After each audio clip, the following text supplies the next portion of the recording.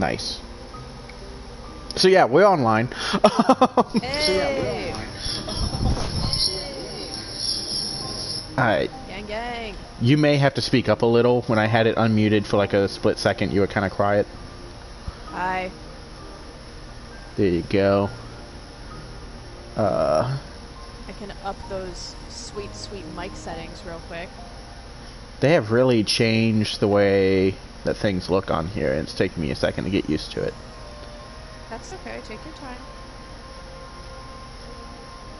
Okay. I think I'm good. We're just playing someone else's stream, God. Why is it doing that? I don't... Listen. Oh goodness. Hey, look at that. We're actually going. Yep. Alright, I have the video paused on mine, so you're gonna have to let me know if it like cuts or something. And Steampunk Jigglypuff is here, so we've got our entire audience. What's up? So Shout out to Steampunk Jigglypuff. So you have the video paused? yeah, I have the video paused on my laptop so that I'm not sitting there downloading the very thing I'm uploading. I just have the chat open. I got you.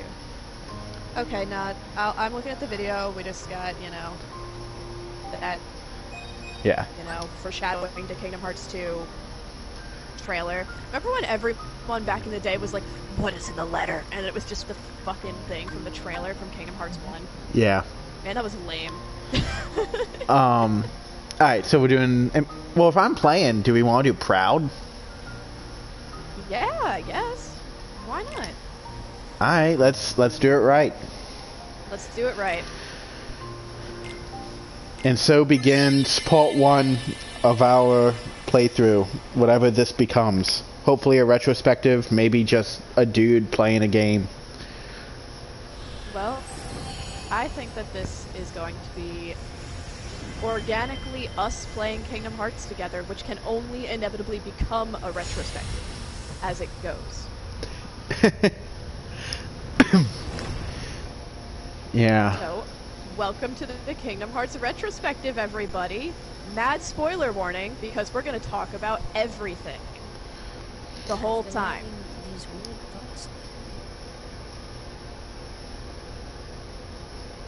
Yeah, I have nothing to say about this opening, it's just good. I don't think it's all that deep. It's not really relevant to the rest of the series. It's just kind of... It's just well, cool he's diving into the Horde in this opening bit. Yeah. He's going through a dive, which may or may not be the power of waking.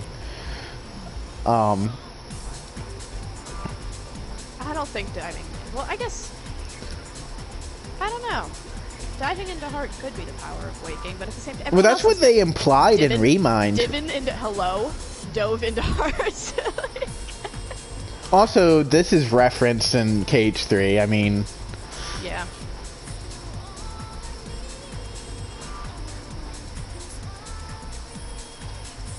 Man, I got this. This is my first PS2 game. Yeah? I got this and Dragon Ball Z Budokai for Christmas.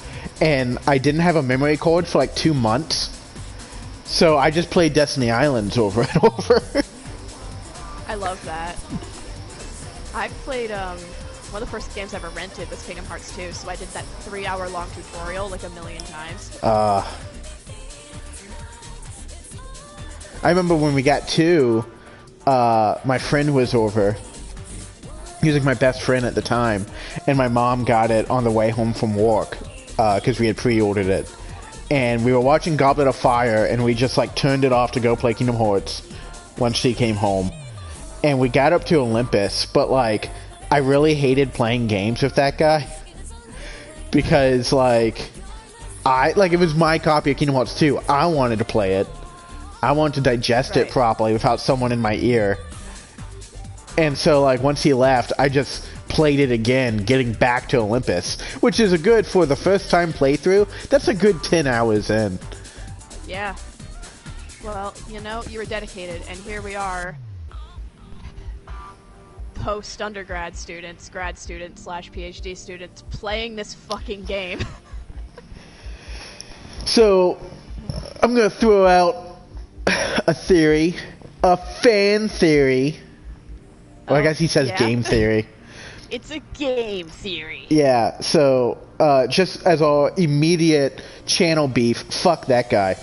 Yeah. Yeah. Except that video he did on Doki Doki Literature Club, that was dope, but the rest of it, Okay, so here's a question for everyone. Who the fuck is talking right here? Oh, it's Ventus. It's totally Ventus. Or Cherothy. I think Ventus. I mean, maybe that's just me. Because I always just assumed it was Ventus after playing Birth by Sleep, but then Kingdom Hearts 3 changed fucking everything, so who knows? I think it's Vanitas. Yeah? Yeah, why not? Prove me wrong. This is a retrospective. Prove me wrong that this isn't Vanitas guiding me. Why would he guide Sora? No, actually, you want to hear my really hot take? Yeah. I think this is Sora. I think this is KH3 Sora talking to Sora. Oh, true. Now that Kingdom Hearts 3 showed us the little, Ooh, am I doing magic or combat? Ooh, I think magic. Personally, on my file right now, I'm doing combat because I'm going to do magic. Go ahead. It makes for a more interesting visual for people to watch. All right, I respect it. Now, here's the fun part of Kingdom Hearts 1. How do you want to fuck yourself over?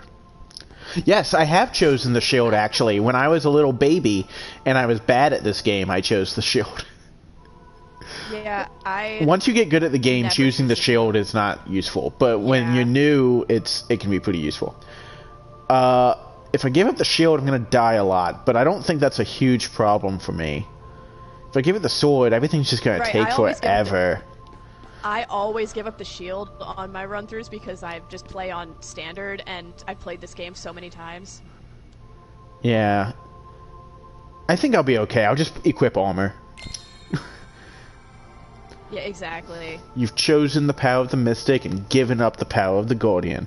How useless are you?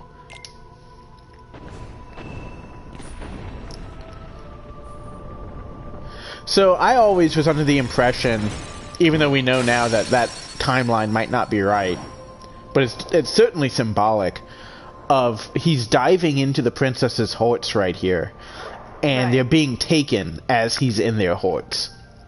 Yeah.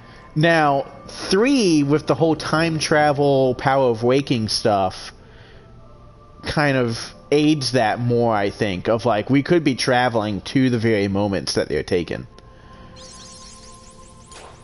We could, but it's not really changing anything that's happening in their physical. No, because Sora sucks and you can't actually change anything, right? Because that was kind of Remind's point, was right up until the end, he still hadn't actually changed outcomes. But we'll get there. That's a long way off. I was about to say, I was like, I don't know. I don't remember Remind all that well, to be honest. I played it once, like, whenever it came out. And I remember being thoroughly confused through the whole thing. Well, that's why we're doing the retrospective, to make it more confusing. Exactly. Kingdom Hearts only gets more confusing the more you play it. Let me turn off my phone so it's not beeping the entire time we're doing an official stream. Yeah. Also, why is Cinderella's hair brown? That pisses me off like nothing else. That has pissed me off since I was 11, and it's pissing me off now. So, speaking of color palettes, first off, I can answer your question. It's because this game was originally supposed to be on a CRT, and CRT scan lines, along with the way they handled color depth, changed the way she looked a little bit back in the day. Not perfectly, but it didn't quite look as morbidly brown. Right. But on a similar note, I don't find Darkseid nearly as interesting of a fight anymore, because when I first played this game, it was on a cheap old CRT, and the color backlight was like really bad. So when I fought Darkseid as a kid, he wasn't there. There were just two yellow eyes. Oh. And you couldn't see him. And just sometimes, only if he got, like, his body got between the camera and the floor could you see him. And that was so creepy as a kid. That was, like, what made me really fall in love with that fight. And then now it's like, oh, you're just a big Sora. That is never actually, you know, given plot to why you look like Sora. Yet. Also, we're not 100% positive that the Darkseid at the beginning of 3 is even a Heartless. Yeah, that's a whole different thing. It might be Kyrie. The Darkseid's the Twilight. Yeah, I thought that the Darkseid was just the Twilight Thorn's Heartless, but. There's also something interesting about Twilight Thorn in that there is like a tenth of a second frame right before you fight him, where Twilight Thorn ends up rising out of the ground. There's a hooded figure, like there's someone with the organization coat. Yeah. Only in the like 0.5 HD remixes though. That was not in the original, I believe. Yeah, no, I think it was because I remember as a kid mentioning it. I think they make it a lot more. No, I thought if they did have it in the original, they make it a lot more obvious now because it was like there's a whole like they spend like a whole 3 seconds zooming in on this dark coat guy. Yeah, and then you're just like, huh, who's that? And then they never freaking tell you. So I'm going to begin my journey. Do I want to begin it at dawn or dusk? I always go for dawn because I'm a baby. Well, see, and that's why you've never beaten Xemnas. Oh, yeah? Because the final bosses, like the super bosses, are way easier if you go for dusk. Because once you reach level 40, now it takes less experience to level up. So you don't have to grind in the end game. But if you begin at morning, you don't have to grind for the main story, but you have to grind for end game. And then if you begin at midday, then it's the same level of grinding the entire time. So I think I'm gonna since I think we need to do a Xemnas defeat. I'm gonna for sure go for dusk. Yeah. Well, why the hell have I been going for dawn then? Maybe I should go for dusk and actually like give these secret bosses a shot. Yeah. Yeah, go for it. I mean, I don't really find it that bad because the enemies up to before level 40 is really going to be before Hollow Bastion anyway. Sorry, not Dusk, Dead of Night. Yeah. So I don't find it that difficult. So long as you fight basically every enemy you encounter, you're fine. It's never become an issue.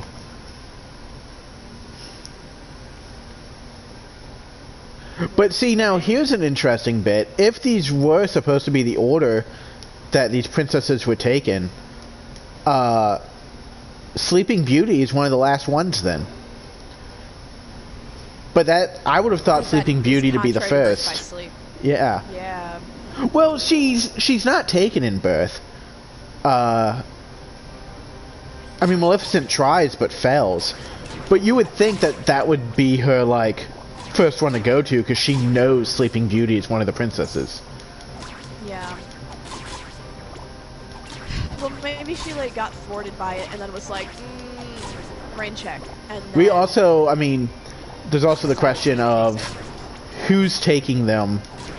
Like, did Maleficent tell Pete or someone to do it? Like, there's a lot in that. Is Xehanort doing it?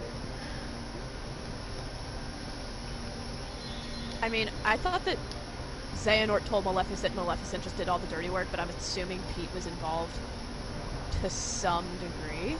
It's never completely clear. I mean, I don't think Xehanort had any real action after... Oh man, I have so many saves.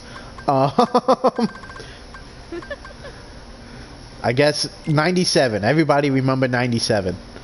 That's gonna be our save. Saves 97? Jesus Christ. Well, I put some like, backward, so I don't have to scroll down. Yeah. That makes sense. 97 works. Also, this audio transition, where it changes the music here, is so perfect. It was so well, like, put together for a PS2 game. It's so well done. I guess my complaint Okay, I'm done. when it comes to the Cinderella hair palette, which we're coming back to, Okay. is that they've remade this game so many times, and no one took the time to be like, you know what looks kind of bad? That. Let's just change that. They added whole cutscenes, but they couldn't change that small thing. Well, I guess Nomura just likes brunettes. Probably true. Also, like, I get that, like, Darkseid has, like, the heart shape where he's missing the heart, but, like, that's not where your heart is, bro. It's where your little Disney floaty part is, you know? Also, this boss, once you learn that you can jump onto his shoulder like that, is just kind of sad. Right. As soon as you learn to climb the arm.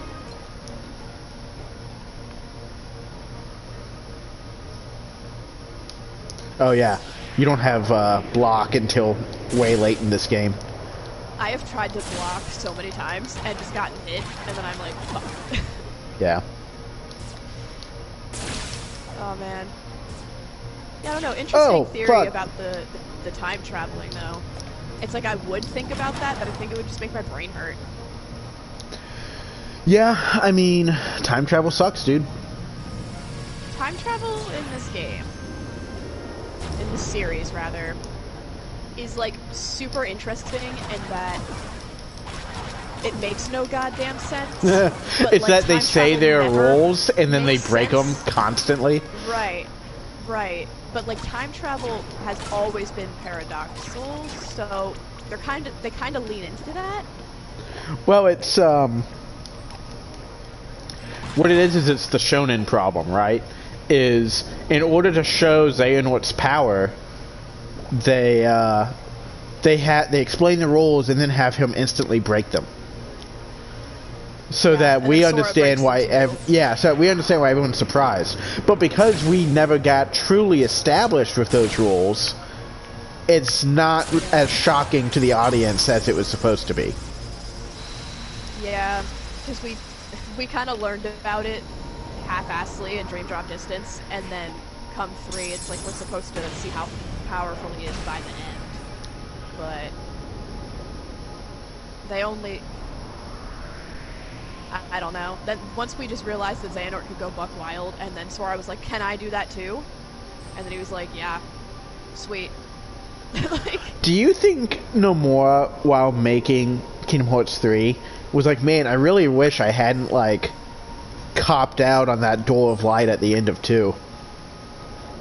Like, I wish I would have saved that, because that was really half-assed and now makes 3 have no meaning. I didn't really think about like the Door to Light in relation to the rest of the series, but you're totally right. Why didn't Sora just like use the Door to Light that was apparently in his heart? Well, he does. That's how he goes rescue Aqua, is he travels through the Door to Light.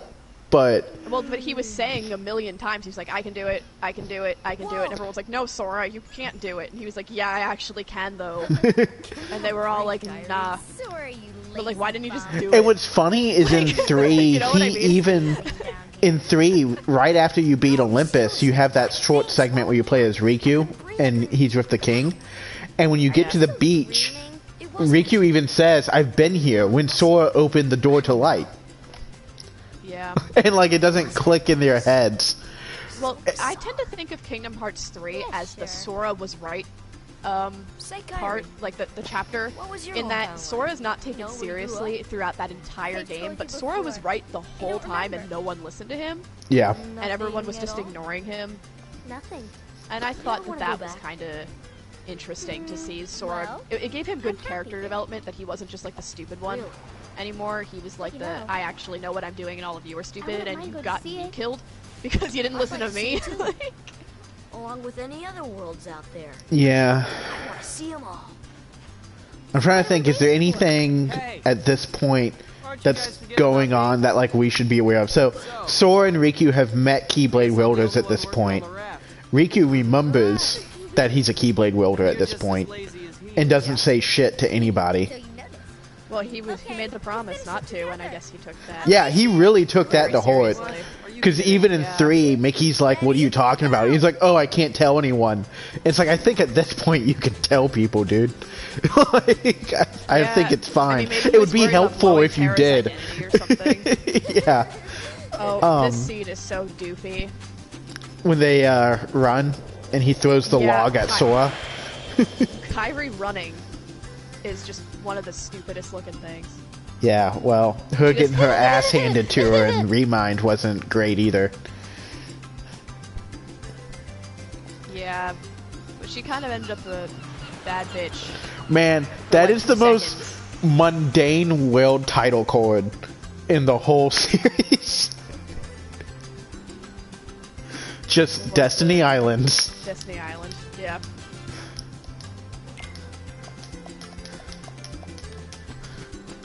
Am I fighting the people? Do you want to? You I'll should. yeah, I'll try them. Yeah. I'm not gonna bother with the 3-on-1. Yeah. And if I lose to Riku, who gives a shit? Show me your stuff. You see that that streamer who beat Riku with the fucking Dance Dance Revolution gamepad? Cause like, Yeah, I was really interested when she did Kingdom Hearts 2. Did you see that? oh but no, I didn't watch her stream. I follow her on Twitter, but I don't really watch the stream because I'm a lazy piece of shit.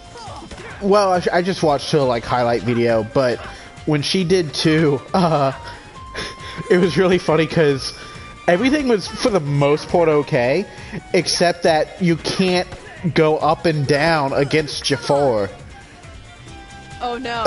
using the dance pad. So it took her like hours. She just had to wait till he punched her into position to hit her. Oh my god. What a And legend. she was The like patience crying. of She God. was so upset. She's like, I cannot believe I got this far to lose against Jafar for the dumbest reason. Oh my god. Honestly, like the dedication, I gotta admire it.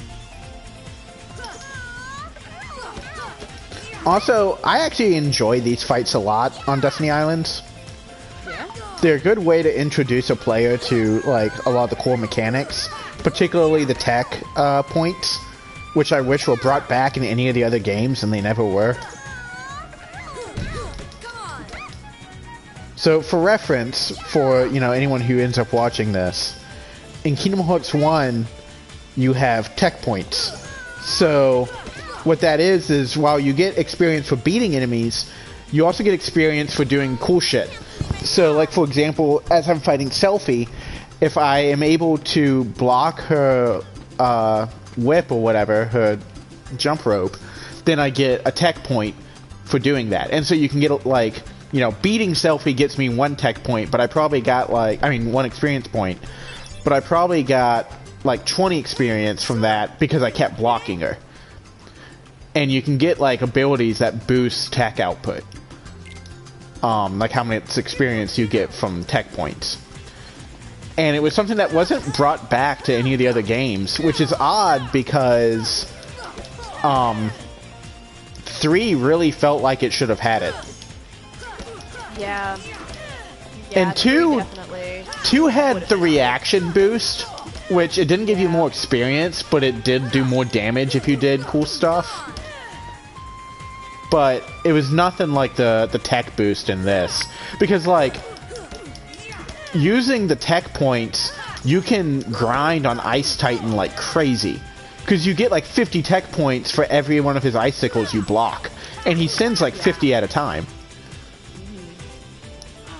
But you can't do it if you cast Aereo. If you cast... And I think that's why I never really bothered with the tech points as much as I should have in this game. Because I'm such an arrow slut. Yeah. Well, you can still get it for other stuff, but just against Ice Titan, if you cast Aereo, then his icicles will be too big for you to block. But like, I'm not blocking when I have arrow on me. Like, you know what I mean? I'm just yeah. taking Well, it I mean, don't do that. Don't do that. Don't listen to me. No one Play listens the to me game. unless you want to go Hey. full Oonga Boonga. Hey. Play the game right. Just... Yeah. Yeah, no. So, you played the game well, I play full Oonga Boonga. Together, we make something. Alright, well, I'm gonna beat the shit out of Riku now. Yeah, go ahead, go ahead. The true I had Keyblade to, Master. I had to restart my file so I could start at the dead of the night. So, I'm on dark side right now. So, run around a little bit. I won't fight any of the people on the island. And I'll just catch up to you real quick. Also, fun fact, it doesn't let you skip the opening cutscene. Fuck! Alright, hang on. I did not try hard enough. Let me do that again. I can totally beat Riku. Fuck this guy.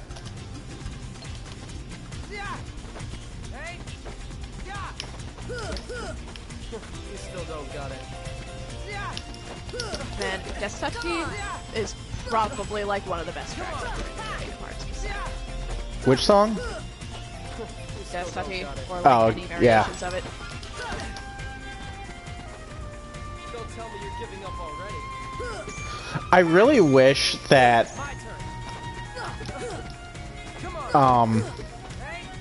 Sorry. Riku's a fight you have to concentrate on. It's all good. I'll ponder important things to bring up right now, but we're in such early game that I don't really think that there's much we can do besides theorize about Kingdom Hearts 3 at this point. So, I think what I would have liked, and it's minor and doesn't really matter in the grand scheme, but I would have loved if in all fights with Riku throughout the series, he always did the thing where he holds up his blade and says, "Don't tell me you're giving up already." Yeah. I just think that's such a great characterization from this first fight. And I would have loved if even, like, Riku Replica and, like, Dark Riku near the end of this one, and, like, Riku in Kingdom Hearts 2. I don't know, just that would have... Oh my god! Come on, Sora, I thought you were stronger than that, is like... Yeah, I know they used that 50 times. But... But the whole concept of him trying to... I mean, look, they do good characterization for Riku. Like, yeah. It's not like they did a bad job with it, except for Kingdom Hearts 3. But he had no personality in 3 at all. Like, where I was Riku really in that think whole that's game? part of his voice actor, dude. Like, that guy didn't Really? try at all. Come Kingdom Hearts 3, he just gave up. Yeah, it really... You can hear in his voice him mumbling about how he should have never signed that contract 20 years ago. Alright, I'm not gonna win this. If I was sitting here alone, I could do it, but not while I'm talking. That's fine. Alright, so it's canon, Riku can beat Sora. I changed the canon for you, alright? Alright. Okay, I'm looking on my screen to the "you are the one that will open the door," and like, So, I don't know. Kyrie's I home is out thought it there was Ventus for a really long time, but you make good points about it possibly being Chirithy, because how would Ventus know that? We'll never Right. know by staying here. Or future Sora could know it. But how far could a raft take? Right. Who knows? But, you know, that door that has We no have to. relevance in Kingdom Hearts 3 for some something fucking else. reason. So, suppose you get to another Yeah. world. Except for when he uses it. Well, Which, I mean, also, that's another moment in 3. And we keep talking about 3, but... And we're on 1, but... 3 literally changed everything that I thought I knew about this series. why did we end up on this? 3... That scene when he uses the door to light in 3, that should have been, like, a good 5 minutes longer. That should have not just passed by you if you blinked. We Yeah, could've but just press as triangle easily to ended up Sora, somewhere Bobby. else, right? Yeah. I don't know. Exactly. But, I mean, I think we can all agree the best moment in the whole series is when you thought you just fucked up on the final boss in 3, and then your controller, in the creepiest, goofy voice imaginable, yells Sora at you. Yeah. That was so good. Which, by the way, I don't know. Does the Xbox One controller, maybe Steampunk Jigglypuff can answer this, does the Xbox One controller have a speaker on it? Yeah, maybe he's still watching, maybe? Sora, Well, he just, you gotta give him a second. you wanted one, Oh, didn't sorry. you? He has to contemplate his life. If two people share Also, the one, Powerpuff Fruit their never destinies fucking become comes up. entwined. They'll remain a part Well, of each they other's do this lives. interesting thing No matter what. where instead of splitting the Come Palpu on, I fruit, know they you each wanna try have it. one, and that makes me think that, like, due to human error, that's they one of the reasons they why screwed they it can't up. be together. Yeah, they can't be together because they, for some reason, didn't understand the concept of sharing one fruit. Man, They were like, not during it doesn't, Corona. but it may have the ability to feed it directly into the controller headphone jack. That's not. But see, like, in 3, there's no way to pick it up on a stream. But in 3, when you're at the final boss and Xehanort kills you, and while doing his ultimate attack,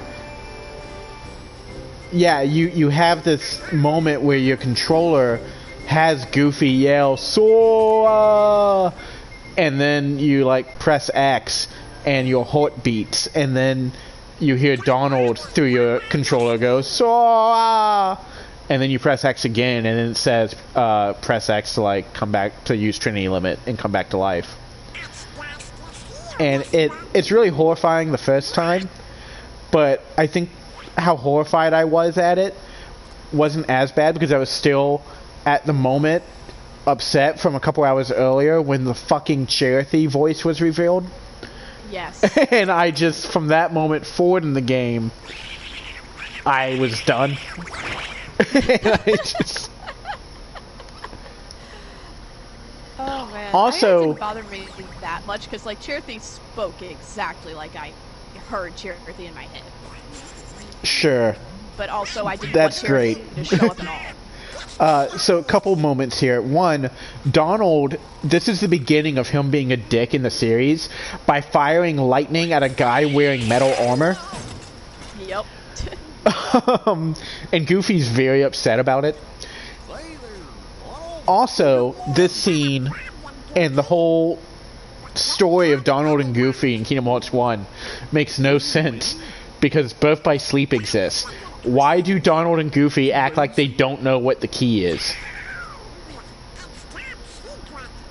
Oh, I guess they should fucking know, huh? Maybe Mickey, like... At the isn't- least, they know Mickey's a welder. Because they know Yeah. who Yin Sid is. I guess I never really paid much mind to, like, the Disney aspect of things. Maybe it's possible that Mickey wasn't vocal about being a wielder after Birth by Sleep. Yeah, but, like, they... I don't know, dude. When we get to Birth by Sleep, you'll be like, no, that doesn't add up. Like... Well, they retconned so much from Kingdom Hearts 1. Yeah. And I do understand why they did that, given that they were not prepared for, like, the momentum that this series would pick up. There was no reason that this game should have been good. Yeah.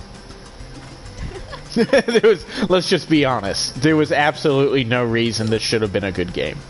No, Nomura was on some other shit. Like, and he saw some good old-fashioned corporate synergy and was like, let's do this.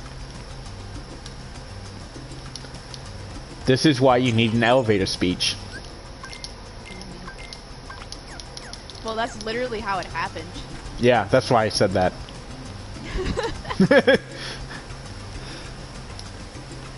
Oh god, every time I walk across that stupid platform, I always think, are you happy? I am wet. Did you really want to win that bad? Old YouTube was strange YouTube. I don't think YouTube's as weird now. It's not. In the Kingdom Hearts fandom, at least, is all I'm referring to. I don't think it's as weird now as what it was right after Kingdom Hearts 2 came out. And if you Well, because they grew up and people went from like making the Kingdom Hearts stupid Deal? files to Kingdom Winner Hearts in a gets to share nutshell. Palpoo with Kyrie. Not that Kingdom Hearts in a nutshell isn't a Wait stupid a minute. series. That's but true. it's In a not, like, nutshell, stupid. that's a good comparison. I hadn't actually thought of that though. But in a nutshell, it's very similar to the Kingdom Hearts guys and the stupid files. But you don't have like Kingdom Hearts Idol anymore. Oh my god!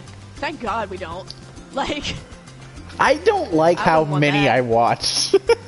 remember LOL Kingdom Hearts? Just that. God! Classic. Sora doesn't know how to do anything. Oh my Oh, god. wait, I didn't see it. What did you say you were gonna name your raft? Oh, I kept it Excalibur. Ah, come on. I think I'm gonna name mine like. Well, because Big Bird I or thought something. that I would win, but it doesn't matter. It's going to be high win now because Riku's going to wreck me. True. Because Sora jumped onto the overhead bar and it was like, I don't think I want to be on this. That happens to me all the time. Because every time I think, okay, this is glitched, you have to hold forward, and that's not the thing you have to do. I have no idea who won that. I guess Riku did, even though I was in front of him. Wait, what? There he is. There's the boy. Your stream's a little bit laggier than you are speaking. It happens. That was dumb. Alright. Yeah. I got to watch the replay of your highlight to see.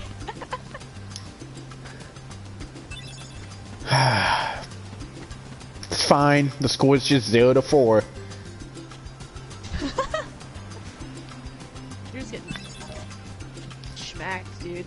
I wish it did like the Mass Effect thing where each game loads the save file of the previous game, so that then at like the end of Kingdom Hearts 3 Remind, you like beat Dark Riku, and then Sora's like, "Oh yeah, the score is 1-7." I would love that. I would love if they brought back the scores. Oh, that'd be so weird.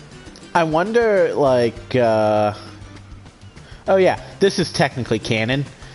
Talking to Walker right here. We are gonna do a little exploring today.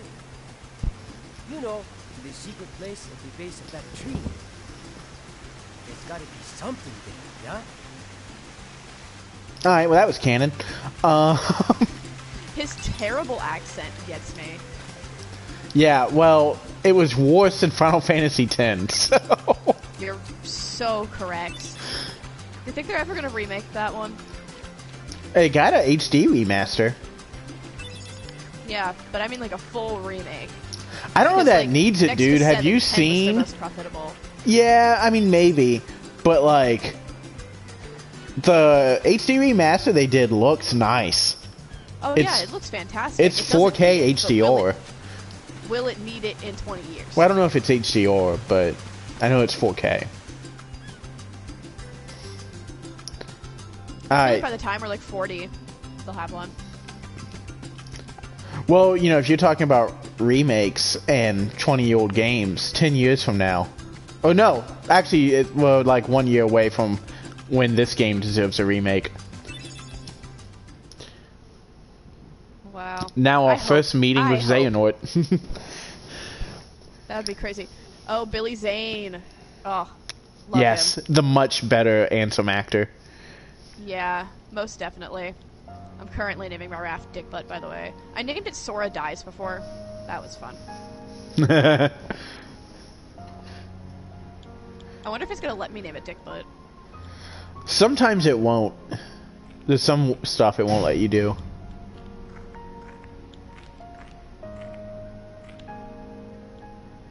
Man, that's a really bad Kyrie. You just It let me. nice. Wha- Who's there? Oh yeah, Sora can't fucking Come draw. to see the door. So this is, This door is connected.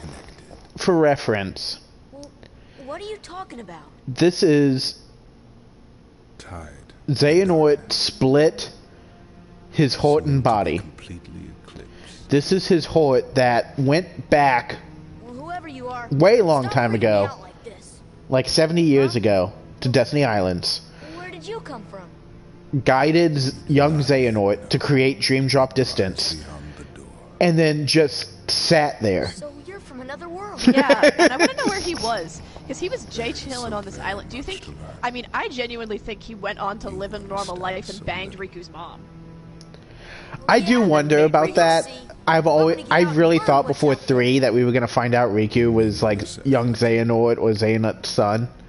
Xehanut. Xehanut's son. But I do wonder if he did any. Maybe Dark Road will tell me. I know they did an update to Dark Road, but God, I'm so tired of the chibi crap. I haven't played Dark Road, and I haven't kept up with Unchained, so maybe I'm not the right person to be doing this retrospective. To be honest. I'm mostly caught up. Yeah, I mean, I'm not perfect. I need to check maybe some of the latest stuff. It's a little hard to keep track of. But I think that actually is what makes us good for this. Is we're obsessive, but not to the degree that it can do no wrong. Yeah, we can definitely theorize. I can be very critical of this. For example, why is this board here? Why didn't they put it into the bridge? Or just put it somewhere else? I'm very critical of everyone on this island. I'm very critical of this series while also knowing damn well that it's one of my favorites and always will be. Which I think makes us good for this.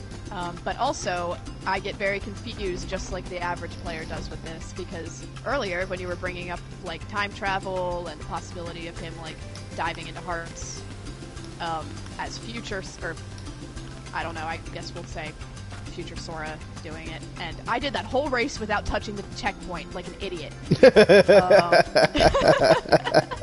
Guess you're gonna be on a high wind.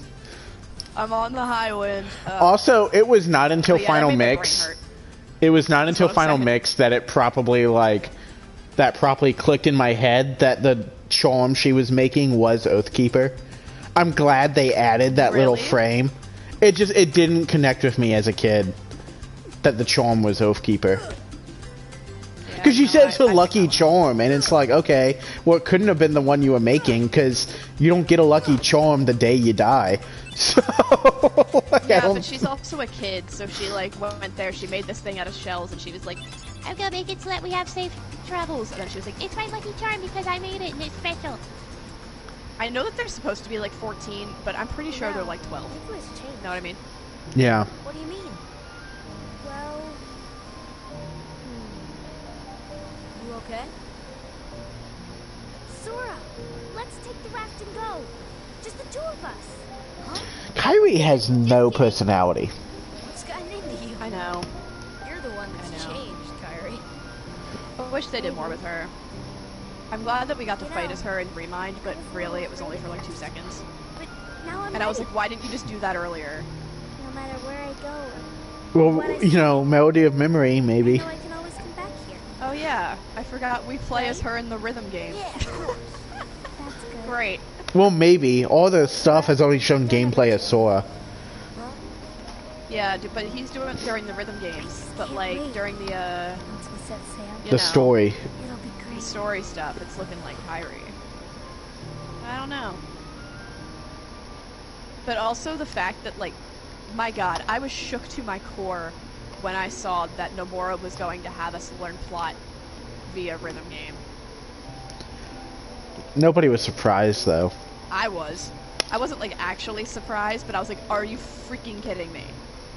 That's probably one of my major criticisms of this series, is like, no, there shouldn't be very serious plot in rhythm games and phone apps. There's someone with a key, the key to all survival, so I need you and Goofy to go find him and stick with him, got it? So this brings about all these types of problems. So first of all, it implies either that Sora's Keyblade is special, or that, like, Donald and Goofy have magically forgotten about Keyblade wielders, and that Mickey's key isn't good enough. What could this mean? Second of all... Well, except that is the truth. That is correct. It is. Because you need the two Keyblades. But he could have, like, explained that. Second of all, more importantly to me, is, in Fragmentary Passage, when yeah, also Donald's like, and this key, like, dude, you know what it is. Yeah. But in Fragmentary Passage, Be careful now. Aqua mentioned Sora and Riku, and Mickey's like, oh, they're the ones that are helping me. It's like, how do you know that, bro? Like, shut up. Wait, Also, what do none of you them mean? bother to learn like other languages, because then they'd just be like, isn't it weird that they have the same names as Terra, Aqua, and Vin? Help the king. I mean, in terms of Mickey knowing that they were helping, I always kind of figured that Mickey was, like, kind of omnipresent during this. If that makes sense. Like, I know he was in the Realm of Darkness. Kind of like in but- 2, where it's like, I won't give up. Yeah, exactly. I always just kind of imagine that he was aware of the situation. Now, I don't know how. I have no idea how, but I always just kind of figured that he knew what was going on. That's why he knew to, like, trust Riku immediately. Yeah. Mickey, see, here's the problem with Mickey in general. As a character, he's God tier, so because of that, he can sometimes be a giant asshole. And he'll Yeah. just expect that people should go along with what he's saying, and should just do everything that he says without questions, which would make sense in that letter that he did where he just said, I need Sora's key. Don't ask me why. I do. Yeah. He doesn't explain himself, he just does things. And when people ask, he doesn't explain point blank. He just says, do it I say. And granted, he's almost always doing it for the right reasons, but that doesn't make him less of a douchebag. You Nah, heard I it mean- here first, folks. Mickey Mouse Mickey is a Mouse. douchebag.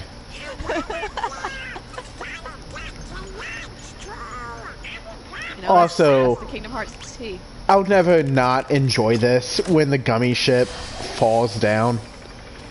It's like my favorite like joke in the whole series. Really? I just something about this makes me so happy every time.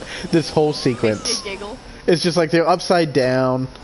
And like I don't know, just the cinematography of it and everything. How this door opens but apparently is useless. Yeah. The gummy ship rises, the back thrusters turn on. And then it just plummets. Man, I cannot get these goddamn coconuts. And the Finally got noise. one, Jesus Boom, Christ. boom. And Goofy's doing his stereotypical, oh my god, I never saw that before. Wait, what? When the gummy ship's falling and the camera's below it, Goofy is laying on the glass as it falls. I never noticed that. It's like like 2 frames, but he's sitting there laying on the glass, smushed against the bottom of the gummy ship. I love that. I just can't wait. Once we set sail. Also, I've always thought that Sora's mom was a dick. She gives him no time to respond. Oh yeah, she goes, Sora, dinner's ready. Sora. The raft.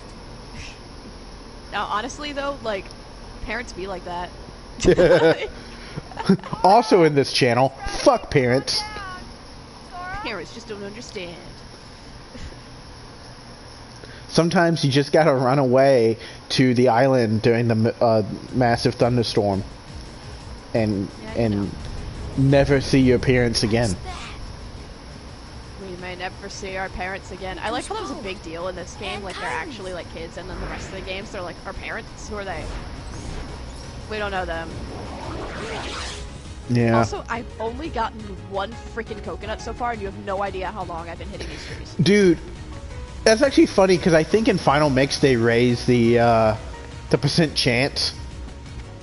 Because I remember in the original PS2, like, oh my god, how long I would sit there trying to get coconuts. I thought she was with you. I have maxed out Door. all the hits on these trees, and I didn't Door get is enough open, coconuts, Sora. so I have to leave the Now area we and can come go to the back. outside world. What are you talking about? We only need 2. Kyrie. Kyrie's coming I know. with us. I'm aware. Once we set through, we might not be able to come back. I hit all of them until they stopped Alright, dropping so- coconuts, and I only got 1. So hot take time. But this may Is be our Riku only possessed chance. right now? We can't let fear stop us. Um, I'm not afraid of the darkness. honestly, I'm pretty sure I don't Coded think so. said he is. they said he's possessed at this point. I mean, he could be because we got, you know, Billy There's a Zane scene on the island. encoded where they flash back, and if I remember correctly, we'll have to see when we get there. It's been forever. But I God, think yeah, the I'm whole not point playing was to show that he Oh, was wait, we already just watched the movie. possessed. Yeah, we'll watch the movie. We'll do commentary with it. Yeah, I mean, I don't remember the scene you're referencing. On the one hand, if we want to take coded, face value, then yeah, he was possessed. On the other hand, I think it would be totally within Riku's like normal emotional capacity to be here right now. But also, that's why he was possessed so easily, because he was not strong of heart at all. Keyblade. Keyblade as opposed to Keyblade? Is that what we're talking about? Some people call it Kai, but the meaning is the same.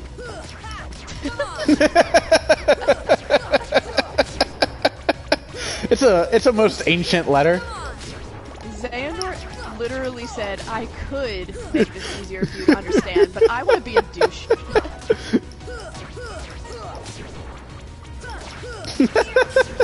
Yeah, he really was like, that's not actually the name of this weapon, but... Yeah.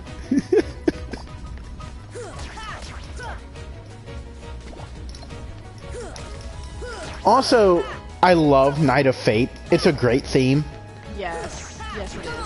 But, I wish in Chain of Memories, instead of using Night of Fate for Destiny Island's fight music, I wish they had used, Beach Rumbling or whatever it is. The music for when you fight Waka. Oh, yeah. But God, Night of Fate is such a good theme.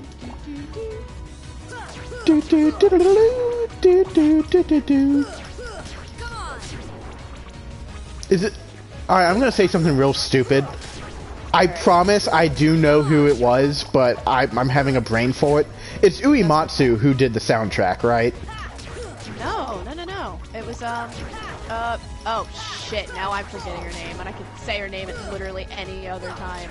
But of course, when we're streaming, and we have to establish ourselves as people who understand this series. No, Uematsu had to have done some of it. No, it was, oh my god, it was the woman. It was all her. She did Final Fantasy 15. Shit dick. Crazy. I really thought it was... in Rolling Stone. What is her freaking name? I guess I have to... Sorry, streamers, I have to Google this. Yeah. Oh my god, I literally wrote her name from memory in a Yoko chat like 3 Shimomura. days ago. Yoko Shimomura, thank you. Okay, well, then I'm totally wrong. I thought all this time it was Uematsu. Nah, I was giving him so much credit. Fuck you, Uematsu. You didn't do the music for this game.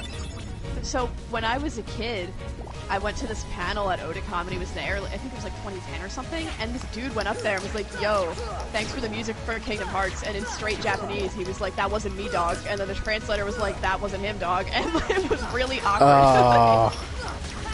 It's just, I don't know, for some reason I always... Okay, well, shout out to her, though, because, God, like, this series would not have done that well were it not for how amazing her... First off, her love of, like, opera and the piano in this series. Yes, yes, big bust a nut for that one. Like, the operatic. Also, dude, the piano play... The piano play in Night of Fate is good, but the piano play in, I can't remember the name, but that one boss fight music from 2 is just... There's a lot of it's great on boss point. fight musics from 2. And right here is where all hell breaks loose in the series. Okay, so this begins Roxas, this begins Naminé, this begins the creation of... Oh, yes, I see where you are now. This is when... Well, this is where Sora and Kairi have sex. Because they meld and they make a baby right here. And its name is Shion. Nah, dude, his name is Naminé. I mean, yes, it's also Shion. I guess they had twins. But Naminé's... Because Naminé's born later in this game. but it's born. She's born of like Kyrie's heart. Yeah, it's well, she has, yeah, because well, you so said she's it. their daughter. I was gonna try and correct you, and I realized you were saying the right thing. Hey, I know things sometimes. Yeah, Naminé is Sora's body, which is weird. And then Shion is just a copy of Sora that end up looking like Kyrie because she was made of Kyrie's memories or some shit like that. Or she harbored Kyrie's memories. Yeah. But that, I'm assuming that was only possible because they melded hearts. Well, she had no form until she met Roxas. Yeah, exactly. And Saïx never saw what she looked like. Yeah. And Zigbar saw her as Ventus, so...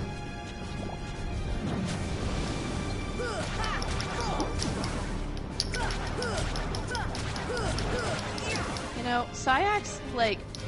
Yeah, they did the thing in Kingdom Hearts 3 where they made it all cute, that, like, Isa turns around and is all like, you know, he's good now, I guess. But, like... Dude. Are we gonna forget that he was fucking psycho? Oh, he absolutely... Was psychotic. And they also got the voice actor who plays the Psycho in every anime. Yeah, and... But it's funny because know, Kingdom Hearts 2 was when I first heard him. So now when I watch anime, even if it's older, I'm like, oh, that's Saïx. I don't know. I don't know how I feel about Saïx. On the one hand, like, I'm all about the redemption arc. But on the other hand, like, he was clearly originally designed to be a psycho, and I'm pretty sure the only reason they humanize him is to give Axel a romantic interest that wasn't Roxas. Because they wanted to be like, okay, he's gay, but he's not a fucking pedophile. And they realized that was not the way to go. Like, you know what I mean? Like, in the same way that they put Shion Maybe, I don't know. Gay. That sounds like... That sounds like the fans putting something to that that's not there. Well, think of it this way. And I agree that it was a result of the fans. But the fans were like, oh my god, it's Axel Roxas, uwu desu. And then they were like, that's bad, because not only does that, you know, promote pedophilia, but also, like, you know... Roxas needs Naminé. Right. So then they decided to make a girl, and then they were like, well, now we can't be like Axel's not gay, because then we're just homophobic. So then they made Isa to make him be able to be a gay character. So here's the problem. Him being a pedophile, because that's problematic as fuck. So here's the problem with that is designer's room. Maybe, but then in 3 they're looking for that girl. Yeah. So who knows? Also, I identify with Donald Duck so much. He arrives in Traverse Town, and within 2 minutes, he's like, where's the fucking key? He's like, I just want to get this done.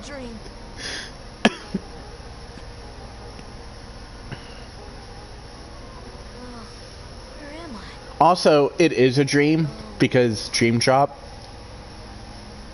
Do you know where we are? Is Traverse Town a dream? I guess it is. Yeah, it's the first world in Dream so Drop. Everything that happens. The only people that are able to go to Traverse Town are people who are sleeping.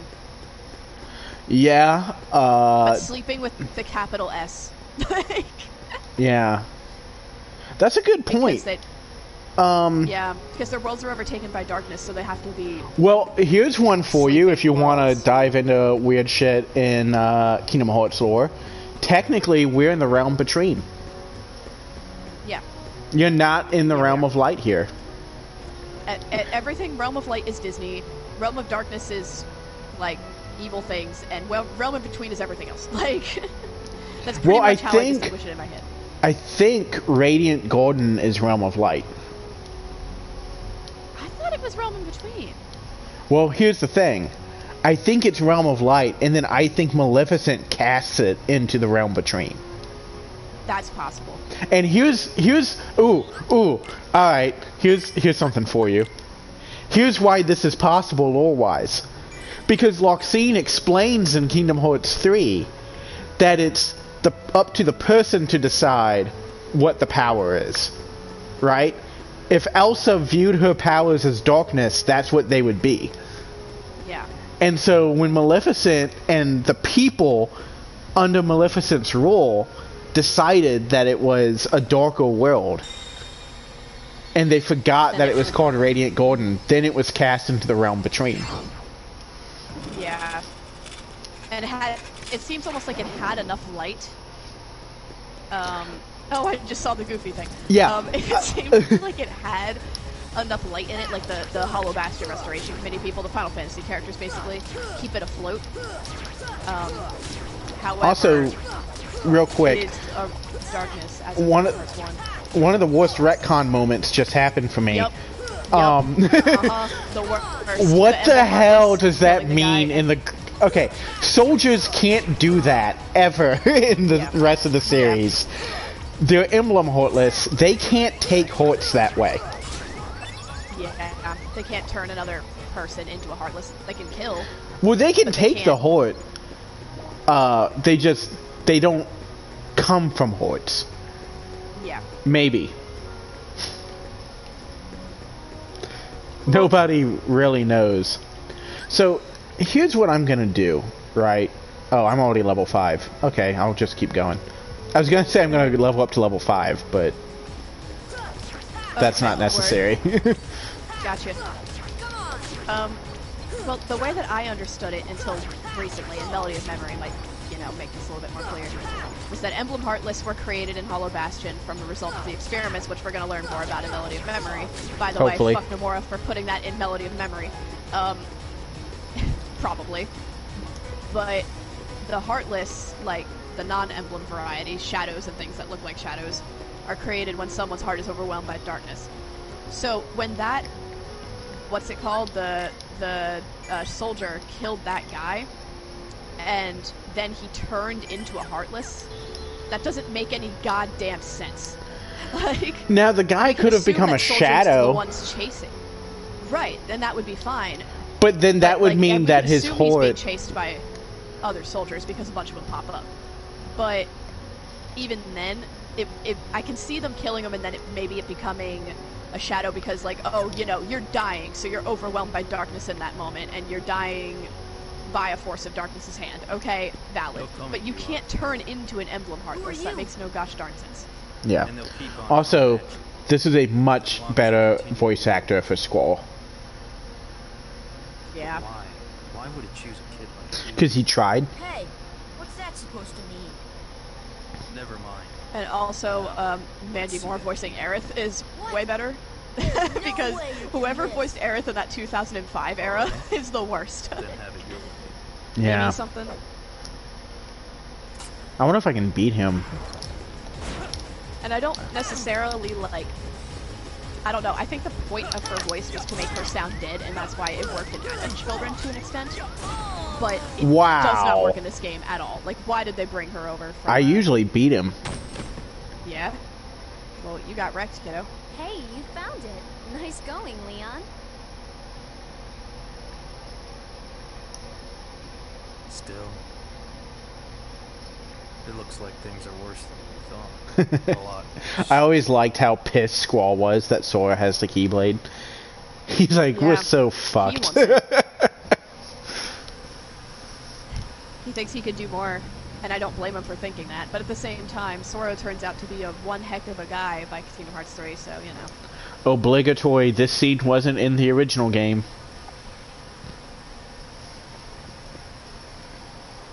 What wasn't in the original game? This scene that I'm watching right now with Riku. Oh, yeah. You're not there yet on my stream, so... Nope, that is not.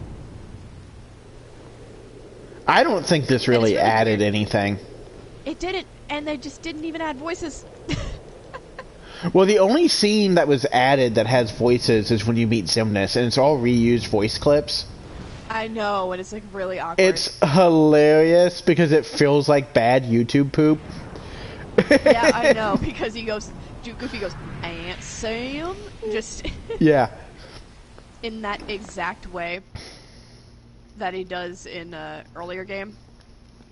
With Aerith. The scene I'm in. Yeah. I don't know where you are. I mean, I'm looking at Twitch, but you're like a little bit behind. Yeah. For me, so. Yeah, there is a weird delay for Twitch. That's okay. You can lower the delay, but I found that then, like, the stream becomes unstable. They actually have an option where they're like, do you want to reduce lag, like, but this will make an unstable stream. Well, we want the most stable for our adoring fans, right? Yeah. Because we have many of those. I guess. Those creatures that attacked you are after the Keyblade. But it's your heart they really want. Because you wield the Keyblade. I just got to the part where so I'm fighting glad that you're Darkseid for the okay, second Kyrie. time, by the way. Kyrie? Who are you talking about? I'm the great ninja Yuffie. I don't know, man. Even if, like, nobody watches us, I think it's you fun might being able to go overdone through it Squall. with someone. Because I think, like, everybody else is tired of watching me play this. The Keyblade. Right? That and someone who has, like, adored the series and talked to you about the series It forever. turns out And that's how they you retract clearly me. have a bigger It was brain the than only me, way to trademark, conceal your heart so from them. you can remember But it a lot won't more work things for and put long. together more stuff. Still, But I hard do to follow believe what that you're you, saying. of all people, the chosen one. And I feel like a lot of the times Kingdom Hearts can be near impossible to follow, so we might be able to make some sense of Well, this yet. I suppose beggars can't be choosers. Also, Squall seems to be under the belief that there's only one Keyblade as well. Okay. Well, You know there are I many think other for a worlds while out there that was besides your castle in this town, right? that was the ongoing canon when they first started this until they decided the They've been whole... secret. But what's Oh, funny yeah. is the After idea thing. of there being more than one Keyblade is in this game. You Yeah. fight someone with a Keyblade. The Heartless? The ones who attacked Do you? So- You remember? Yeah, when you fight Riku the third time, The dark he has the person Keyblade of Hort. hearts. That's what attracts them. Oh shit, There is he darkness. does. Doesn't Yeah, because that's why he has like all the dark powers. It's a ding, ding, ding, ding, I thought ding, that was ding. just Soul Eater, but oh wait, that's never mind. He has Soul Eater, which is I don't even know what the fuck Soul Eater is. Soul Eater It's is the just a sword, second dark fight. sword. He recorded Yeah. all of his And then he has the findings in Keyblade a of Heart, very but that's like detailed a fake Keyblade in that it's manufactured. So I think that they were under the impression that the Keyblades were like, you are the Yeah. chosen one, and you can make a But fake one. but I thought there was also only one Mickey chosen has a one. And Keyblade then at Mickey found the one, end. and then Mickey was like, y'all are just stupid, and showed up with his Keyblade. But at least the Ansem reports says that there's two. Well, no, it says there's three. In the Ansem reports, it says Keyblade of Light, Keyblade of Darkness, and Keyblade of Hort. That's right. Yeah, Keyblade. and I think that this was like a this is classic the key. situation of, Exactly. well, from a writer's perspective, Heartless have it's great that they fear had a different of the idea and then they Keyblade. changed it as they went. From a That's why story they keep perspective, coming I could back, argue no matter that what. it's the classic I didn't one ask for person this. knows everything The Keyblade and everything chooses else its is just a master, rumor. And it chose Oh yeah, I mean I don't have a problem with like Squall. How did all this It wasn't like I was never bothered that Squall thinks there's only one Keyblade, because that makes perfect sense. That Wait a minute. this is the Where's my legend that home? they've heard. My island. Yeah. Especially because Ansem the Wise didn't even know about it. So for Squall Yeah. to know about it, he must barely know anything. Yeah. Um, Oh, my favorite line in this game is when Donald says, "What do you know?" and Goofy goes, "What do I know?" Like, wow, same. That is my whole brain. That's us. That's you and me. I love in Dream Drop when Mickey says that Donald and Goofy are gonna help him and Sora, and Sora looks at Donald and Goofy like skeptical, and Mickey goes, "Don't worry, Goofy's really smart and Donald's really brave."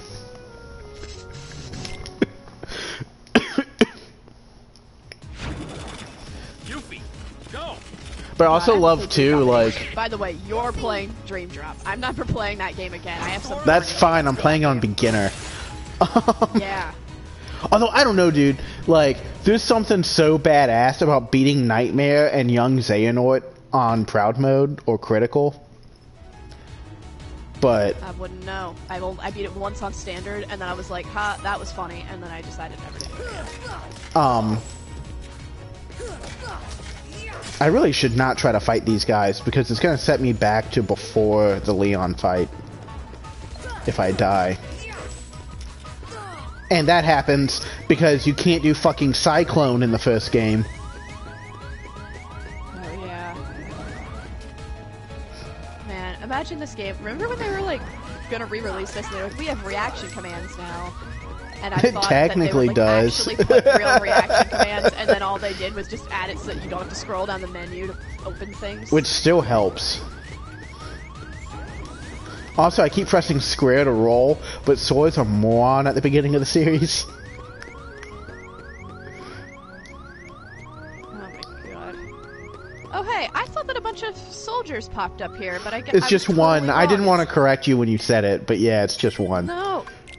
No, correct me all day, dude. I wasn't there yet. Plus, I'm misremembering. It's been so long since I played 1. I gotta go find Huey, Dewey, and Louie. And tell them what I think about them. Well, yeah, it still makes no goddamn sense that you turn into a... to whatever No, it heartless still though. doesn't. That's why I didn't correct you, because it was like it doesn't matter. Still makes no sense. Ugh. Yeah. This game in general, Kingdom Hearts 1 makes sense on its own as a standalone, but once you put it into context of the rest of the series, it gets so complicated. Like earlier when I said that when we were watching the intro, and I was like, well, this doesn't have much bearing on the rest of the series, and then you were like, actually, it's a dive into heart, and we don't know what that might mean for 3, and I was like, fuck. Yeah. Right. And, you know, he's having that strange dream. That huge black thing swallowed him up. He couldn't breathe. He couldn't do anything.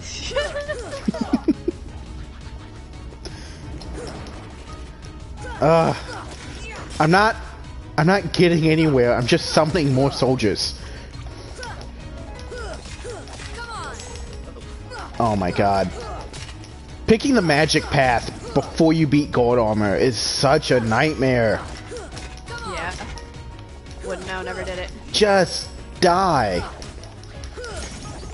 Finally! I just Something. dodge roll. Oh, wow, that was actually a really good reward. Don't die. Let me get out of here. I got a protect chain, and I unlocked stun impact. Oh, I need to put that protect chain on. Yeah, you do. Man! These soldiers will not stop doing Cyclone. That's like another reason why I never picked the shield, because you get a protect chain on Destiny Island. Yeah. So like, why? Have you ever why played choose that beginner is really on bad. this game? Maybe when I was like a literal child. Well, it wasn't there in the original. Was it not? Okay, then no. It's really dumb. You get Yeah? 16 AP ups, 8 strength ups, 8 MP ups, a ribbon, a Bottega chain, and I Wow. think something else right at the beginning. Wow. And you have Wow, stat multipliers. So like you do like 150% more damage, enemies do 50% damage. Wow, they really wanted. They said beginner. They meant it. Yeah, I mean like cuz I had Charlotte try to play and then she chose beginner and I was like this is dumb. Like you're not going to have fun. Like, Yeah, that I think that they really meant that for children, which is fine. The series does have Disney characters from such and Yeah, that but- does lend itself to children a little bit. But the themes are so mature, and Mickey's a douchebag. and Mickey's a douchebag. You're right. Oh, I need to equip stun impact. Yay! Now I can do 0 damage to people every 3rd combo.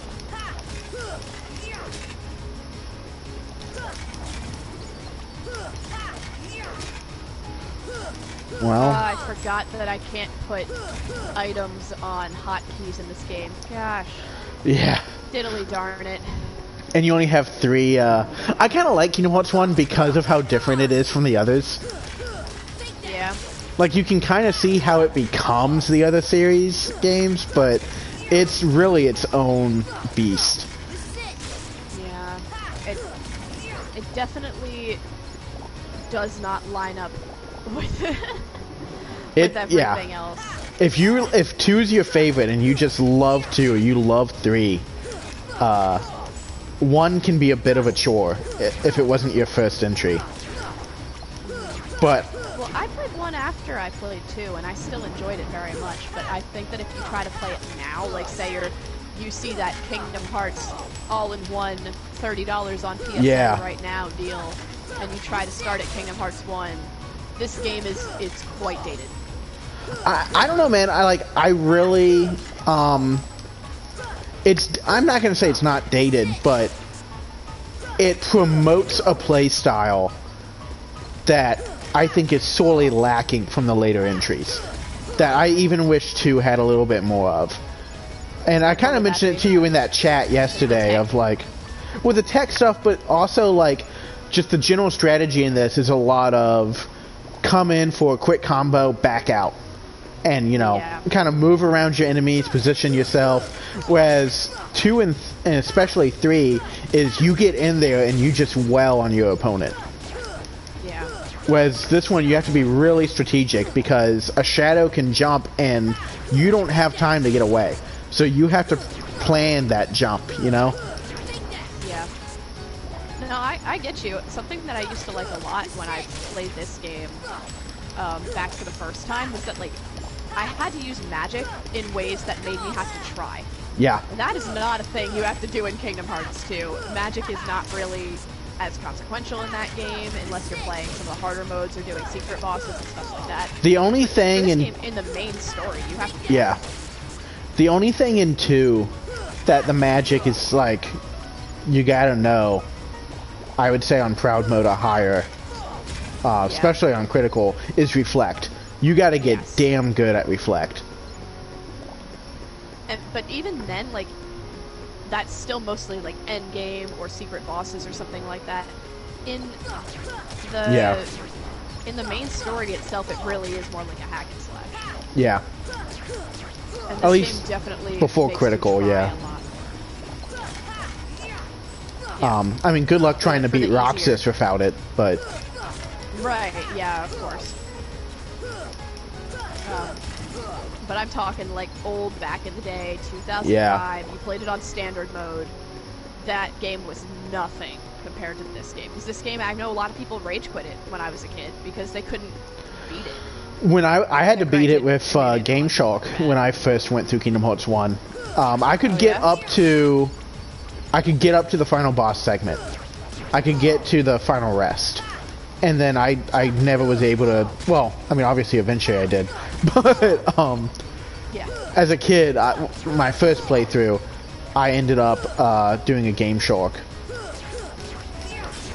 and giving myself 99 on all my stats. Aww. Yeah, I don't think I actually got around to beating Kingdom Hearts 1 until, I want to say early high school, maybe? I think I was like 14, 13, something like that in that area. Oh, these the Heartless guys? Also love that Dawn and Goofy just get wrecked. Oh yeah, they're like, let's get ready to fight. They square up and they just fucking get launched by these soldiers.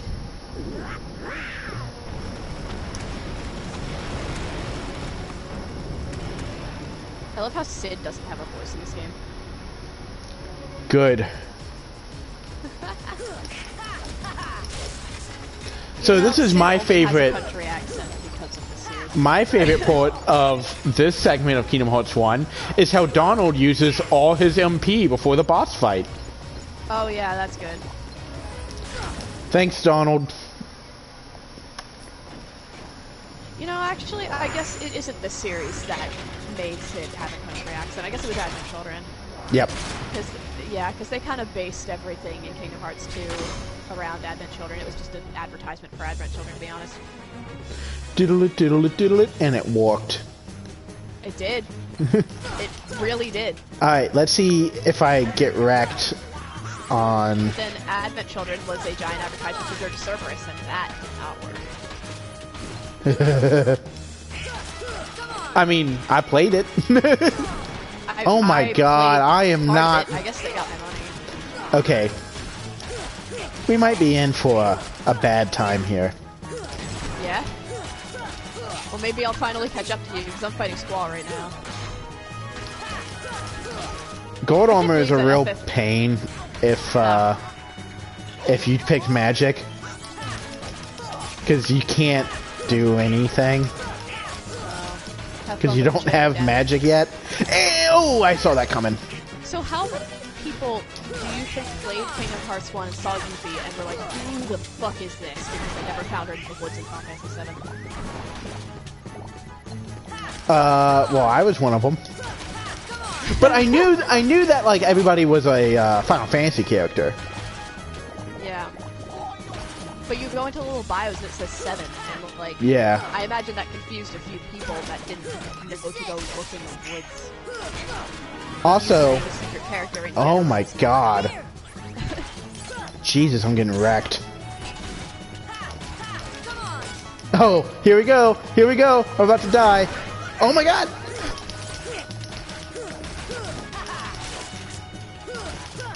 Oh my god. What the It's hell? funny watching this a little bit lagged, because you'll be like, I'm about to die, they're at like full health, doing just fine. I'm still in it for the time being, but don't count on that. Oh my god. Man, the boss fight music in 1 is really interesting too. It's such a different perspective on how to do this type of music. Like, it's much slower paced. It's kind of more sinister. Oh, this game was turbo sinister in the way that it handled, like, the darkness.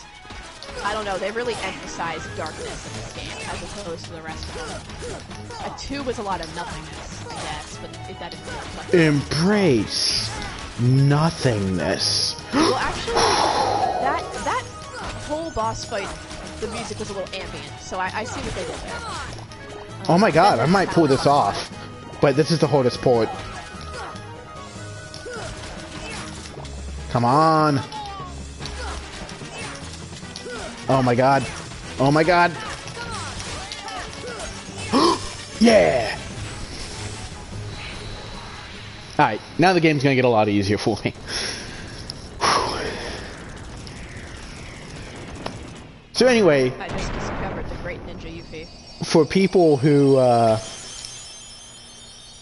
didn't know, who are new to Kingdom Hearts with the PS3 version or later, gold armor used to be purple. Yeah, I remember that. It still is in Chain of Memories. So, you were looking for me? Another one I'm not playing. They too have been seeking the wielder of the Keyblade. Yeah, I'm doing that on beginner. Hey, why don't you come with us? We can go to other worlds on our vessel. It can be fun, but it's not. Find Riku and Kairi. Or you Yeah, I really feel like what they were going for was what they ended up with in Birth by Sleep. Know what I mean? Yeah. Sora, They go with they them. had an idea, but it was Especially really if you poorly wanna find executed, your and then they friends. tweaked that idea and made it better with BBS, Yeah, and it worked really well. I guess. The command deck thing is not a bad idea. It's really poorly done in Chain of Memories. Well, Yeah, you gotta look. even 3 didn't do a great job. What he wanted was these big, powerful, flashy attacks. But there's no good way of balancing them into the game.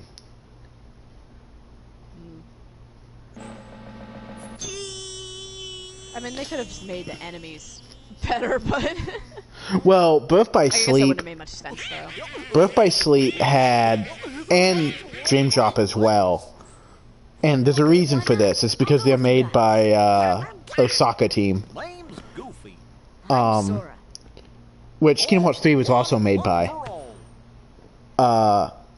Their enemies don't fucking stagger, Yeah. so you can't strategize. Little squirt took down that Heartless. Who'd have thought it? I always love this scene. It's so cute. What is up with Jafor's subtitle? Why don't we turn him Why are all their subtitles so high? That'll settle things quick enough. That is not where the subtitle usually is. There it goes. Oh, yeah. That's so They weird. just edited that really poorly. Shut up. Enough! I love that. The Keyblade has chosen. You know what's interesting that I just realized? Will it be So, he who conquers the darkness? Ursula's out of water and it's just or fine. the darkness? well, yes, that, but I'm not looking at your story, I'm looking at mine, and it's when Leon Either way, he is... could be quite He's talking to useful. them about why the Heartless are attacking him, because he has the Keyblade and attracts the Heartless to him, yada yada yada. So why are the Heartless attacking people that don't have a shiny Keyblade? To draw out the Keyblade wielder. I guess. That's what Ansem said. He was like, I'm gonna find the Keyblade. I mean, I understand. I don't know, I'm just talking out of my ass. I don't know why. I don't know why they think they're attack just- people. I think they're just trying to wreak havoc, but it's definitely an interesting explanation because they're like, yeah, the Heartless are going to keep coming after you as long as you have the Keyblade, but then the Heartless just attack pretty much anybody, and I don't think it's because they're trying to, you know, draw out the Keyblade. I think it's because they're probably trying to, you know, increase their numbers. Yeah. If you, if they made a remake or remaster of this, with new scenes, do you think that we'd have, like, a bunch of scenes where, like, Sora walks through, like, a door or something and the camera turns to show, like, Zigbar, like, watching him? Maybe. That'd be kind of nifty. I assumed he was watching him this whole time. I mean, Because he's in the Book of Prophecies. That's his job.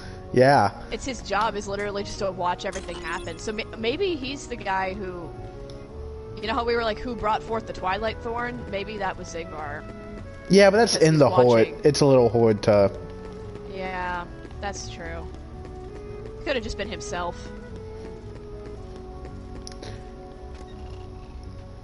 I don't know. Fire! But Zigbar definitely has to be like watching from like rooftops and shit right now. Yeah. Being a big boss ripoff.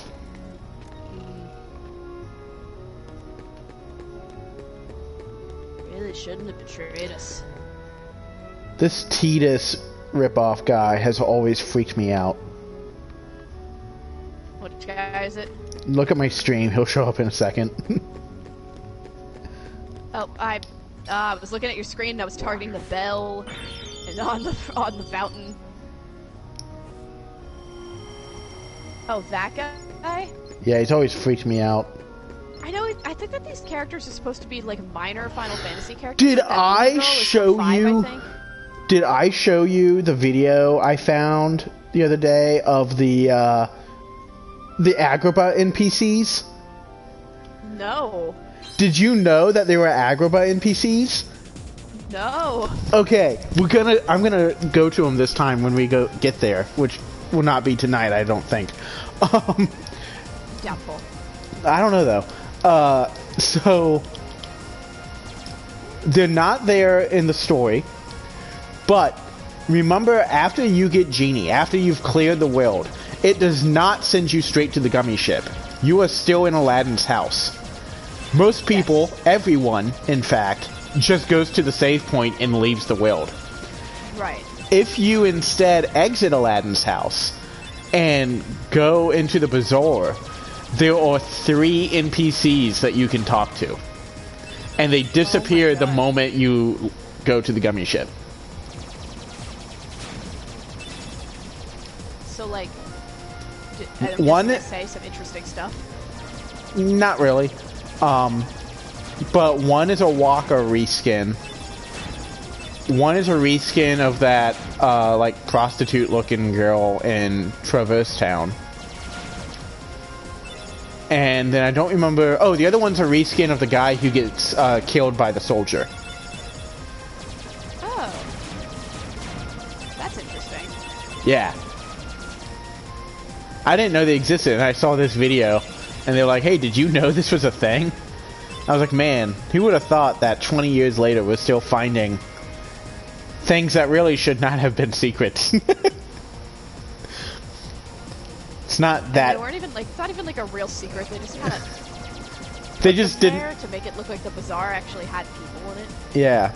But the problem is, because you need to be able to train at Agrabah, they disappear the moment you leave. Because they can't be there while Heartless are there. That'd be weird. You get mega potion from Aerith if you come back to the... Look Yeah. at that. See, still There's a fun. lot of really interesting stuff in one like that. I like how Aerith gives you Kiraga. That's the only way that you get Kiraga. It's just by talking to her in library. All of the third level spells are all optional. Yeah. Like, I know, like, Aroga is when you find all the puppies, and then, Kiraga's Aerith. I can't really think of some other ones that are... How do you get some other ones? There's gotta be, like... So for reference, I'm quickly stopping by Olympus Coliseum so I can get Thunder. Yeah, that's smart, doing Olympus first. Oh, also, have you ever done Deep Jungle before Wonderland? No, I have not. Okay, so remember at the end of Deep Jungle, there's a cutscene with Maleficent, and she's like, he remains blissfully unaware of our other plan. And they're like, oh yes, the princesses. And Alice runs out. But if you haven't if you haven't done Wonderland yet, it's Snow White that runs out. Oh, yeah. I read that somewhere once. That's pretty nifty. That they have that, like, I don't know, they have that in place. Also, like, her animation for that scene makes a lot more sense. It just looks more believable that it's Snow White sitting there doing that. Also because Ursula says, yes, the princesses. And then when it's Alice, you're like, She's what? a princess? Yeah, like, I'm pretty sure she's just some noble's daughter. Like... Yeah, I always thought it was weird that she was a princess of heart. Like, I've always, whenever I think of Alice in Wonderland, I think, like, Scene Kids. And Alice Madness Returns and shit like that. And maybe that's just because I had, like, a weird childhood. But, like... Also... But it seems so strange to me that she's a princess of purity of heart. I don't know. I say this every time. This is not Danny DeVito, right? It's just a guy who does a really good job sounding like Danny DeVito. Yeah, I don't think it's Danny DeVito. But they did get James Woods, so I don't know. Because the star power in this game, in particular, is insane. Like, with Billy Zane and James Woods and Manny Moore and Hayden Panettiere and all these people, Haley Joel Osment, for God's sake, like, all big names, especially at the time. So, fuck, it could be Danny DeVito. It's Robert Costanza. Alright. Labeled as Bobby Costanza. Wait. Oh, he looks a lot like Danny DeVito. I have seen this guy in some movies. Sometimes your job is just to be not Danny DeVito. That's his job, I guess. Do you have your phone? Tom Hanks' brother. Yeah, that is weird. Looking at your stream. Okay. I just sent you the picture of the guy who's playing Phil. Alright. Well, I gotta pause on my guard armor. Oh, he kinda does it. Yeah. Also, I love that Phil can't move the block and he's like cracking up at you. Oh man, I have to plug in my phone before I fight the guard armor because I need to make sure I know where you are. Okay, so it takes more than brawn. Well, let's see what you can do. I love when their faces, like their mouths, are just gifs. Oh my god. Classic Kingdom Hearts 1. Yeah, I feel like once we start getting into some of the later games, we are going to just be spewing about lore left and right, but Kingdom Hearts 1 is a little bit empty in that regard. Most of the stuff that's relevant is going to be theorizing. Yeah, and a lot of it's towards the end. Yeah. This one didn't do a whole lot, like... I mean, I don't know, because you know... The first nobody is Clayton, maybe. And then, Yes. You also see the first keyhole there. Yeah, Alice in Wonderland really didn't even need to be there aside from like, kidnapping Alice, but even then they could have just made it Snow White, so I don't fucking know. Alice serves a narrative, thing of, like, explaining that you can't change a world's order. But presenting. But that doesn't become relevant until 3. Well, the thing is it just establishes some of the rules of a Keyblade wielder, and it does become relevant in a few worlds in this one. In fact, I would argue it's relevant to the whole series, and the reason being is because Alice in Wonderland presents the dilemma of the Keyblade wielder, which is, how do I not change world order? Like, if a villain's supposed to win, how do I make sure they still win while dealing with outside forces like the Heartless? Looks like I'm headed for the games. Afraid I suppose Why not? you make a good point in that. However, off the top of my head, I can't really think of a situation in which Sora himself, at the very least, has stopped to consider that and didn't just follow his little weenie baby heart. But the thing is it's not just presented by Donald in that one scene in Wonderland. It's brought up again by King Triton. Yes. Because he's like, what are you doing? Get the fuck out of my world. I don't need a Keyblade bearer here. Right. And then you're like, there's a keyhole and all that, and then he's like, nah, leave. Yeah. And what's interesting is that, like, he did need a Keyblade bearer there. Like, there was an open keyhole, Heartless were popping up everywhere, he just, you know, he's kind of a dick. But, like, I also, suppose that people with knowledge could not necessarily want people coming in and messing with the way that their world is, especially because it's so painfully obvious that Sora doesn't live there. Yeah. Also, I really enjoy the overarching lore that they should have brought up in Kingdom Hearts 3 and Olympus, but, you know, that's a whole nother thing. Of, like, ancient characters know more about the Keyblade War and, like, stuff like that. Like, Genie knows about the keyholes. Triton knows what a Keyblade is. Yeah. And Hades isn't particularly bothered by any of this at all. Why would he be? I really like Hades in 2. Yeah. I mean, Hades is great in this one as well. Like, at the end of Olympus, when Maleficent says, don't let your hate burn too strongly, he goes, hey, I'm as cool as they come. Don't worry about me. And he was right. He's never pulled into the darkness. Yeah, I mean, he's definitely like a... I mean, he knows how not to do that by now. He's like a Greek god, but, like, he's still, like, a fun character and all that. He's still, you know, Hades, trademark. But there's something really funny about his main prerogative in Kingdom Hearts 1 being possessed Cloud Stripe. Yeah.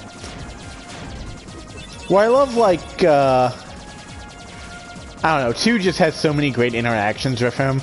Like, I love when Sora's like, we need to talk. He's like, what was that? What was that? But of course, there's also the great moment in 2 when he's like, I am Hades, Lord of the Dead, and Ahn goes, no wonder no one wants to die. Wants to die. That was so good. Classic. Sora just presented his happy face where he looks like Jack Nicholson. So. Also, Kingdom Hearts, in that scene that you're at, presents a very toxic view of mental health. Oh yeah, just be happy. Just be happy, Sora. Yeah. Dude, Sora, okay, I've always thought this ever since I was a kid, but, like, Sora is very, very sad. Yeah. And no one ever lets him talk about it. Yeah.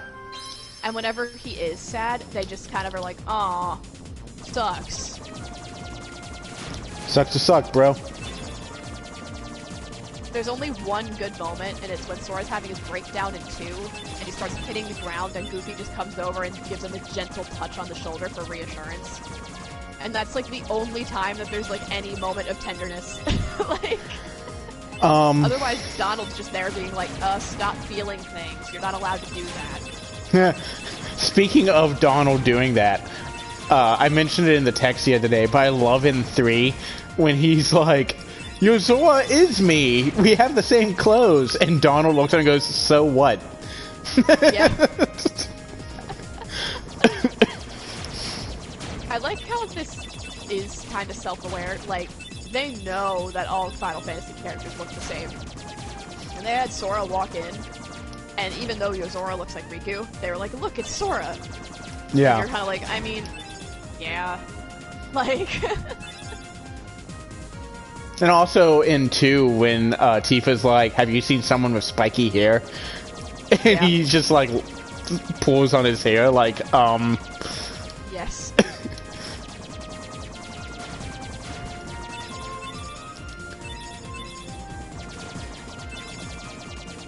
Yeah, this series is pretty nicely self-aware like that.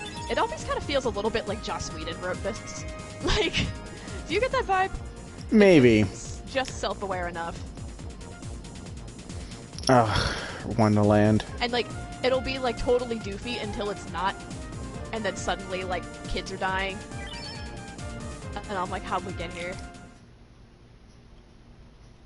I don't like Wonderland. I hate Wonderland. Kingdom Hearts is one of those games where it's like, you can hate almost every part of it and still very much like the game. I was, every time I go through 2, I always think that, because every single scene, I'm like, God, I hate this board. Like, every mini game, I'm like, oh, I fucking hate this. But yet you can't get enough. So, in this retrospective, I propose that if at the end of 3, if Melody of Memory is still not out, and we need another game, I propose that we work to try and show Kingdom Hearts VCast. Yeah? I remember when... I remember, like, finding the trailers for VCast, back before, I think, even 2 was a thing.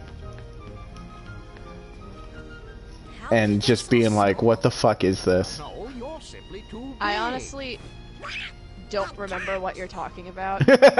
I figured. Which is Okay, why I just said, so yeah, with a question mark. I wanted an explanation. You woke me up. so Kingdom Hearts VCast. First off, there was a phone called the VCast back in Oh, like so this is that mobile game that the rhythm What do we have to do to grow small? no, jack Why don't you the things try for. the bottle? no. This is something much stranger.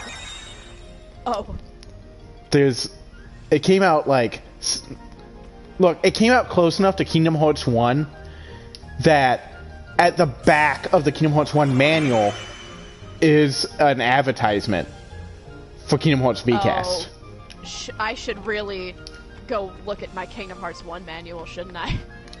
So, it was a mobile game where, and it's actually funny in retrospect, thinking about Dream Drop Distance in 3. Maleficent put Sora into a deep sleep. Oh, yeah? And he has to, like, go through this dungeon. But, I mean, I never played it, so I don't know a lot of details about it. But it is 3D graphics on a cell phone for the time. Okay, so I used to have this old Resident Evil game on my NV Touch. I'm assuming it was a similar energy. Yeah. But like, I know that one of the things that's kind of interesting about it is the portrayal of Maleficent is closer to the movie. So, like, she has a cauldron that she's constantly mixing chemicals in. And, like, she watches Sora through, like, the cauldron reflection. Alright. I don't know everything. I know there's, like, a parrot that talks to you that looks like Iago, but it's not Iago. It's just a parrot. Okay, that's normal. Why would Yeah. you do that? But it's not canon, thank God. Which I know is Yeah, weird. It's the only. Didn't know it existed until this exact moment. It's the only Kingdom Hearts game. So let's see. Was developed exclusively for VCast.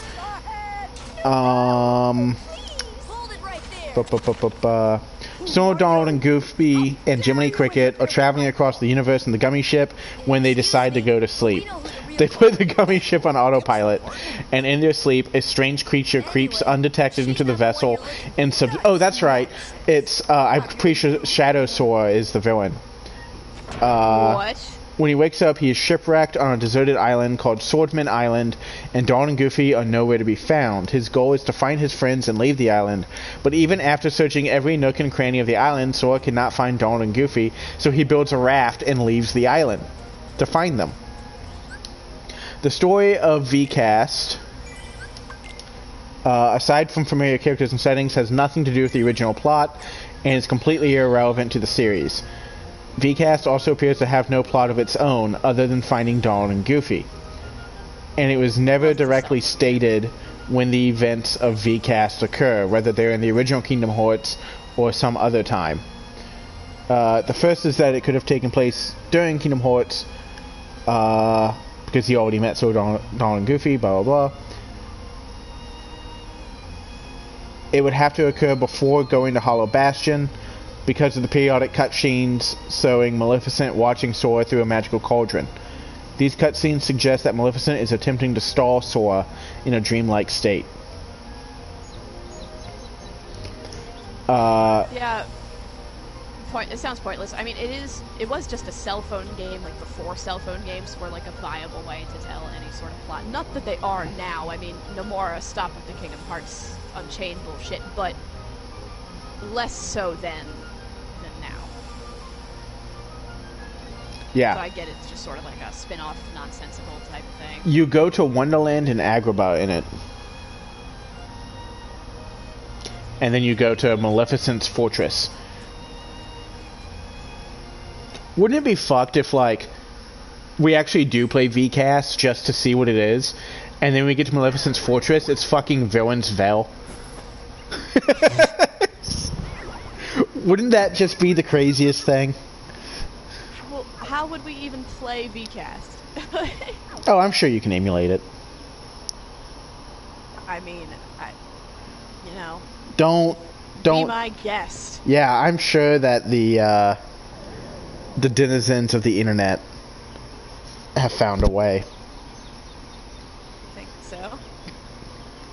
Or I could buy it for like, I could buy an old phone that has it installed on eBay for like $50 million. Do that too. That's an option. Waste all your money. What about like Kingdom Hearts Mobile? That like amounted to nothing. That's the same thing. It's the same thing? Because there was... That's what I was talking about, though, when I meant the one that had the chibi art that they used in the algorithm. Because it's the same art style. No, okay, that's something else. The only thing I know that uses that art style would be Union Cross. That's not exactly the same. That's similar, but it's not like... You showed this to me a while ago. If you look up Kingdom Hearts Mobile, and then you compare those exact chibi things to the algorithm, and it's the same. Kingdom Hearts Mobile. But now if you look up Kingdom Hearts Mobile, you're just gonna get K-Hooks. That's true. Well, hang on. No, there's a thing here. Kingdom Hearts Mobile is a service released in Japan for the KH1 cell phone. It does not contain any developments to the overall story, but instead is a portal where you can play mini games and download ringtones.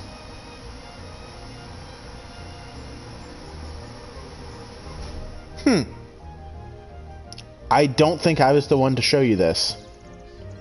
Really? Nah, because it's weird. This looks like something I would have remembered. Well, I saw it somewhere. But you're right, it's not quite the same as the way they portray Union Cross. Yeah. But then they decided to go forward with that chibi style more. Yeah, I don't know why they like to do that. Cheap and easy to produce. Well, yeah, I mean, it's essentially the same way they did South Park. Yeah. I hate Wonderland. I'm currently doing the first fight in Olympus. Or I guess the training, barrels, all that nonsense. Yeah.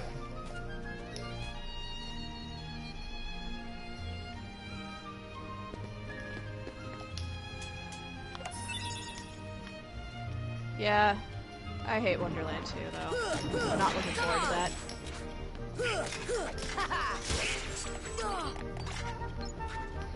I can't like pinpoint why. I just don't feel it. I do not vibe with this world. I hate the map so much. I get lost in Wonderland all the time, and you know how much I played this game. Not as much as you, evidently, but enough. Enough to not be getting lost in it. Yeah, I mean, I feel like it does give this illusion, and I think this is kind of impressive, that even as much as I've played it, I still feel like I have not explored all of Wonderland. Yeah. I'll still sometimes find a room where I'm like, I didn't know you could go here. There's nothing in it, but I'll still have that moment of like, oh. I'm heading for the games now, apparently. 2 words. Are you playing on standard? Yeah. Yeah. Why?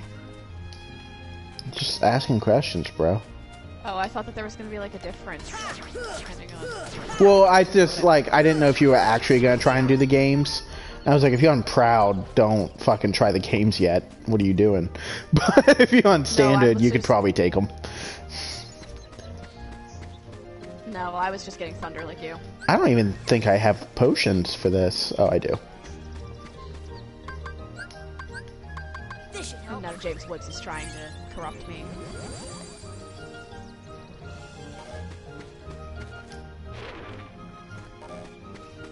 Imagine being like 14 years old and being like, I can take on gods.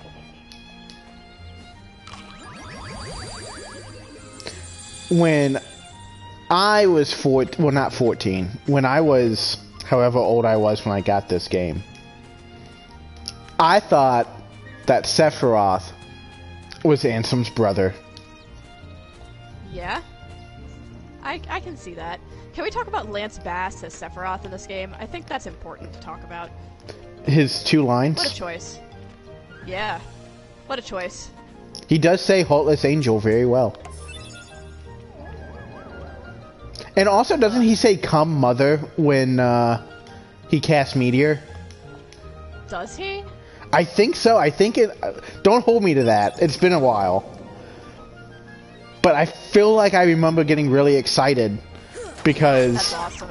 When he casts Meteor in Kingdom Hearts 1, he says, "Come, mother!" Because the meteor that he brings down is like the Genova, like... it's the animation. I mean, I know it's actually Meteor that they always show, but it's that animation where it's got like the lightning bolts holding up the back end. Yeah. Yeah. Because he crashes it down. He crashes it down to the middle of the arena, and then a bunch of other small ones come down and swirl around. Yeah, I know. And I did actually do that boss fight. Did I actually beat it? No. Did I see that animation? Yes. If you have Arioga and you dodge roll just all the time, you can do it. I'll probably do it this time around. You can do it at about level 75. I'm playing standard and I'm doing dark, you know, the dark Yeah. road, I guess we'll call it. So Kingdom Hearts Dark Road. So maybe I'll actually do it this time. Or maybe I won't. I Maybe swear I'll to God, just if this is Donald watch and you do Goofy. it. Who knows? Okay. Yeah, and you get a Keyblade in this one if you beat him. Oh yeah? You didn't in the original, but in Final Mix you do. You get the one Winged Angel. Oh yeah. Yeah, because you also get Diamond Dust if you beat Yeah. Ice Titan. Which, speaking of, the one thing I will not be doing is making Ultima Weapon. Yeah. Because I don't have an additional 40 hours to play. Yeah. No, that's not happening. And like, it's impossible to make in any of the final mixes, to be honest. Like, oh my god, it's so freaking impossible in 2, because you also need to have all the mushroom things. Just so that you can get that orichalcum for getting all the ingredients. Yeah. Oh god, you're right. I forgot, yeah, because that always gets me on 2 Final Mix. So I'm like, oh, it's real easy in 2 to make the thing. It's like, nope, you have to go through Cavern of Remembrance all the way, and you have to do the mushrooms. Yeah. It's aggressively not worth. Especially because Fenrir can be gotten sooner. Yeah. As well as the... I mean, you also get the mushroom keyblade. There was, because by that time, you don't need it. Yeah.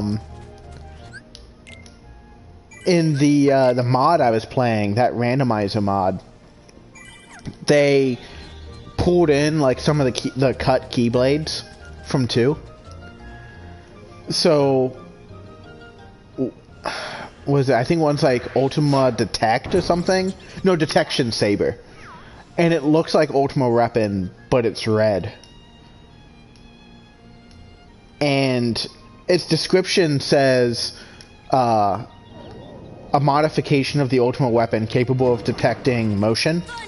But obviously it can't do that, it's just a keyblade. Yeah. But it's really interesting, like there's 2 or 3 keyblades that were cut from the final version of 2, but all of their code is still there. And all of them have this description that says, can detect motion. Huh. I guess that's just what they default put that in order to, like, do the auto-target system. But I don't know, like... No, like, when you read it, like... It's programmed to have auto-target in it. No, from the way it's described, and, like, as well as, like, some stuff from Ultimania, they originally intended it to be kind of like Detect Life in the Elder Scrolls games. Like, you could see through walls and stuff to see enemies. Oh wait, I have Blizzard. What am I doing?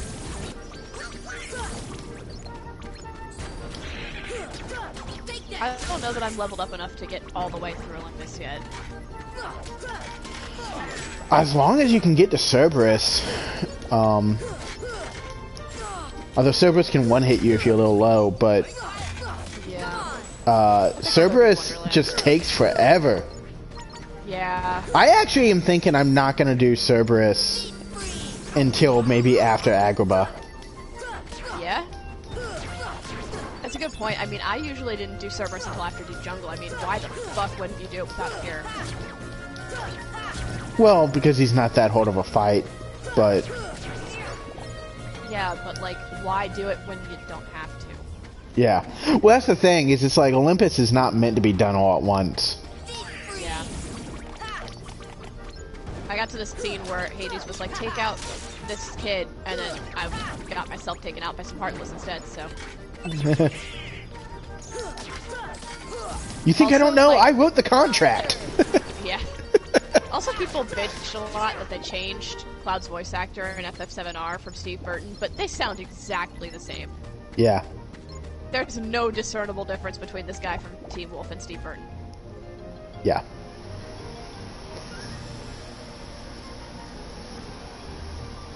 Now the Sephiroth voice actor, on the other hand...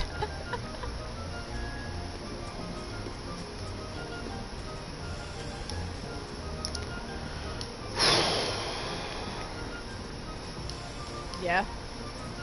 Wonderland got you down. It's just... nothing happens. And Trickmaster is not fun.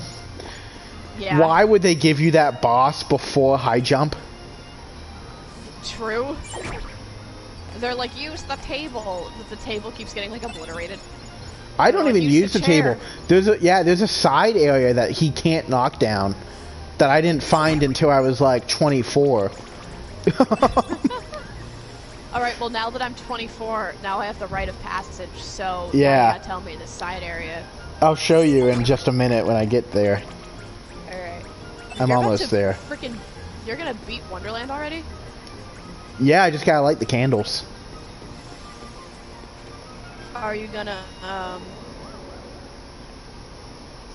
I'm watching the cutscenes too. Well, I mean, did you do the thing where you're finding all the clues? Yeah, I did all of them. Fuck that noise. Christ. I had to restart my game. You're like miles ahead of me. Oops, wrong button.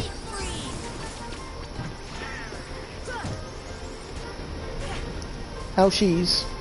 Man, also, like, the animations are so much longer in 1 because of how much slower the combat is, that it looks painful when Sora gets hit. You feel it. It has that, like, slap sound effect. Oh god, when he dies and it goes slow-mo, he just like, yeah. At least it's not as weird as, like, Dark Souls deaths.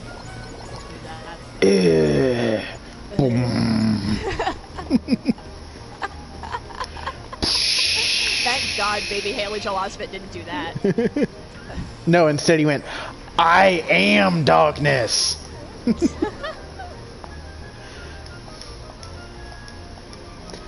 Why the fuck doesn't Sora just turn to Vanitas when he becomes a Heartless? Reasons. Well, Vanitas isn't... Nobody knows what... But he is darkness. Well, we know Vanitas is darkness. But if Sora himself is to turn into a Heartless, we already know what happens in terms of, like, Roxas being created, nominate, blah, blah, blah, blah, blah, blah. Ventus's heart makes Roxas somehow in his image. And also, what the fuck happened to Ventus's heart for that, like, 2 seconds that it wasn't in Sora's body? It went to Roxas. That was the canon for a while, right? And didn't they, like, change that or something because Roxas got his own heart? Some nonsense. So what happened to Vanitas' heart? You're asking me a lot of questions. Yeah. These are the Kingdom Hearts questions, baby.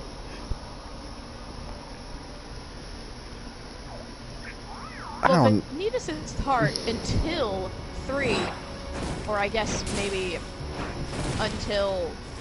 Did we see him in Dreamville? He shows up in the cathedral. Yes. We're supposed to assume that that means he's dead. Like, his heart has been obliterated. Yeah, he says in 3 that it wasn't around until Randall. Until Randall brings him back to life. Is that what they say in 3? Yes, I just Randall played that. I will not accept that. I will not accept that Randall brings Vanitas back to life. Yes. I will not accept that. He literally says it. Vanitas tells us that it was Randall. How does Randall bring Vanitas' heart back after Ventus obliterates it? Because Vanitas somehow from death. Ow. Oh, by the way, this is the platform.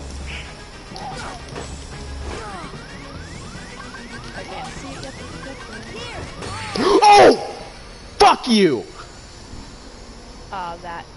That platform word. I'm assuming you die in 2 seconds. I'm gonna wait for like the 15 Watch that shit. Lag to... Alright. Oh, that sucks. Oh.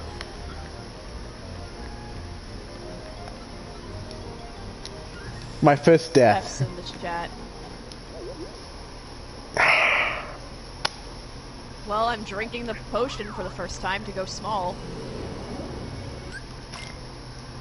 I'm thinking that maybe just to catch up with you, I won't go find all the clues. And I might just, like, initiate the battle immediately and just take the fight. You still have to go through that segment. You just have to only find one clue. Yeah, but that's what I mean. Okay. Instead of finding all of them, because I need to catch up to you. I thought you were about to tell me some crazy shit, like you can just go light the candles. I'm like, no, it's blocked by a rock. No, you can find one clue, and then... Yeah, I knew that. You can do the fight. That's how I used to do as a kid. You just don't get Blizzard as quickly. I don't remember what you do after that. You have to light the candles in order to break. Yeah, that's after you do the fight with the cogwheel. You just light the candles. Yeah. It's not a long world. It's just, and that might be part of why I don't like it. Because it's a nothing world. Although you were pretty quick to say that it established important themes, but Also, this is the first I keyhole. understand where you're coming from. Yes, that's true. I understand that it establishes those important themes, but at the same time, like I said, I'm not sure that those themes are ever super important as of Kingdom Hearts 3. Also, another interesting bit is the fact that, oh, I'm about to get wrecked, aren't I? Yeah, because you can't fucking gourd here. Yep. Oh no, that's not the item I want! Okay. Oh, I'm skipping this Disney scene. Die! Or do something! Oh my god. Why won't you get stunned? Dude. I can't believe I'm using an elixir on Trickmaster.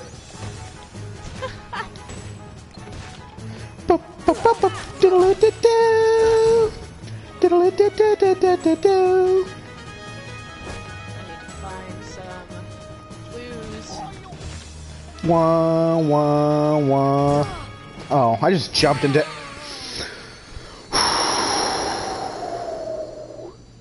What is the Cheshire Cat's, like, reward? He gives you Blizzard, right? Yes. Okay. Which would be nice if it fucking worked in this fight. Well, I kind of want Blizzard, so I guess I'm gonna find all the clues, but I'm gonna try to do it as quickly as possible. I might have to go grind. This guy just won't fucking die. Good, please, take some time to grind so I can actually catch up with you. I like his red and black color better. From the original? Yeah. Yeah, me too. Because it... Doofy. Yeah, because like the original was supposed to be like... It was like a deck of chords. It made sense. It's like Persona 5, you know? I was about to try and do Last Surprise, but that's hard enough when I don't have another song playing. Come in! It's kind of funny because, like, we did that right when I stunned him for an all-out attack.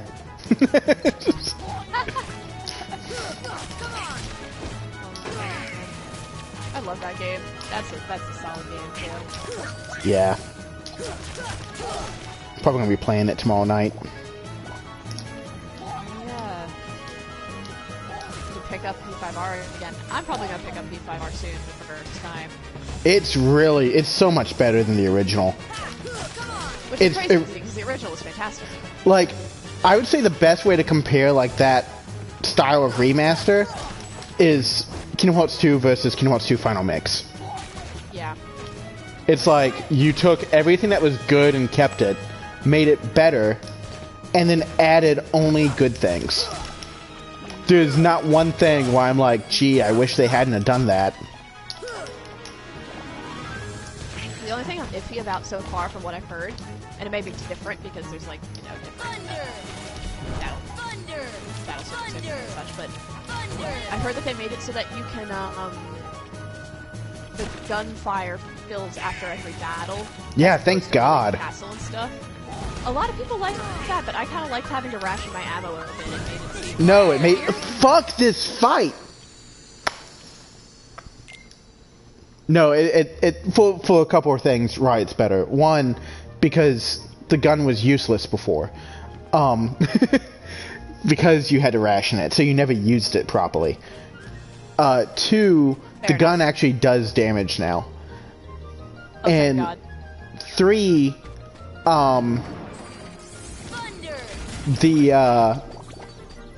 they've completely revamped, like, enemy weaknesses. So there's a lot of enemies now that are weak to gun. And they've improved the technical attack, system. So now, like, if an enemy has, like, if they're stunned from, say, a lightning attack, you can use a gun to get a technical on them. Which can initiate, all-out attack. That's good. I'm trying to like that. I just totally wasted a potion because my dumbass forgot to do the one thing that I was supposed to do while I was Big Sora. Gosh darn it. Alright. Yeah. I do that. Jump on the thing. Wonk. Alright.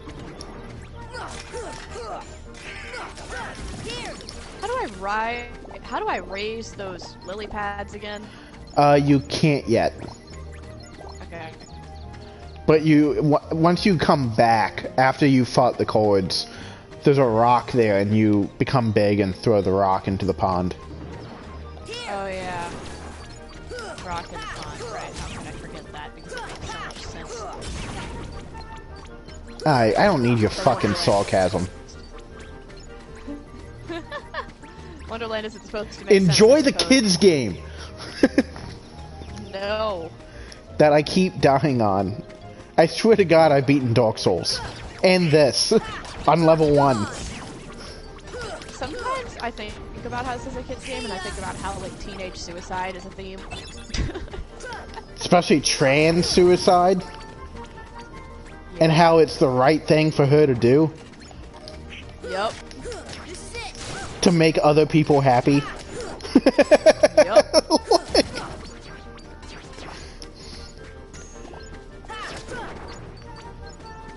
Man, that was the whole thing. Yeah, he just made a game. He was like, this wasn't necessary to be in the story. But...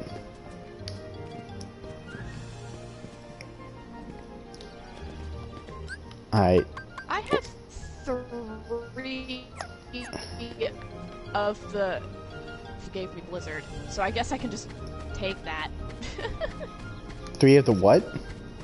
I have 3 out of 4 of the clues, but he still gave me Blizzard because I found the... Oh yeah, you just have to find that one. Yeah. Sorry, I forgot about that. I don't need to find the 4th one. Okay, I'm sorry about that. See ya! Because fuck this. Hey, maybe Charlotte. I'll actually catch up by the speed. Oh, did Shards come back? She's in the chat. Oh, where is she? Oh, look at that. Hey, girl, hey. Shards, I like that name. Oh god, I just want to level up already.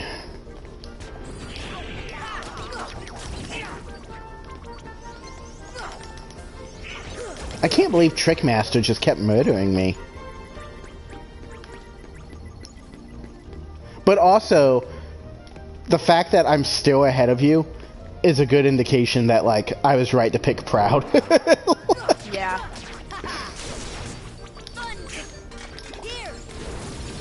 The magic path is the easiest once you have magic. But well, right now, buddy. with only 3 MP, it's pretty much impossible. Actually, I forgot, this game has MP ups in accessories. I should go see Sid. Probably. I also need to change the order of my spells, and Jesus, that fat body almost just wrecked me. In my quick menu. I like how in 3 they just don't matter. I don't know, I had a little bit of fun with them in 3. In terms of those quick guards followed by destroying them. Dude, that thing in 3 where like you guard and then press circle, I never time it right. Really?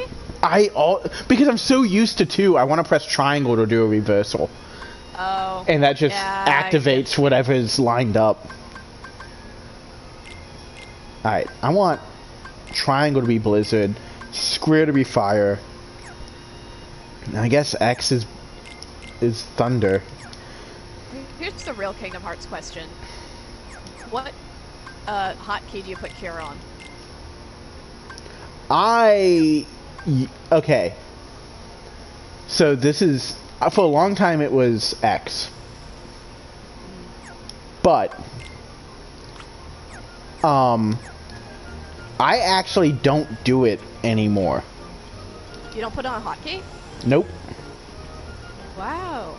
Any reason? Because I know where it is in the magic menu. I don't have to look at it. Like, I can just... It's down, X, up, up. Isn't it so much easier to just have it on a hotkey? I can These I can. fuckers are gonna kill me. Yeah, those Son of a things bitch. suck. They don't want to stagger or stop. Yeah. No, I mean some bosses I will. Like on Zimnus, I'll equip it. But generally speaking, I want actual magic on my quick bore. You want offensive magic. Now, what I will do, you know, sometimes I'll still have Kieran. Probably on this time because I'm kind of trying to be a little more laid back with this run. But I'm on Proud. I'll probably put it on X. But Yeah. I used to always put Arioga on Square, and there's really no reason to do that. That can stay in the menu. I always put that on Square. Oh, I've got Donald in the cage now. Before I didn't, but you know what? It's all fine. What needs Donald? He didn't heal me anyway. Well, the only thing is just like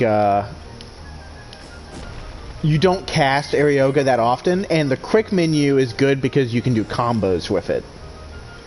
Yeah. And so I don't like putting spells that aren't combo into that menu. But I'm also magic heavy. I'm such a defensive player. Like, I'm prone to healing 24/7 and having Aroga on almost constantly. Well, the other thing too was like Kingdom Hearts 2. It wasn't until I was an adult and I played Critical that I understood. But it's purposely punishing you for using Cure. It wants you to heal with items or not get hit. Yeah. Otherwise, you're just losing your magic. Yeah. Constantly. And in a game where Reflect is so important, I can't really risk it. So, that said, I always put, which I hate that it's not in this one, but I always put High Potion or a Potion, usually just a Potion, on Circle. Yeah, I always put on Circle too. Oh, the Mushroom Heartless are already here. I think it's because it defaulted on a Circle. Like, yeah. It defaults on the Circle in the very beginning, and so that just kind of stuck. I hate these freaking cards. Oh my goodness gracious, they're the worst. They're still floppy. They're even worse in Chain of Memories. Thank God I never got that far in Chain of Memories, huh? Oh, I only need to kill just... 5 more things. Alright. Got the tower.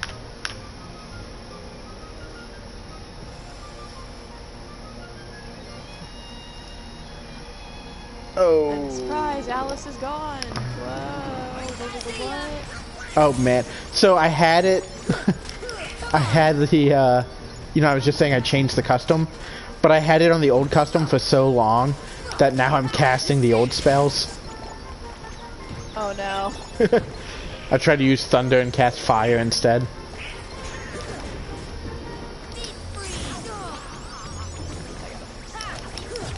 Alright, I'm gonna get murdered if I don't do something like right the fuck now. It's gonna be really sad if normal Heartless kill me. Well, I just got past the cards. The heart of the cards. 3D. Dude, the worst feeling in the world is having a shadow kill you. Oh yeah, I've had that happen. I've had it happen to me playing this game on Proud mode and just not paying enough attention. Yeah, because you don't think about them. Yeah. Critical is always like that too. Spam X, and then you're like, oh shit. So I was by, a Dusk. Yeah. Although I don't know, Dusks are so unpredictable in like their movement. I've been killed by a Dusk on a Critical one too. Mainly because when you start, Roxas is just a baby that can't do shit. Yeah.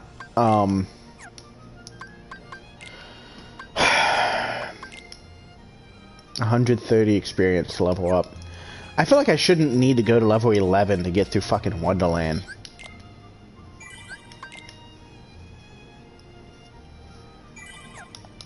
I swear I'm usually good at this game. I did level 1. Yeah, but now we're playing together and we're trying to make a stream of it, so naturally we're gonna be bad. And we're gonna be like, man, we have all these profound things to say about the Kingdom Hearts plot, and we're just gonna be sitting here like, Dabba Dabba Wonderland. Yeah, we're never gonna get to anything because Wonderland is this game now. Pretty much. I just need more MP. If I could just had one more MP, it's crazy how much your magic levels up with each MP bar.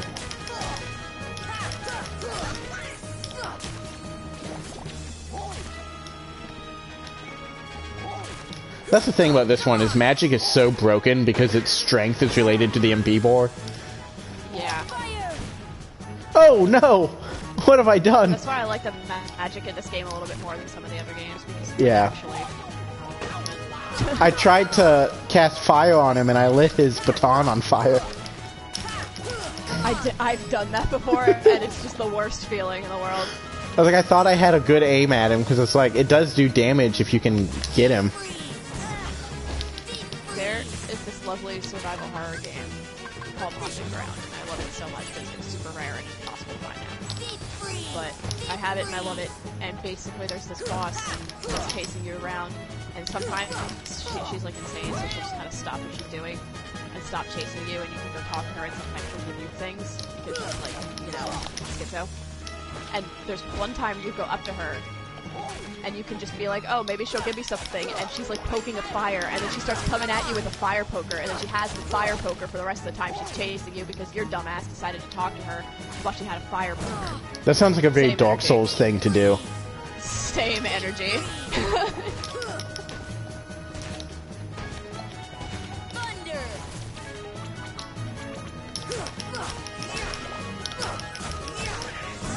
Oh!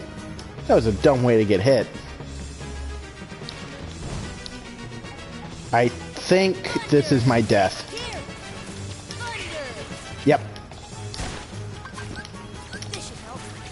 Had to use an elixir on him. It's almost like I want to die now. Yeah. Oh, I killed him. That elixir on him. I got him. I'm still wandering around Wonderland because I want to get some of the... My shirt has been inside out all day. Oh, I hate that feeling. I was in a meeting. What? Oh, Bobby. Nobody said anything. Oh. I had an overshirt on, so I doubt anyone noticed. Fine. Now I gotta sit in all these chairs or whatever you were doing. I didn't even notice what you were doing. Oh, don't sit in all of them. Only sit in the uncomfortable ones. What a racket. Have a very merry How's a birthday. doorknob to get any sleep?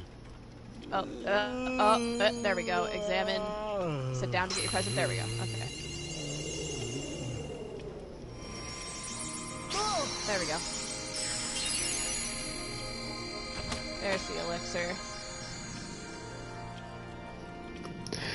You know, 3 didn't have a good, like, kind of symbolic message to the player and to Sora that you were done with the world. Like, 1 has the keyholes. 2 has the keyholes. 3 has no keyhole. Yeah, 3 was just like, well... That is my deep Kingdom Hearts really... retrospective.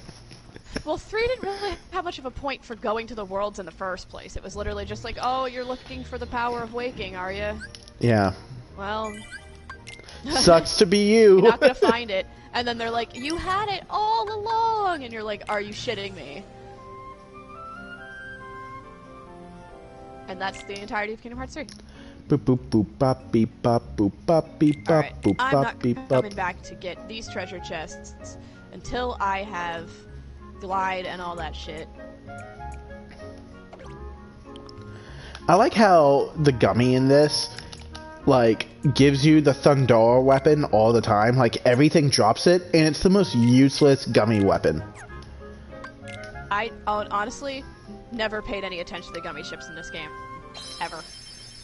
Thunder shoots its... Well, you'll see on my screen in a second. Thunder G is the one that's shooting at the angle. Yeah. Okay. And, like, why would... Like, you can't aim that. Like, never in a million years pay attention to Gummy Ship on this game. Now, 2 is more... It is better. No, I had fun with no, the customization 2's of not. Gummy Ships in 3. 2 was good with the gummy ships until I learned about the donut ship. Wait, what the hell is the donut ship? So 2 has semi or attempted accurate collision physics. So if you make the ship in the shape of a donut, nothing can hit you. That's funny. That's how speedrunners beat the game 100%. Is they just build a donut ship. Because the outer rim of the collision body is not detectable. Like, in order to make it so that you can have wings. Yeah. So it's not like total bullshit. They make it so that you can't get hurt there. And then it's looking for blocks to have collision detection in the middle. But there are none. Well, So you cannot be hurt. honestly, that's kind of lit. Because I was trying to do I for mean, like it's the for the trophies, I was like trying to legitimately do all the gummy ship stuff in 2. And then like I was having trouble, and I looked up like online what to do about this one mission. They were like, just make a donut ship. I was like, God damn it. Like, this took all the fun away. mean, it's like knowing how you can beat Terra in 2 Final Mix by unequipping everything but negative combo and upward slash. Yeah. I mean, here's the thing. If you want to play the game to actually, like, you know, enjoy it, you're not going to make the donut. But if you want to be a giant tool, then you will. And most games are like that. Most of them are exploitable. Yeah, but that's the problem. It's the same problem that the Cupo coin has. Don't tell me just don't buy the Cupo coin. Why don't you just not put it in the game? Because I'm gonna buy it.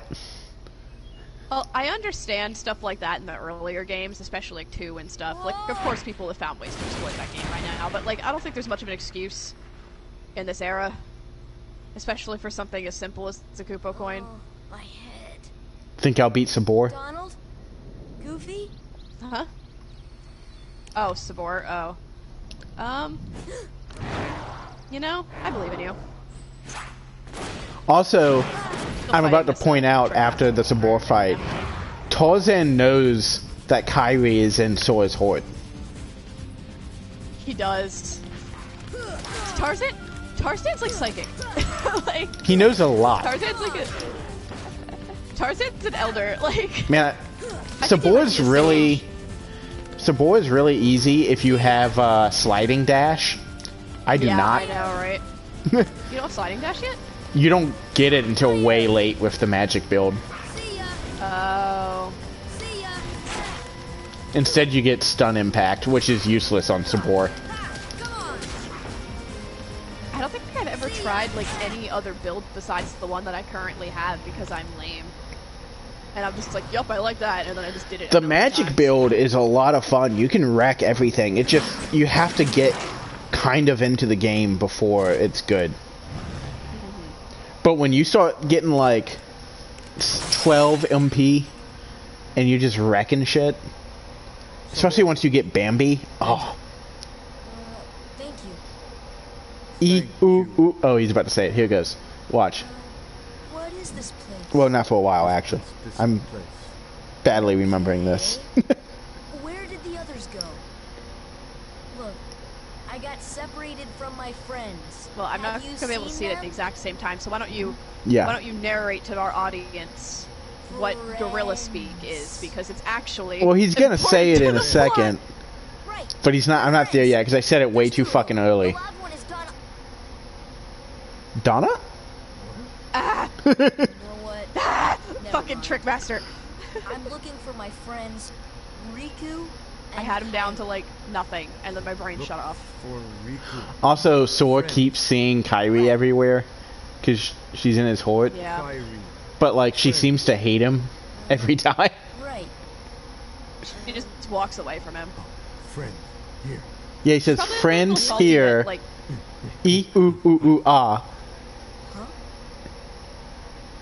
E-oo-oo-oo-ah.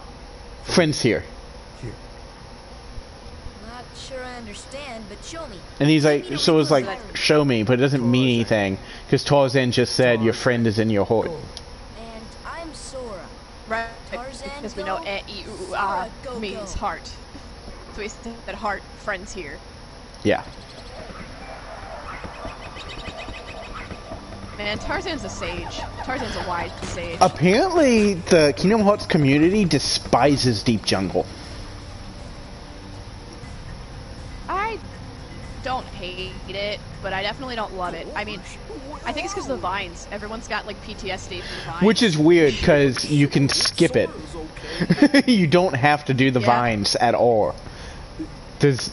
You don't have to. You can skip it for the story port, and then you can glide through it later once you get glide. You can show the audience that. That's what I'm gonna do, because why would I fucking do the vines? I just assumed it's how everybody did it. The vines just so I can get everything. No, I usually go through the vines just to, you know, get as much as I can of the world while I'm there. But that's why I usually take forever in my playthroughs, because I'm pretty methodical about my worlds. I'll try to get every treasure chest I can while I'm there. And usually it doesn't make any sense for me to do that, because when I can go back when I glide and get everything 3 times faster. Yeah, I end up wasting like 45 minutes of my time. I try to balance it. I've kind of memorized where the treasures I really want on the first run are. Like, I definitely am gonna get the Royal Crown when I get to Hollow Bastion ASAP. Yeah. Which is such a OP accessory. Isn't it? Where is it again? I know I've gotten it before. It's the, remember the port in Hollow Bastion where you've got the 2 big blocks and you have to, like, go back and forth through the lift shop to, like, lift one and then raise them and then lower it? Yeah. If you have them both lifted, you jump and then glide underneath them. And the treasure chest is below them. Yeah, back in the day when I did like a get every treasure chest run with this. It's kind of hard because there's no tracking, and the gummy stuff you can't pick up once you've gotten all the Dalmatians.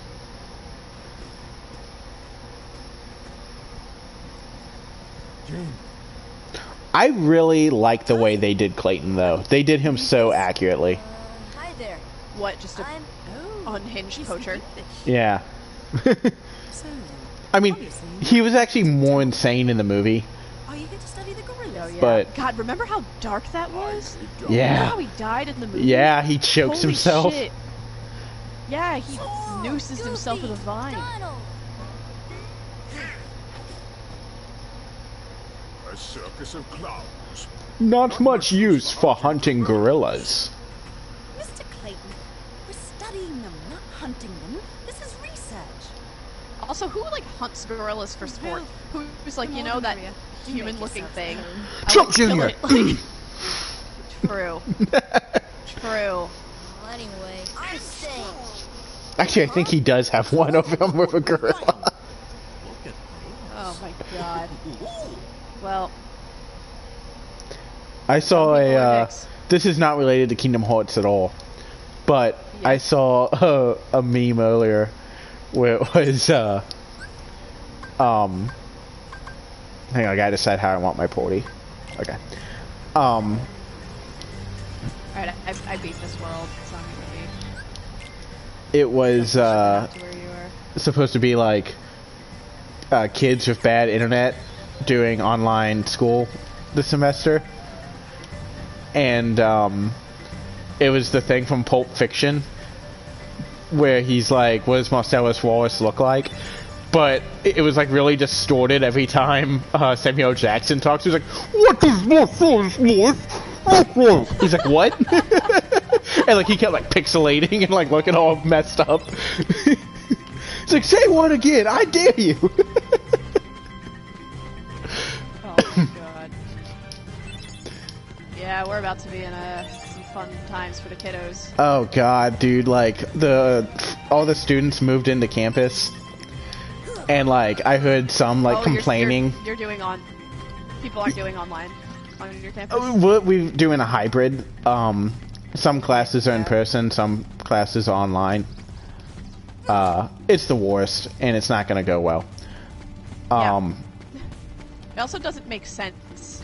I get it, like it's limiting the amount of time that you're out, but at the same time, hybrid also, to me, I always thought it was like, oh yes, if we have only certain time, you can't get COVID between the hours of, like, you know what I mean? It just, it doesn't make sense to me. Well, what they're doing is, like, the large capacity classes aren't being held. Yeah. But it's still, it's really dumb. It's not going to go well, because I saw students moving in who were like, I don't want to wear this mask. This is stupid. So, yep, there we go. Oh yeah, here's some, lore trivia back at Kingdom Hearts for a second. Sora sees the slide of the castle and says, this place, it looks so familiar, but how I've never been off my island. But that's actually Kairi reacting. Or it's Ven reacting to Hollow Bastion as well. I think at this point in the series, we're supposed to assume it's Kairi. It's Kairi, but yeah. Yeah, but it could be Ven either. It's resonating with him. It is resonating with him. It's more likely to be Kairi because Ven doesn't have any strong attachment to Hollow Bastion. Yeah, he was just there for like one world in Birth by Sleep. But Kairi was born there before she was rocket shipped into the abyss by some mad scientist who was like, "Lead me to Sora." Pew! Is that the noise it made? Yeah. Well, okay. Oh, there it is. I was about to say, where's the last slide?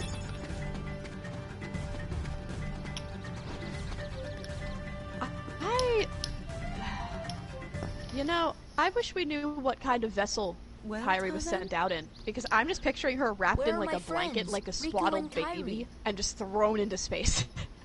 He says in the report that he knows about gummy blocks. Yeah, so maybe he sent her out in some sort of ship. We've been in this jungle for some I'm sure we'll see it in Melody.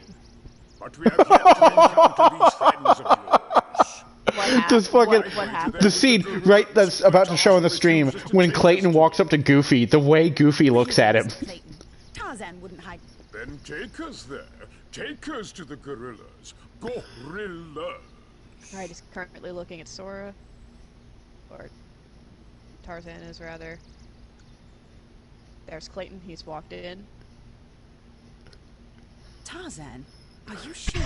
Tarzan. It's like that meme where it's like Homer looking down at Mo. He must be the leader. Perfect. I'll go along as an escort. After all, the jungle is a dangerous place. Right, Clayton's creepy gif mouth.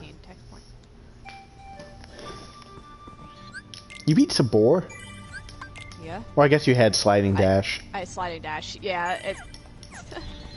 All I did was press X. Like. I'm also not on proud. You ever do the thing like in 1 you can activate sliding dash from basically any distance if you like rapidly press back on the analog stick and then press X?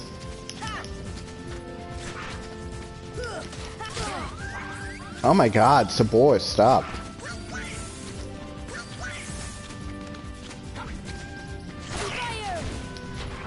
I like Sora trying to talk to Tarzan. This place. Okay.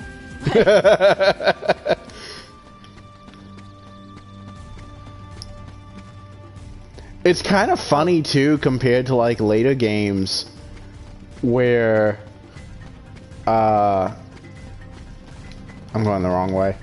Where Sora, like in 2 or 3, especially in 3, would be like, "Hey, what's your name?" Like, you know, "You don't speak English? That's fine." But in 1, he's like, "This guy is like a few eggs shy."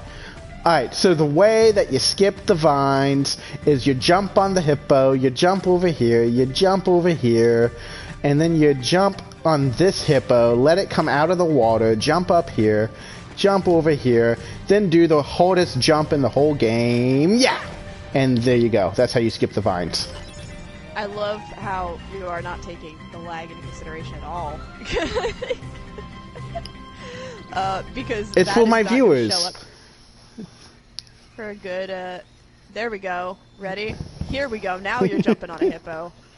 Kerchak, please listen And then to you me. jumped over to that little island thing, and then you waited for the other I know hippo the to nesting grounds are launch you secret, into space, and then you jumped but up, I and then you trust did them. the other hippo, and then you did the see, hardest jump I in the want to game, help yes. them Then you made it, because and then you opened a treasure chest, and then you did that other they need vine, us. and that'll lead you to a cutscene, which is not accessible if you go the other way.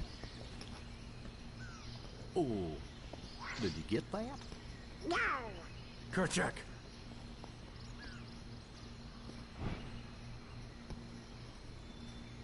Yeah, that's how you do it. Kerchak. I think this cutscene didn't exist in the original if you took the long way around the vines or something like that, because I've heard people talking about how this scene is only accessible if you do the way that you did it, but I've seen this cutscene before and I've never done it that way. So, I can't comment to that because I don't. You're talking about 20 years ago, and I always kind of did it this way, Yeah. so. Yeah. Asterisk and X parentheses. But it is an enjoyable cutscene when like he speaks perfectly fine, and then they're like, "Did you get that?" No, I don't know what he just said. He's going. Ooh, ooh,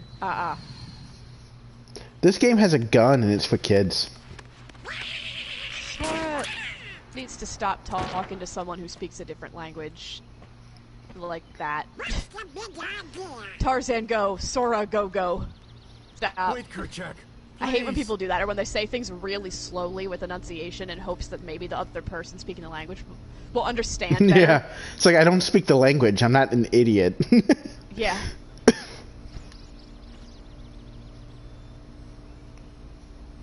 You don't understand. I was only trying to. But Sora's also like A snake 14, slithered so. by. You see, I saved that poor gorilla's life. So Tarzan was definitely fucking Kerchak, right? Fucking Kerchak? Yeah. Yeah. Definitely. Prior You think to- he was banging the alpha male? I think you're getting the don't know, names maybe. confused. I think I'm getting the names confused. Do you mean Rosie O'Donnell's character? Yes. Rosie I'm O'Donnell's thinking about character is also a guy. Is it? I mean, I don't know. I thought that it was like the one. There was like the one girl, but I'm pretty sure because there's the joke about the dress. homie, I don't remember. I just thought that he would find a nice lady gorilla to get with at this age, because It that's is what, kind of like, an interesting people- perspective. Because that's what like all of his, like, you know, counterparts in his tribe would be doing. So he would do that. Let's see if the journal tells us.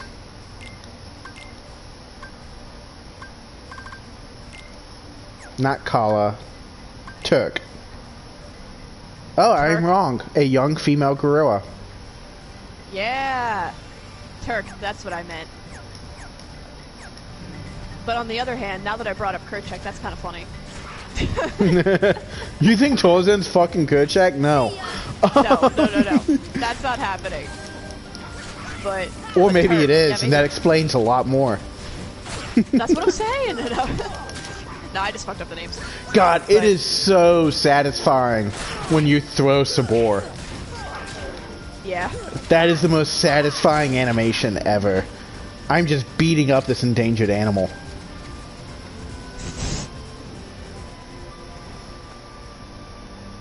So this is the scene when Clayton becomes a nobody. Now, Miss Porter, as I told you, I was not Oh shit, you're already there. gorilla. You are not to go near the gorilla. The scene when he becomes one. Oh, because of one mishap. Come now. I don't. It'll be after you beat up Sabor. Per stream. I don't know, man. Maybe next time when we're streaming to YouTube, it won't. There won't be lag as much of a delay. Yeah, YouTube's not as big. What am I doing with So he exits and he's like, what am I doing with these imbeciles? bastard gorillas? I'm gonna hunt all the gorillas. Hunt down every last one of them. And then something in the tree line attacks him. And that's when his horde is pulled out of him. Oh yeah. I guess I never really, like, put that together. That Clayton actually died there. Yeah. I like how the little, Easter egg here with Mrs. Potts at the, campsite. Yeah. Heartless. Also, I can't decide if I like the green or yellow version for these monkeys. For the Power Wilds. I don't remember, like, what they looked like before. Like, were they green before, or were they green? They were green before, and then they were green in Chain of Memories and in Kingdom Hearts 3. Okay. But I kind of like this yellow version a lot. Yeah. I guess I just never really, like, took much mind to it because I'm just so used to playing this game at this point. Where is recipe card 2? Oh my god. Jesus Christ. Oh, you're doing the recipe thing? I mean, I lit the stove. I think it's like in the clock. That's recipe card 1. Well, fine. I don't know. Check the, The megaphone. That's research 3. What about the globe? Yeah, I'll check the globe next. Oh, use it ether? I feel like that's whatever they give me is not going to be as good as what I get. Yeah. What I'm putting out. It's gonna give me like a potion for an ether or something like that. I got all the slides.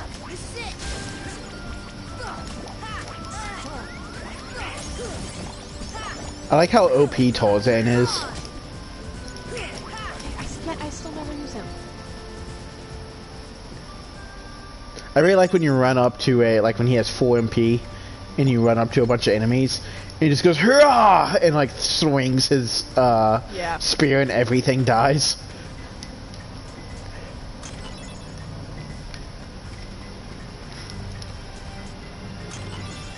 I wonder how this scene went down. The one where she goes, oh, you speak English, and Sora walks in, so in Japanese, it's this British lady going, oh, you speak Japanese!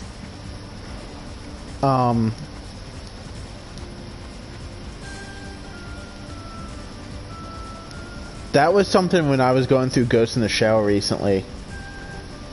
That was kind of funny, was all the moments where they mentioned that they were speaking Japanese. Oh, and also, Persona does that a lot. Oh my god, Persona is so funny about it. I really liked when they had Ryuji go into Hawaii, and then some guy, you know, it's really poorly translated, but you can tell that the guy's supposed to be speaking English, and it's like, enjoy your stay, and Ryuji's just like, so excited! Yeah.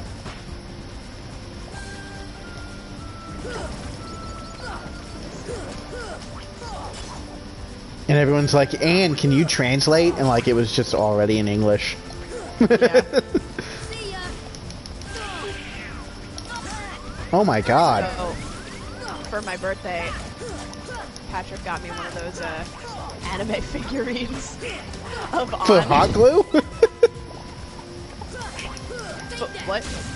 The hot glue figurines? No, the anime, like the, not the, like the, I don't know what you're talking about, the hot glue, I don't know what you're talking about. That's probably a good thing. Okay. Don't look it up. I'm gonna look it up. Don't look it up. I'm gonna look it up. And I'm saying that to all of our viewers too. Don't look up hot glue. I need to stop saying it. Just don't even pretend I said it. Alright, so new incognito mode. Hot glue figurines. Why are you doing this to yourself?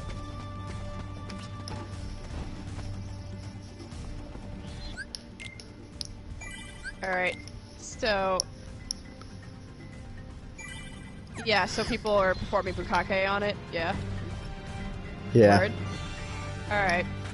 Well, no, there's no nut on my anime figurine. But is it that type of figurine? Yeah. Okay then. So the correct answer is there's no nut yet. No nut yet, yeah. So anyway, Kingdom Hearts lore. I feel like such a baby because I just had to look that up. You don't really. I don't know. I haven't seen this Bukake thing. I want to say you don't see it that often anymore, but I don't know, like, maybe I'm just not hanging around those spaces. Yeah, probably a good idea. Do you ever, watch anything on, like, H3H3? Nah. I watch them sometimes. They can be entertaining. But they have this, like, weird, like, relationship with Belle Delphine, where, like, she just sends them, like, crazy stuff. Like, she sent them, a bottle of her spit. Oh my god. And, like, it fermented in the mail. But, Christ, that's gross. she just sent them this massive care package. And somehow this got through customs. She sent them, like, a Zwei handler, like the sword. Yeah? Like the actual fucking sword. And then she sent, like, all these, like, little, like, Hente figurines and, like, a big neon sign in the shape of a heart that says Simp. Oh, I love that. I want to send that to a lot of people, actually. Just all this, like, crazy stuff. And one of the things that was funny, too, was, like, she sent a, like, a frosted glass block that you can, like, kind of see through. And there's a USB stick in the middle of it that says Belle Delphine's nudes. But, like, you can't break it. It's like, what is, you know... It's super hard. It's, like, pure plaster. I think she actually, like, put nudes in there. No, that's what they were saying. Like, knowing her, she probably did. Just as part of the... Yeah. And just Polaroid printouts of her nudes in there. Yeah. She's an interesting character.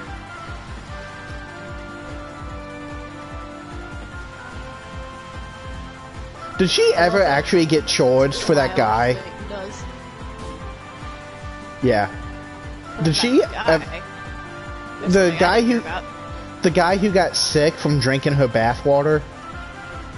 Oh my god, yes, that guy. Well, maybe you shouldn't drink bathwater, homie. Who looks at bathwater and is like, yes, scrumdiddlyumptious? I don't know, I guess if it's from Belle Delphine, you feel the need to drink it. Does that happen to you? I don't find her, like... She's way too, like, young looking. It's creepy. Yeah.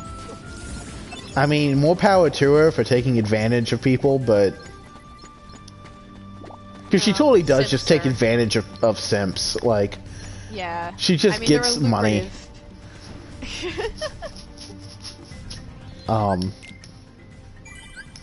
But... You know, I give her credit for being a hustler. I do hope Mr. Clayton is safe. Yeah.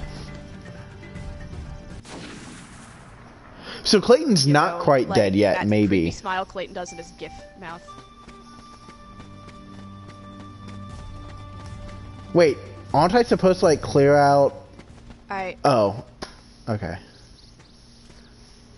I literally just got to the scene where Clayton did that stupid GIF mouth thing where he was talking and then his face shifts to, like, a banana smile. Man.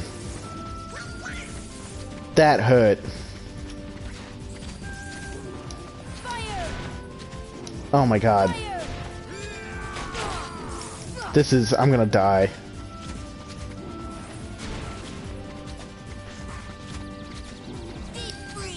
Dude, Sabor keeps running away from my spells.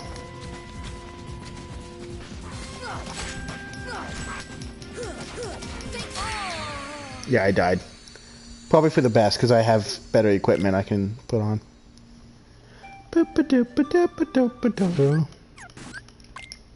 Oh my god, that sound you just made. What? Duh. Why are you hating?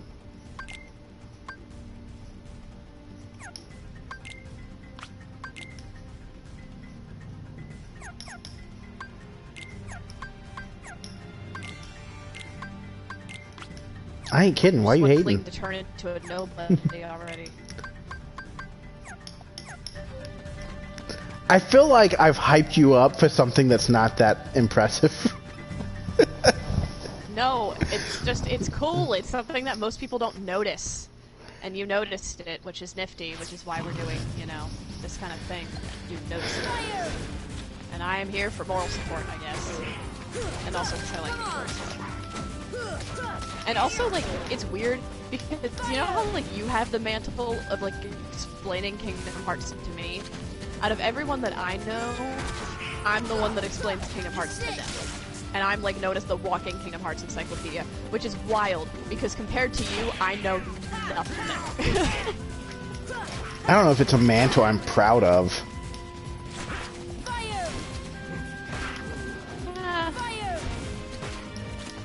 I'm gonna stop playing these games, you know? And then you're gonna introduce me in like 20 years as like the Kingdom Hearts expert, and then I'm gonna have to fucking quote Yinsid and be like, I doffed that mantle.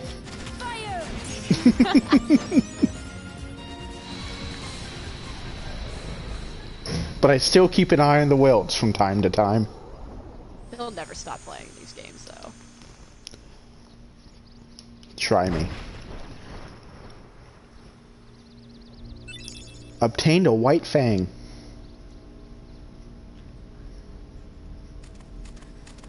Oh, Kerchak is the alpha male, isn't he?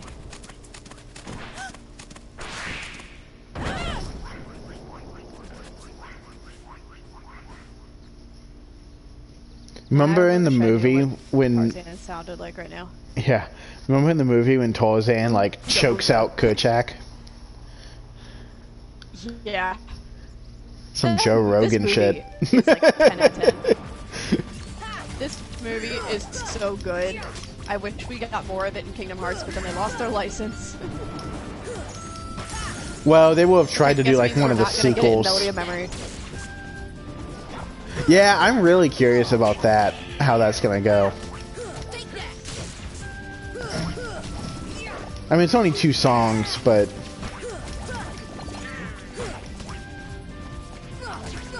I don't think the music's bad here. I like it.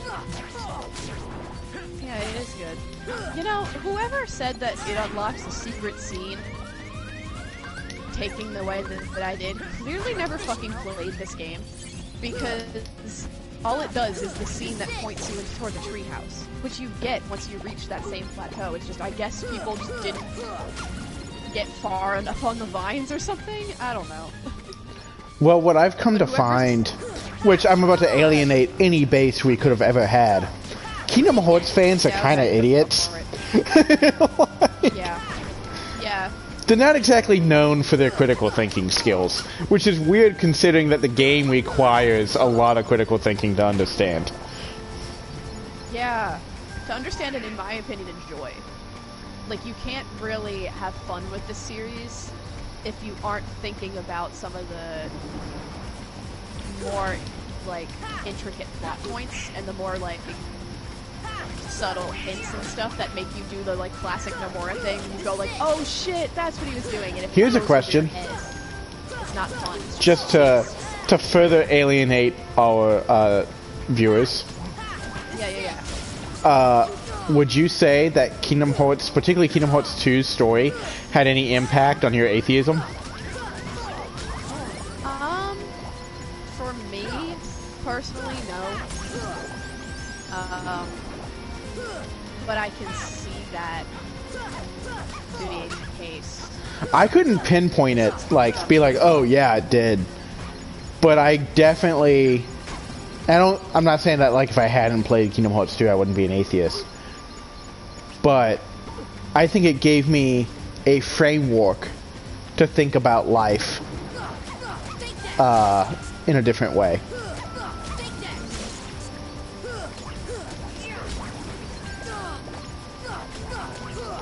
You know, nothing this is eternal. Yeah. I mean, he's right. Except he wasn't, because he comes back. Yeah, well, you know.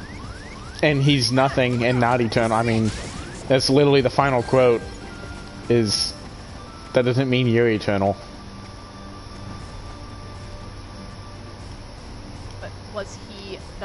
itself, or did he was just cocky? I don't know.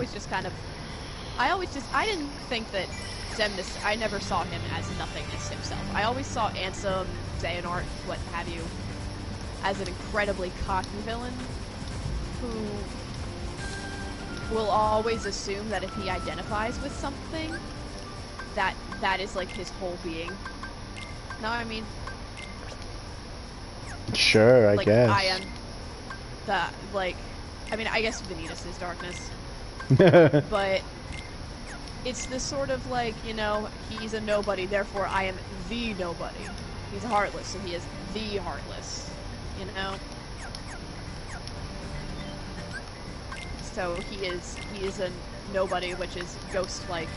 Therefore, he is nothingness.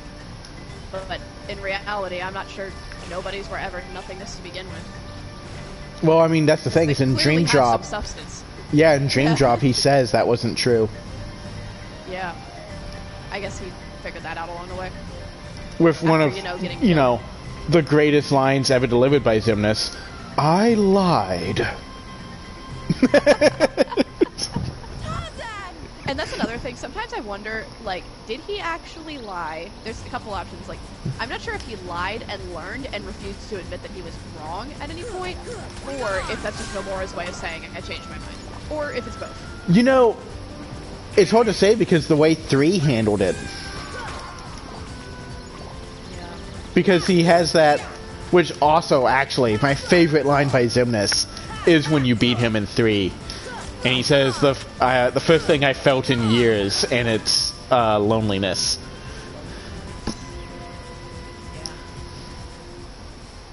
Or something like that. I don't remember exactly what it was. Yeah. No, I know that. It's a good line. It makes me feel things. Yeah, it's real sad.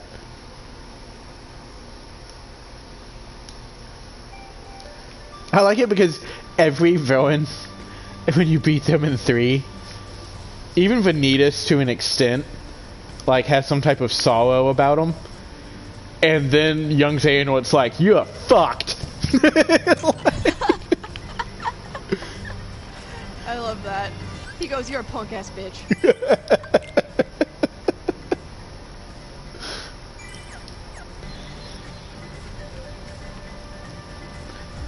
Well, it's... Why are Clayton's animations so uncomfortable? I know. Why does his chin look like that?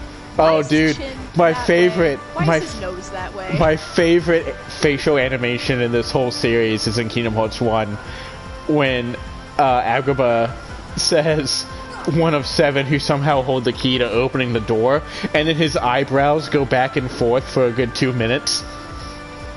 Oh, Jafar? Yeah. Oh my god. Yeah. I'm about to fight Clayton. I just found the heartless monkeys surrounding the Yeah. gorilla.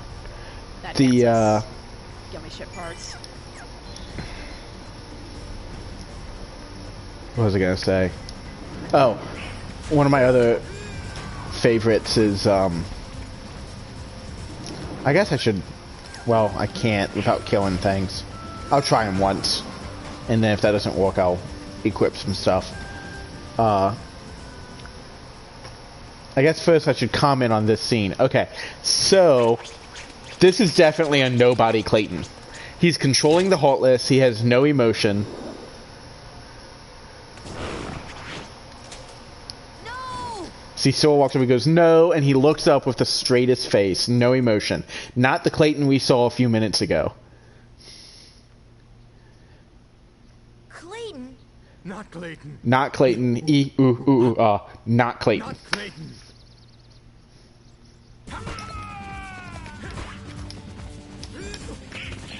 So that's my reasoning, and there's some other dialogue later that I'll point out that definitely to me suggests that Clayton is a nobody in this fight. Which means he's strong of heart. Well, it's not like we have to worry about spoilers. So, heart, as we learn very shortly after. So he looked at Clayton and said he has no heart. And yeah. usually you think, oh, heartless. Except Heartlesses do have hearts, and we know that Tarzan can sense hearts because he sensed And Kyrie earlier. And only one man has ever kept his body after becoming a Heartless. Right. And it's not Clayton. It's definitely not Clayton. I just died to some random monkey Heartless. Fuck me. Doot doot doot doot doot doot doot doot. That's a really weird rendition of Screaming Evil I just did. So, fun fact, I do not remember what the fuck to do there. I'm currently running around fighting with Heartless. I know at some point I have to go back to the tent and then go to Jane. I died. Yeah, you have to clear out every room. Okay. And each time you do, a monkey will give you a gummy piece.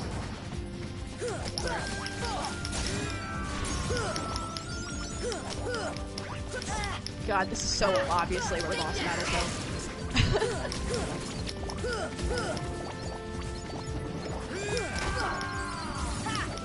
And then I have to get Jane off that, like, she gets captured and then she's, like, in the vines or some dumb shit. Yeah.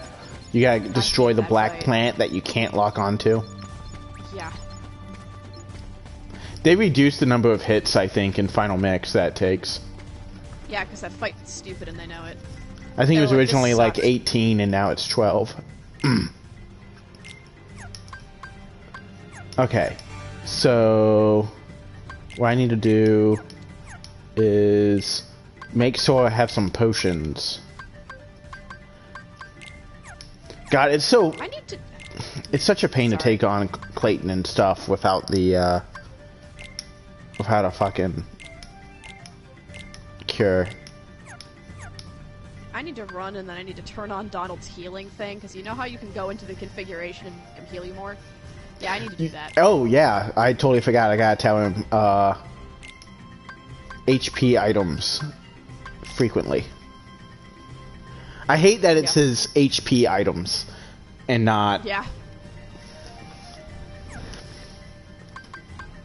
So, Tarzan is level 17, and I'm level 13.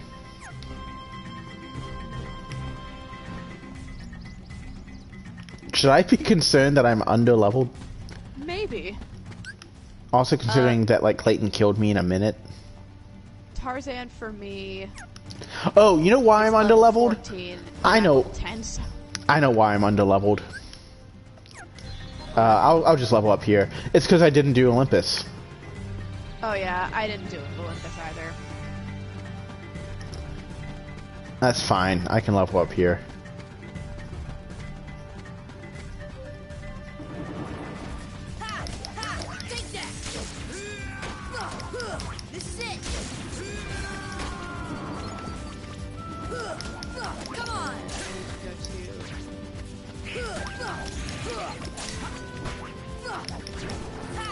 It's funny because, like, the magic build in the original version wasn't good because it didn't have any of these attacks. Like, it didn't have Ripple Drive or Stun Impact. Did it not? Nah. It I didn't don't have... remember that. I mean, when is the last time that I played one that wasn't one HD remix on either PS3 or PS4? Dear God. Yeah. 10 years ago, maybe?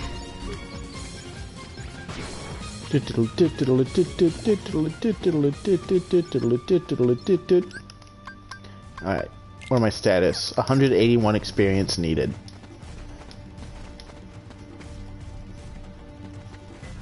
Okay. Gotta grind a little bit. I'm making a very, like, defensive Donald right now.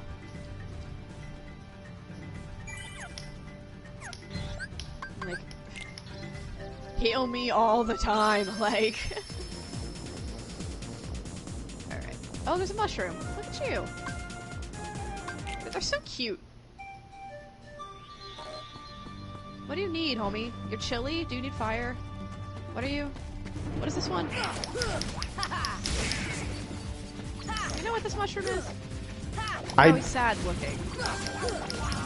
I can't see what you're talking about. Okay, I know you can't, but it's the only mushroom that you encounter. So if they're holding themselves, then like you need to use fire. Yeah. If they're fanning themselves, you need to use blizzard. If there's yellow light shining down on them, it's lightning.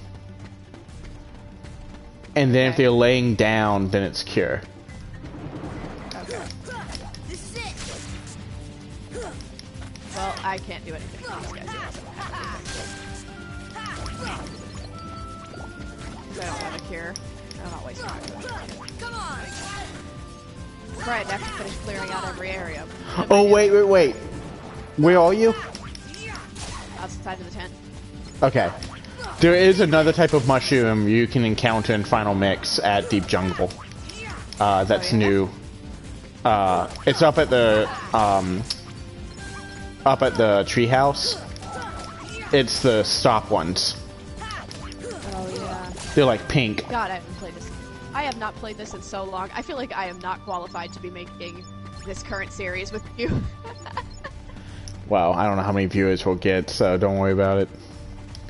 Probably like 0, but it's fine. I mean, at the very least, it's nice just to play it while being able to talk to someone.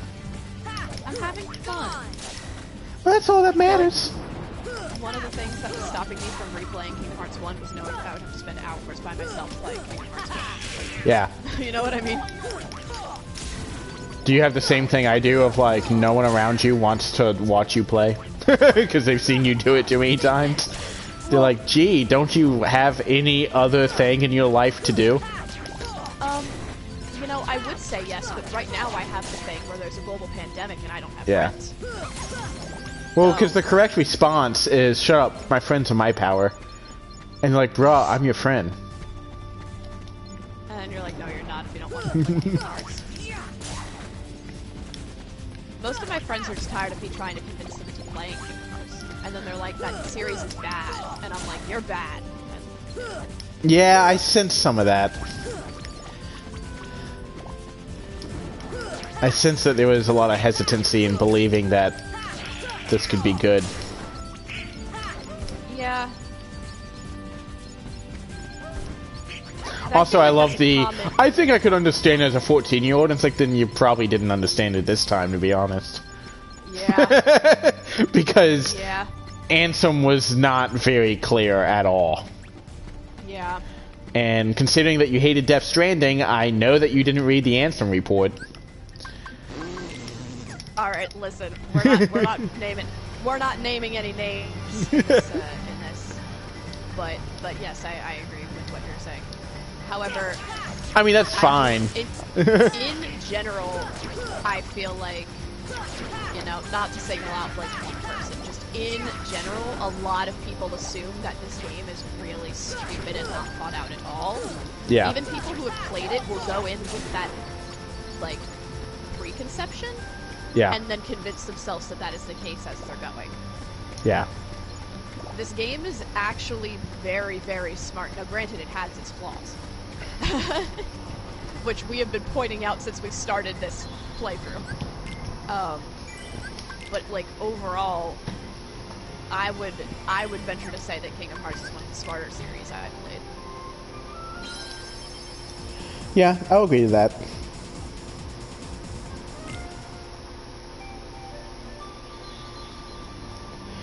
I think the problem is Nomura got too into the idea of like the community experience aspect of like, oh, people enjoy like coming up with theories on forums, so I'm gonna fuel that and I'm gonna create this community around this mobile app. And like what he didn't understand is we hated making theories on forums. And we only did that because he didn't know how to make a story. Yeah, honestly, it was like the anticipation. Everyone got together in anticipation and being like, oh my god, what about this, and they got excited for like 10 seconds, and then they just made friends with people on the forums and stopped talking about Kingdom Hearts pretty quickly. And maybe that's the whole point. Maybe he's just trying to unite people because, you know, friends are power or something. And to be fair, I do owe Nomura our friendship. So So how do you remember, because I don't for myself, do you remember like finding out that people were live chatting on the site, on the forum? We're live chat, like, do you remember like people having like different chats going on? And, no, like the transition from like posting like once a week to like realizing that like, oh, we're just sitting here at our computers talking. Oh, I came in by the time that was already happening. Well, I mean, I did too, but like, do you remember like how you realized that it was? I looked at the timestamps and realized that they were talking. See, I assume that's probably what happened with me, but I don't remember. Like, I don't know, I don't remember coming to the site. Yeah, I don't remember how I found the site either. It's always been there. Well, not anymore. It's a porn site now, apparently, at least according to Josh. I don't see how that could be, given the URL. I don't know. I don't want to die right there. Out. Yeah, I guess I could just go to it. What was it? .net? Yeah, Kingdom Hearts 3.net. Oh no, it's just a up for sale domain. Okay. Yeah, I know. Shit, you want to make the site again? Let's buy the domain. How much money would it cost to buy the domain? I'm honestly shocked that Square didn't buy it. Yeah. Like, just to seal it up, you know? Yeah. We could put all of our streams on there. Oh my god. Are you kidding me? The freaking monkeys killed me because Donald and Goofy got confused in the treehouse and just kept jumping outside of the window. Yeah, it happens a lot. I kind of enjoy when you're fighting the bouncy wilds and you like trip 3 times in a row on the banana peels. It's just kind of funny. It's like, god damn it. Alright, I need to clear out this room and actually not suck at video games for 10 seconds, which is a difficult feat for me, I know.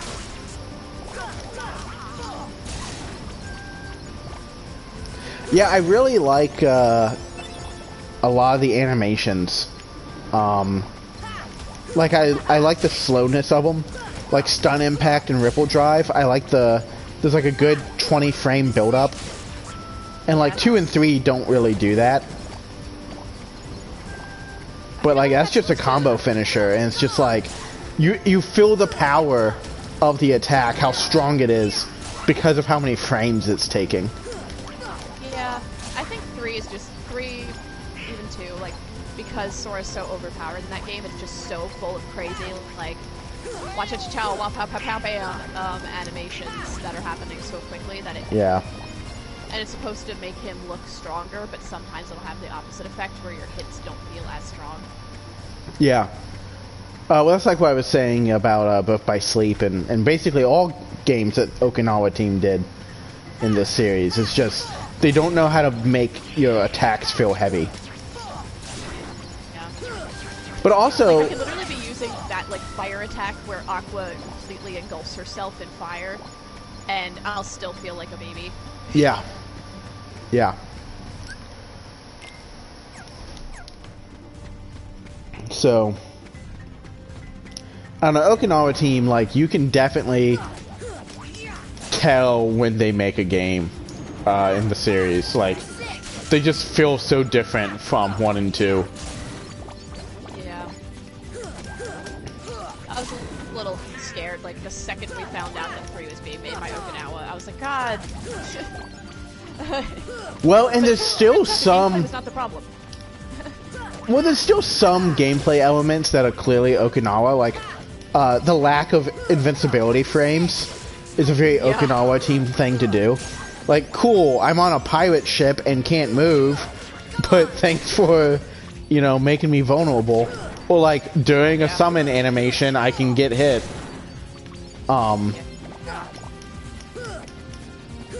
Because like, what was interesting is when they did that closed beta with like Bloody Biscuit and some of the other streamers. and they all complained about getting hit. Like, that was their biggest complaint, was getting hit during summons and like other like animations. Yeah. And so instead of giving them iframes, Okinawa team just made everything slow down whenever you were in those. Yeah. And it was like, okay, like, I guess that's okay. But the problem is in all of these games, it's a mild annoyance for you to not have the enemy stagger properly or to not give iframes properly. In like standard and proud, but in critical, you've now made the game impossible. Yeah. And granted, you play it in critical all the time, but... Yeah.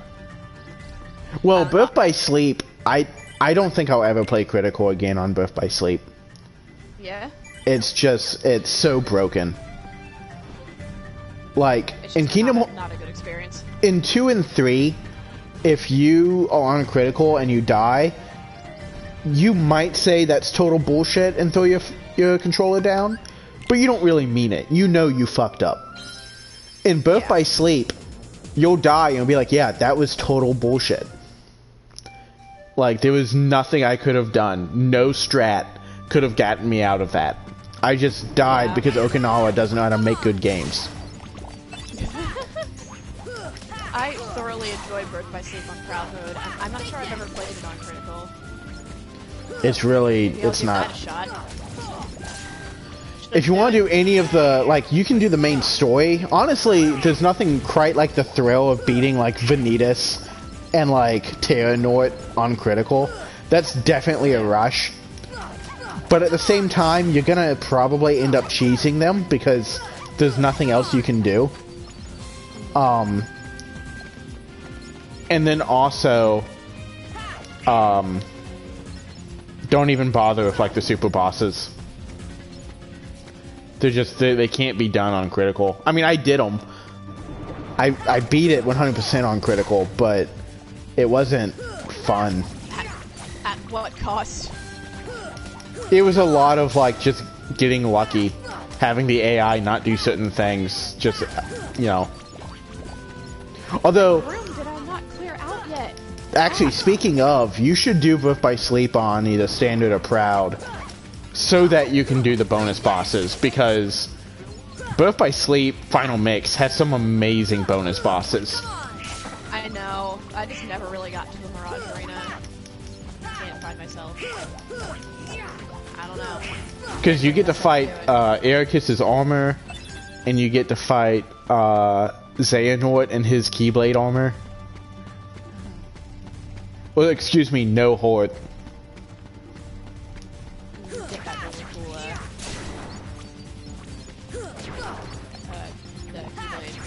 Yeah, and also, that fight against No Horde has a really kind of interesting mix of Xemnas and Ansem's fight themes. Kind of similar to Obscura di Xehanort from 3. Yeah. But not quite as, like, intense. It starts with a nice do, do, do, do, do, like the Xemnas. I was about to try and copy, and then I realized I'm not a piano. Yeah. But... common mistake for me. Wow, I'm kind of getting bored of killing these monkeys. Yeah, I was getting pretty bored too. So I went to the tent and then I left the tent, and then, you know, the gunshot went off, so I guess I can go fight the boss if I can beat Saber, which I just did. Sabor. But you still have to do the, you still have to destroy that plant. Right. But man, is that the dumbest fucking fight to not have guard on. Sabor? Yeah. Yeah. It goes into the thicket and then jumps out at you. Yeah. In such a way that it is so designed to be able to guard. Yeah. You get guard at level 5, I think, in if you choose the shield. Yeah, I know, but I like being offensive in this game because this game for me, because I usually play on standard, is usually just like oonga boonga hit things. Maybe if I do a proud mode file, which it's always just I love Goofy's little commentary in the when you're in fights. Oh yeah. But I think that I don't know. I started a Proud Mode file, but I got bored and stopped in Hollow Bastion, or not Hollow Bastion, Jesus Christ, in Traverse Town. So maybe I'll try it again, but do it with the shield. Because I feel like Proud Mode, you kind of need guard early. Yeah, I mean, one thing about Kingdom Hearts 1 Gold is it's actually slower than just pressing attack at the same time. I know. It lags. Not that I don't use it, but... For higher levels, I tend to play more defensively anyway, so I don't know why I didn't choose the shield. I just went with my default, which is getting rid of the shield, which may not have been the move. Yeah, that seems to be what's screwing me up right now. Yeah. And it's not that I rage quit or anything, like, I could have gotten through it and I wasn't, like, doing terribly or anything, but I just didn't feel like continuing to play it. And maybe it's because I'm a little bit over Kingdom Hearts 1 in the number of times I've played it. I never really thought would be an issue for me. I was always very like, Kingdom Hearts is the best and I'll replay it 1,000,000 times until I die. And then I discovered other video games. So, you know. I've actually, you know, I think now... I've gone through 1 so many times in the past couple years. Like, there was a long time there where, like, I didn't like 1, I liked 2 more. Yeah. And now it's kind of flip-flopped. I mean, I still obviously think 2 is one of the best games ever made, but... I don't know, just I've played 1 a lot over the past couple years. And I still enjoy it. I mean, I went through 1 just as I'm doing it now, but I just went through it, like, not 2 months ago, I think. Yeah. Less than that. I've done it since COVID started. I remember, because I saw you playing it, and I remember because we had that conversation, we were like, man, I got so many other games, but I know I'm just going to run through Kingdom Hearts again, because I want Sora to give me a hug. So, you know, same. Yeah, I stopped on Chain of Memories. Yeah, valid. That'll be a fun one for us to get to in this series. I mean, look, I think it's gonna be nice because I'll have someone to talk to doing it, but which is the main thing. We are not talking through those cutscenes. Dude, Chain of Memories has such a great story. So good. There's nothing quite like Malusha laughing at you for being a moron. Toward the end game of this, I suggest we don't talk through the cutscenes either. Nah, I won't for like a lot of the major stuff. Yeah, Disney scenes, on the other hand, when it comes to like this. Who gives a shit about Disney? Am I right? Not me. Tarzan, help me! That's what I just got to. That big fruit looks suspicious. I like just the concept of Sora walking into this fight where there's like a bunch of monkeys around him and he's just like, sus. I'm gonna fight that fruit.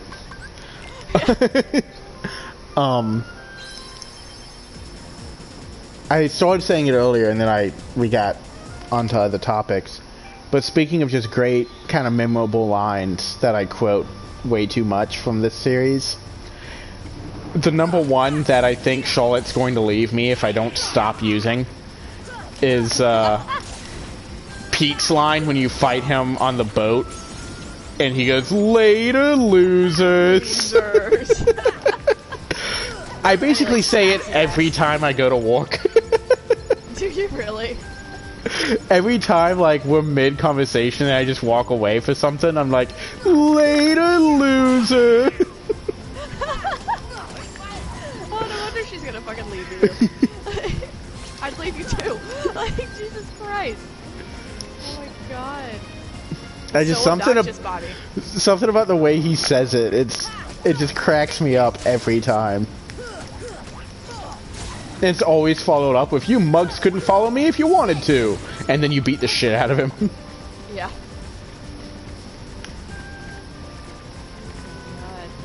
Whoa, that's pretty. There was like a split second where they looked up at the screen in the jungle, and the graphics for the trees looking through the sky was just gorgeous. You know, that's the thing that's weird in 3, is like, the cutscenes for pirates look so disturbing in Uncanny Valley, but the gameplay for Pirates' world looks absolutely gorgeous. It's the most beautiful world. It's fantastic.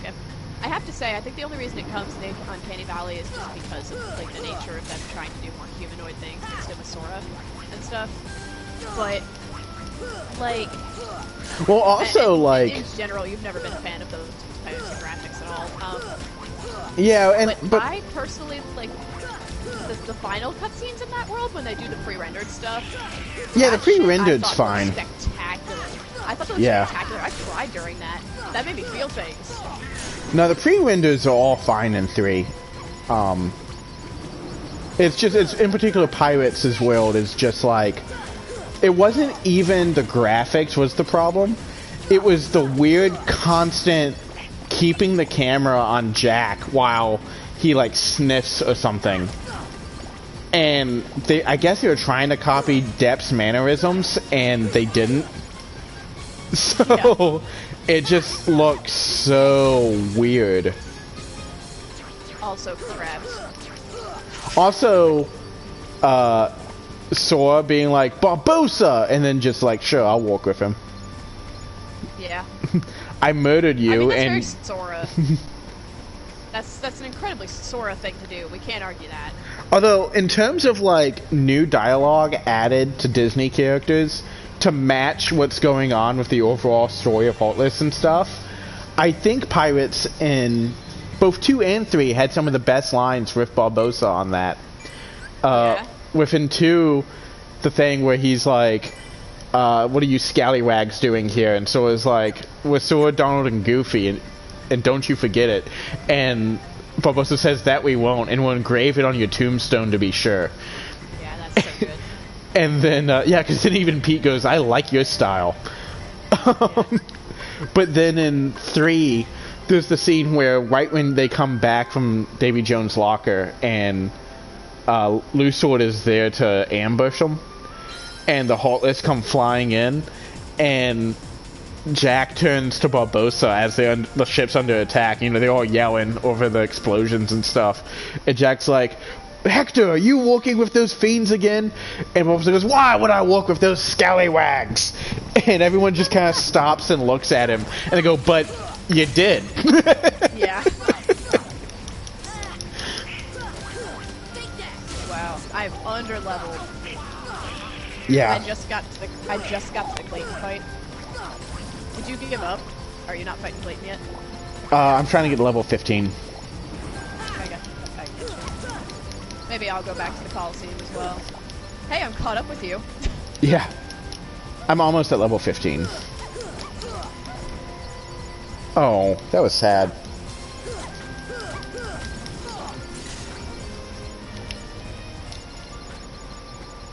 I'm getting a lot of money from these bouncy wilds. Or is that my money? I can never tell how that works. Yeah, me neither. Okay, I'm almost there. 44 more experience. Man, you did all that gummy oh, you didn't go back to the Coliseum? No. Yeah. Because there's not a lot of experience to be gained. Yeah. And I was like, you know, I'll be able to clear Coliseum really fast if I go ahead and level up, so... Yeah. I hope level 15 gives me something good and not like... I don't know. Something not good. I hope it's not like Treasure Magnet. Yeah. I hope it's something that will actually work for this fight. Like Guard? Yeah. Guard would be cool. Or MP up would be. Check.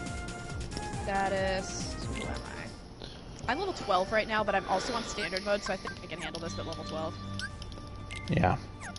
I usually do handle this. Now, like I said, I don't usually go to the Coliseum. Well, that's what's flipping me out here, is I fucking beat this game on level 1. I don't know how you managed that one. Did you do it on beginner? No, you can't. You have to do it on proud. Oh. So there's a couple of things to that. First off, level 1, 0 experience, when you have it equipped, changes some things. So for one, it does something called, nobody knows if it's a glitch or if it's a, like, intentional thing, but Square never cut it from the remakes. But it does this thing called, that fans have called power charging. So, basically, it's kind of like combo boost, where, like, the final hit of the combo does extra damage than normal. But, what makes it special in Zero Experience is that magic does not turn off the multiplier. So, oh, I got scan. That's kind of useful. I forgot how late you get scan in the first game. Yeah, I got scan a little earlier. I can't equip it. Oh, word. Oh my god, Donald died immediately, you useless fucking piece of shit. Anyway. Yeah. I wish there was a retry button in the earlier Kingdom Hearts games. Now that's something that Kingdom Hearts 3 did well. Yeah. Well, I can lower my defense to equip scan. How much do I care? I don't know. Some people say, like, scan's not that useful. But it definitely gives you a gauge on, like, how to balance out what you're doing. That's what I was about to say. It lets me know if it's okay to try and risk it. Yeah. I died again. Good job. I'm gonna go fight not Clayton. I'm on standard mode, man. How can I possibly... Clayton is hard as shit, dude. He is technically a gatekeeper. I mean... He's gatekeeping Act 2. I never really, like, had this much of a problem with Clayton before, ever since I was a kid. You know, that's an interesting... That's a question. Is Clayton or is the Trick Armor the final boss of Act 1? Trick Armor. Really? You think so? I think so, because you have to go back to Traverse Town and then they, like... And then seal it? Yeah, and then you seal it, and then that's when you unlock all the other worlds. But Clayton's definitely harder than Trick Armor. By a long shot. That's for sure. That's for sure. I am being painfully aware of that right now. Jesus Christ! Am I just gonna have to, like, get to level 50 and then fight him? Did you die too? No, but I've already used up my items. Yeah. Oh my god. Oh, thank you, Tarzan. Like, I can't And everybody's dead. I don't know.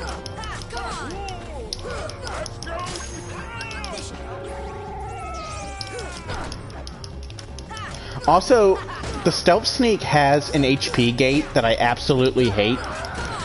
Yeah. And I'm right pretty much at it when he starts shooting the lasers out of his eyes. Yeah. Oh, I'm dead.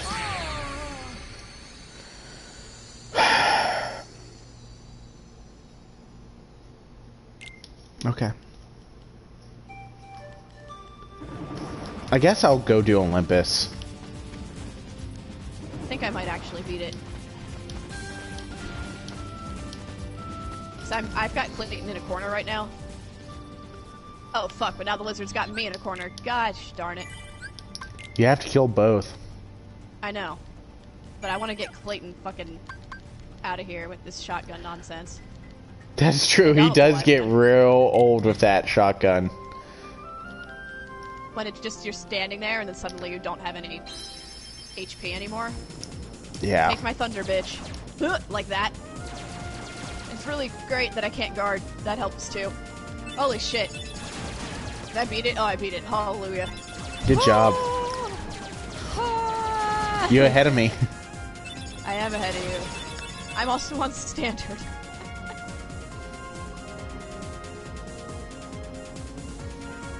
The key is to dodge roll constantly. That reminds me. Speaking of games you don't like, in Sonic Adventure 2,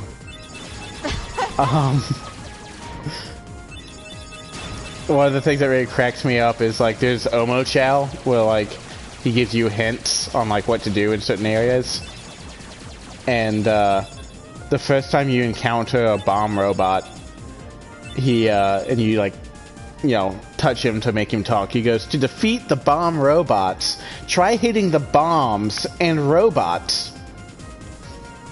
Oh my god. That's so dumb. I'm always like, thanks. Ooh, Kerchak just yeeted me. But I'm not gonna narrate this scene because I want the viewers like you to get your interpretations of which is not important at all, but my god, Kerchak is so beefy. I know, dude. I bet he's got a big gorilla dick. Yeah? Yeah, I bet it's like, I bet it's real big.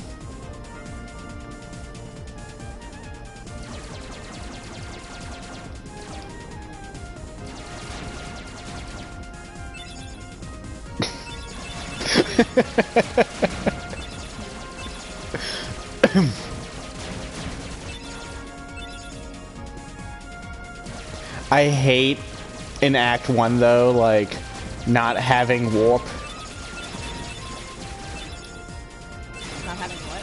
Warp, and you just have to fly to everything. Oh my god, that is the worst. It feels like most of the game, and it's literally like just the first 3 worlds.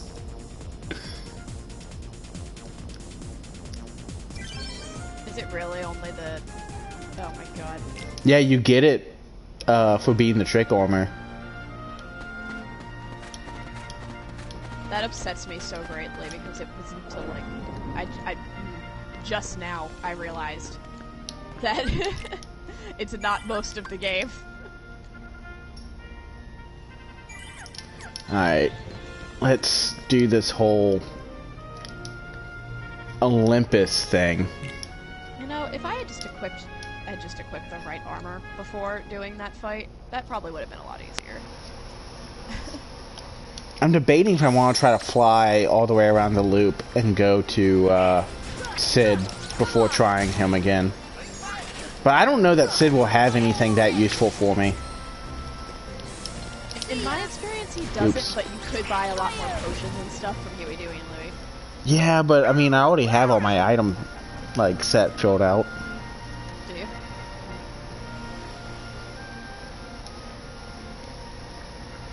I love this area. I mean, you'll get there soon, but the behind the waterfall? Area. Yeah. Oh, so pretty.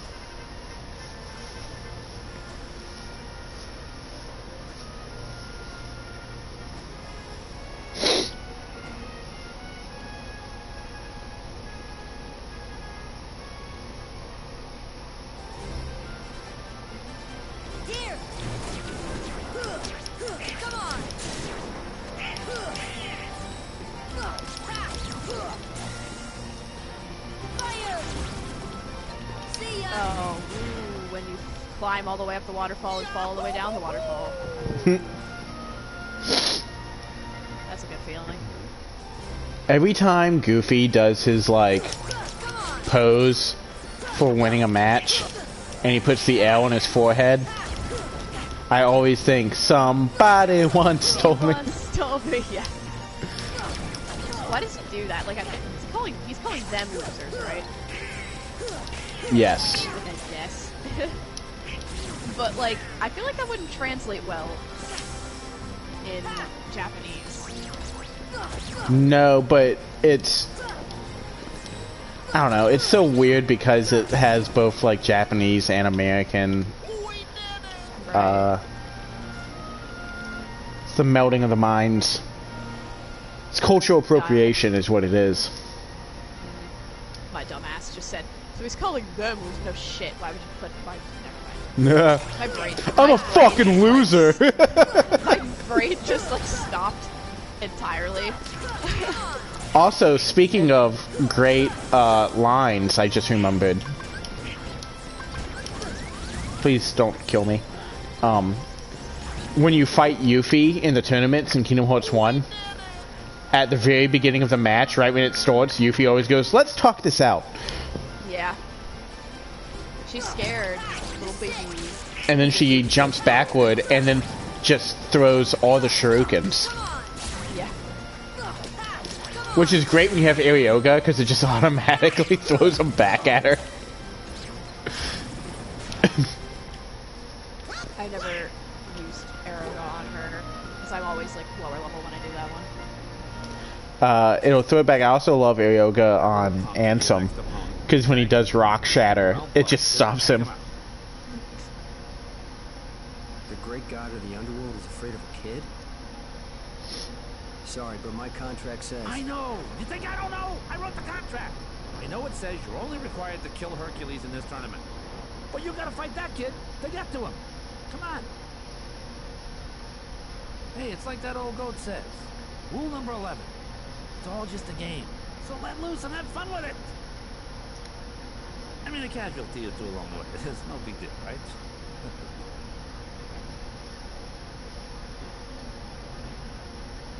You know, I'm watching this scene by the waterfall again and starting to realize, you're right, it's not that fucking complicated.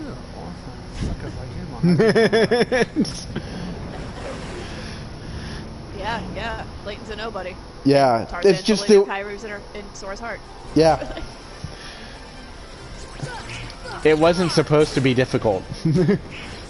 Yeah, I think it's just widely overlooked because, like... Because nobody's won a thing yet. Right, well that, and also, like, who's paying attention to the intricate plot of the Tarzans? Yeah. And on top of that, you're not, like, on your first run especially, you don't know that, like, a Hort can go in someone else. Like, I think if, like, that scene when Kyrie's Hort goes into Sora's, if that happened in Kingdom Hearts 3, we would just immediately be like, oh, like, her Hort went into Sora's. Like, we wouldn't even, you know, question what we just saw. But in 1, it's like, oh, that's trippy. Yeah.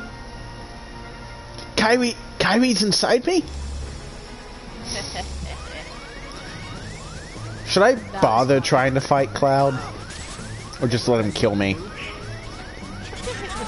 Well, doesn't matter.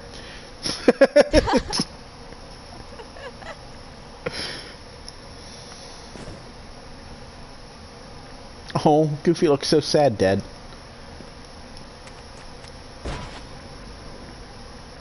Why is Jafar's voice actor suck? You think he sucks? Yeah. I thought he did a very good job.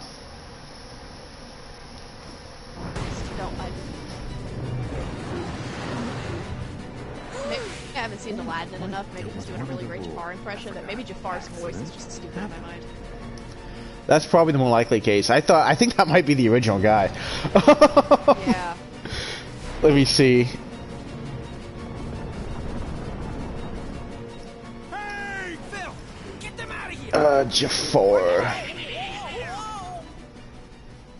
Jonathan Freeman is playing him in Kingdom Hearts and plays him in the movie. Yeah, I just don't like Aladdin's, or no, I don't know Aladdin, Jafar's voice then. Because he just said something, and it sounded like he was swallowing his whole tongue while he was saying it. Yeah, that's Jafar. Ugh, don't like it. I told you about that episode from the old Hercules TV show, right? With Jafar in it? No. Oh, I'm sure I did. You probably just don't remember me telling you. There's this old episode. First off, you know Hercules had a TV show. Yeah. One of those Disney Channel classics. Yes. There is a old episode in like season 3 where Jafar comes to the underworld because he's been defeated after Return of Jafar happens. And Hades cannot stand him. Yeah, I understand. Me too, Hades. And like, there's a bit, like the whole thing is they decide that they're gonna work together, so Hades is gonna take on Aladdin, and Jafar is gonna take on Herc, because they're like, maybe we can take on each other's problems. I love that. And so there's like the bit where like Jafar like talked about his plan, and he starts like maniacally laughing. He's like, and Hades is like, why? Why are you doing that? Who does that help? He's like, sheesh, this guy. And like the whole time he's like, alright, I'll make a deal. You go into the River of Styx, and that's just it. Just get out of my sight. He's like, it's just, I need you to leave. And then like he, like near the end of the episode, he goes to Herc, and he's like, I need you to defeat this guy, because he is getting on my last nerve. He will not go to hell. He's like, I need this favor from the son of Zeus. Do this for me. Does he do it? Yeah. Wow. Oh, it's such a great episode.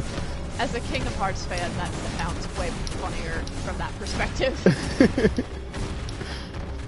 But yeah, one of the best moments is definitely when Jafar is laughing. He's like, who does that help?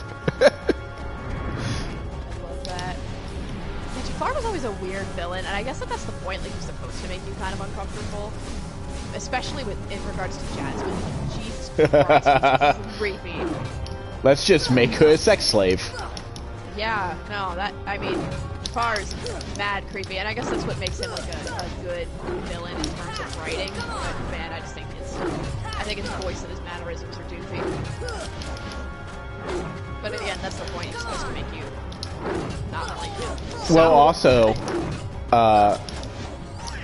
they kind of even like touch on that in the film several times, that he's supposed to be over the top creepy. Like the scene when Jafar is casting a spell to control the Sultan and says, I'm gonna marry Jasmine, and the spell isn't strong enough. Yeah. on the Sultan, and he's like, but you're so old. That was, yeah. Oh my god. But also Return of Jafar kind of fed into that too, when Iago's like, that guy is a psycho. Yeah. Yeah, I remember that vaguely. There's actually, I think, a line where he's like, you understand you left me with a psychopath, right? Yeah. Like, Iago's just like, I regret everything. I worked Well, Genie called him a psychopath too in the first one. Yeah. Because he was like, hey, Al. He's like, hey, Al, don't leave me with Mr. Psychopath Killer over there.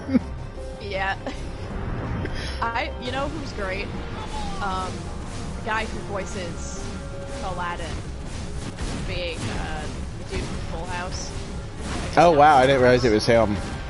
It's Steve from Full House. Yeah, that's interesting that it's not a Muslim guy. Oh yeah. Well, yeah, you know, Robin Williams was to be, so. And then they got Will Smith to play him. Dude, I tried watching the live action. I got, I think, 4 minutes in. I've heard that it's like bad. You know, bad in the way that Disney films, the live action Disney films are. However, visually very pretty. So I might just be like, ooh, colors. It's got a real Bollywood feel to it. I am fine with that. But I can't say too much because I did not get 4. Yeah.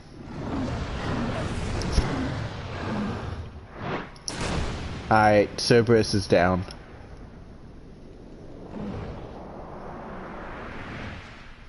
I don't even think I leveled up from that.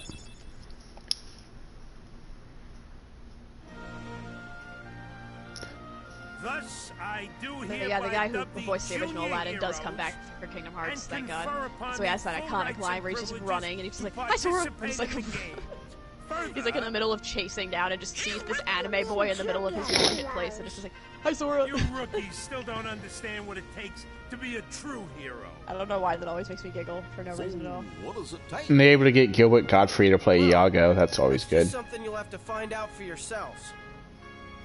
Just the way that I did. Honestly, Kingdom Hearts has some crazy star power. No like, problem. We'll start definitely by more so in proving one than ourselves any of the other games. games, but crazy star power all There around. ain't gonna be any games for a while. Gotta clean up the mess. In Kingdom Hearts 1, the guy who plays Mushu We'll be back. is a very white man. I'm not at all surprised. Oh wait, maybe not. Hang on. He might be Asian. That wasn't the best picture of him. I'd already worn Cerberus down by the time the little guy jumped in.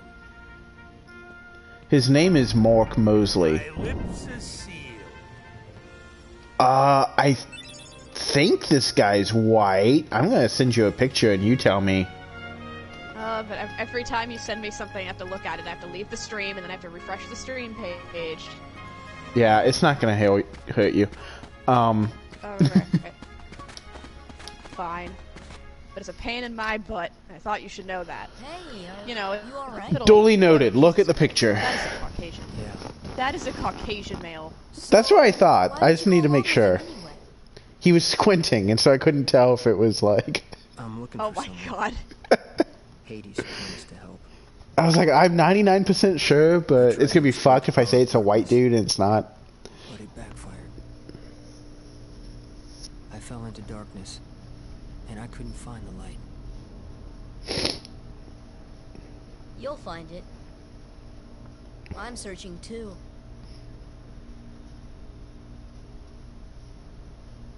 For your light? I got Sonic Blade.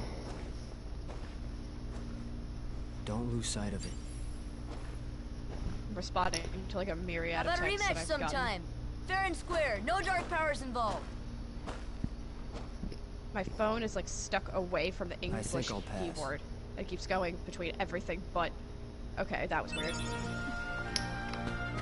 It was like you want Bitmojis and emojis and only those two. He's strong. He's kind. He's always there for you. And he's handsome to boot. He's Alright. perfect. Perfect. I got your stream going again. Perfectly. You did just get Sonic Blade. Ah. Wait a minute. Donald, Don't worry fucking about it. heal me. All the pieces are in place. Relax. I only have an Here's the elixir deal. on me. Let Hercules train the kid. Well, that's a In problem. the next game, I'll take care of them both. I'm not using no elixir. God, Maleficent was a legitimate threat in this game. I miss that. Yeah. Remember when she was supposed to do things in 3 and then didn't do jack shit? I don't know why she wasn't a fight in Remind. I don't know why she wasn't, like, in the game. like, she was in the game for cutscenes, but she wasn't, like, in the game. I mean, fight her, she didn't do anything at all. And, like, back when we were thinking about making those, like, theory videos, which I guess eventually led us down this path, we were, like, talking about the Book of Prophecies and Maleficent and all the stuff that she could do in Kingdom Hearts 3, and it didn't do shit. Yeah. Well, she's still doing stuff in Union Cross. She's the reason Malusha became a nobody. Yeah. That's true. At least last I saw, that's what it looked like it was heading. Was that she was the one that killed him.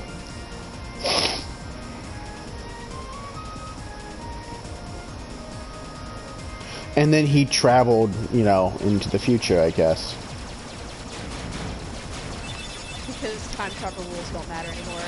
And I think it's supposed to be like that Marluja is way more powerful than he lets on, and that's why he's the boss of Chain of Memories in addition to... The correct term is Lord of the Castle.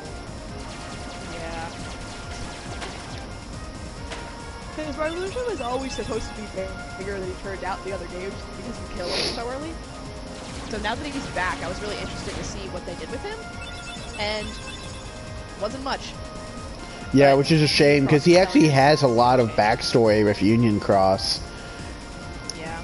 And, He'll be big in the next couple He had so many. Well, I think they changed his voice too for 3. If they didn't, then the voice actor tried in Chain and then didn't try in 3.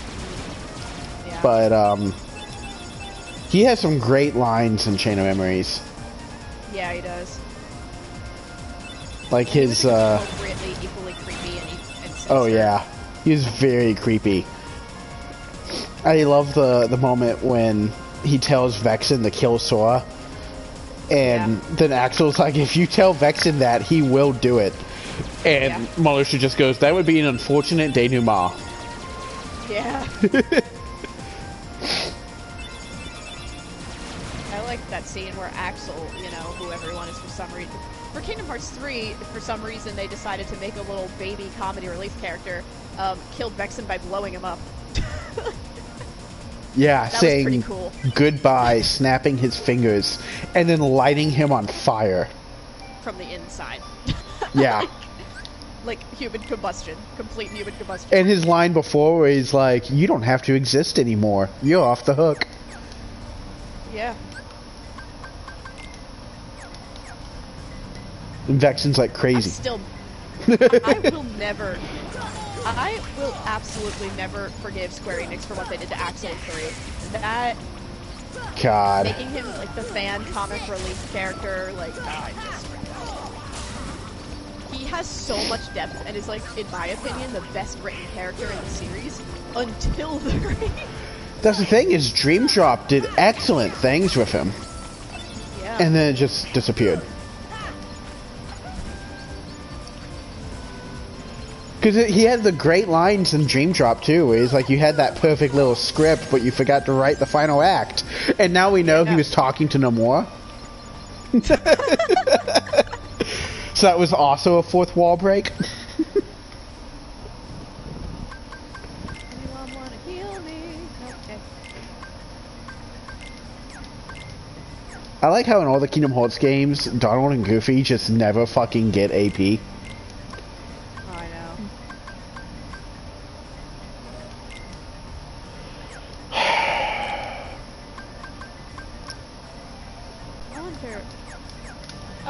Was a moment of Nomura being self-aware.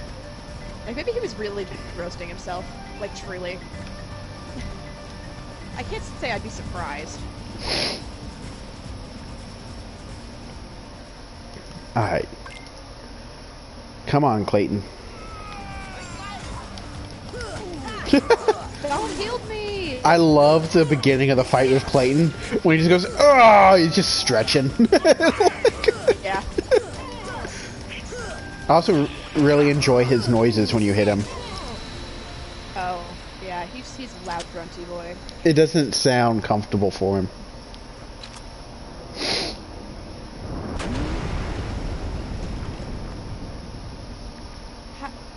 Am I missing something? Did I accidentally hit crowd mode or something? Because I keep... You can check your configuration. Yeah. If you go to config, it'll tell you. I'm still fighting in the Coliseum right now, but I'm having way harder of a time than I usually do. Where do you get the first arrow? First arrow? Honestly, don't remember. I want it. My gut, for some reason, is... No, it's not the first arrow. Definitely not. No. I think you might get I know what you get 2 and 3. You get the third one from Dalmatians, and the second one from I know that. The Yellow Trinity, but I can't remember where the first one is. I think it's also optional.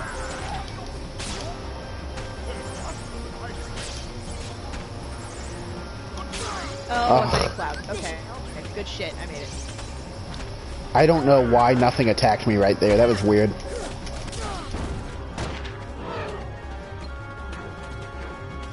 I have this weird memory where I feel like I had Aereo for this fight before.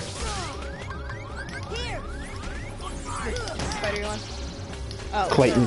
Oh my god. Dude! I'm sorry, I'm staring at my screen because I'm fighting Cloud. Alright, that was total bullshit.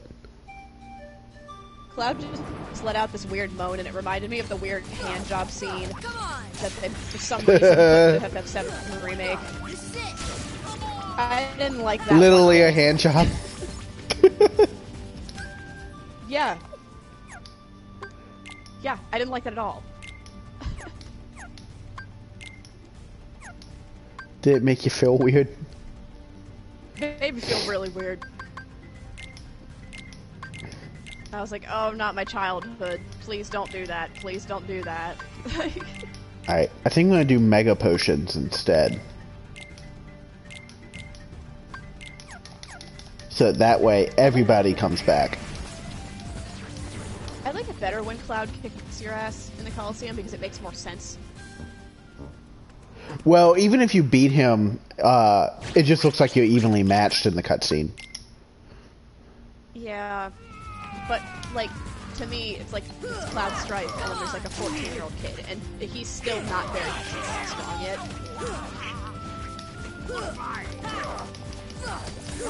Why does Hercules always sound like a Guido in that scene where he's holding up the Oh, I didn't put Cure on me yet. No wonder I fucking... Oh my god.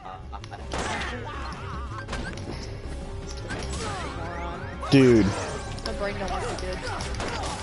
Thunder! Yeah. Thunder! Thunder! Thunder! Thunder!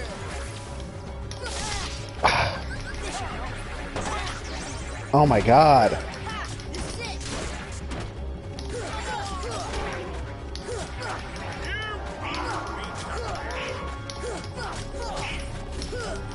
Did Clayton just say you're probably Gilgamesh? Did he? I couldn't tell what he said. Sounded like he said, you're probably Gilgamesh. I mean... I can't say that that's something Clayton definitively wouldn't say.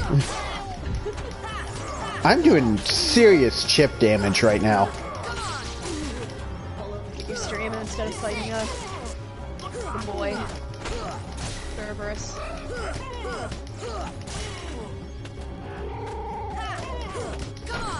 Wait, am I gonna pull this off? I'm like way behind you. You don't have to kill the stealth snake. I was wrong. I always end up, like, getting close enough to killing the stealth snake that I guess I never really noticed if I killed it or not. That's good to know for future playthroughs. And now, we can get into, like, real people plot, kinda, sort of. Barely. One is slow. We're gonna have a slow couple first streams.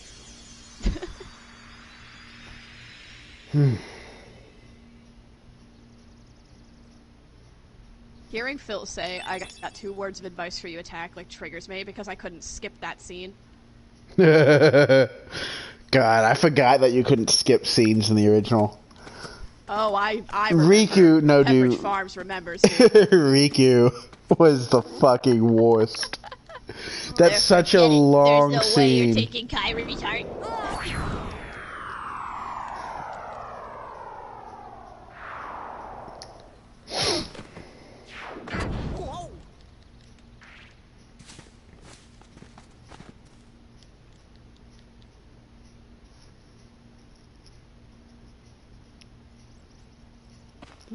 Kingdom Hearts has that same problem as like that meme I sent you where it was like Cloud trying to open up that door by hitting it with his sword and nothing happens, and it's like 2 seconds later and he's cutting through buildings.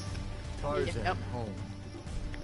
I thought 3 was really bad with that in Olympus where they're like, most anime-ish games have that issue. yeah, but like 3 with Olympus where they're like, you're weaker than you've ever been, Sora, you gotta get your power back.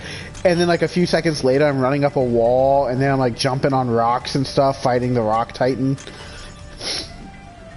Right, like doing way more than you've ever done in the other Kingdom Hearts games. All my friends are dead.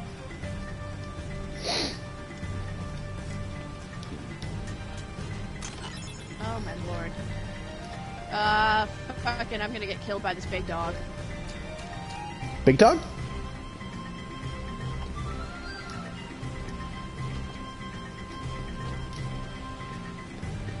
You know what's fun? The Cerberus fighting too. Yeah.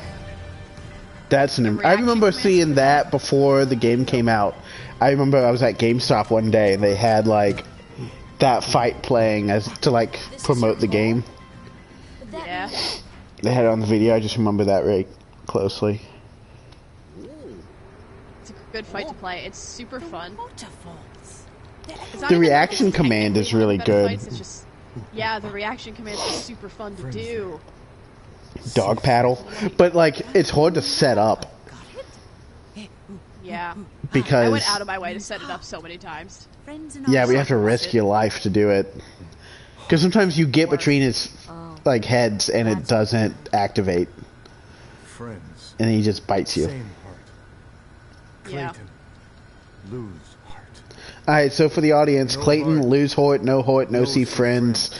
Obviously, Clayton's a nobody. Don't at me, bro. No friends. Sorry about what That's I what's said. up. That's the closest thing to plot that we're gonna get since we started the Disney Worlds in this.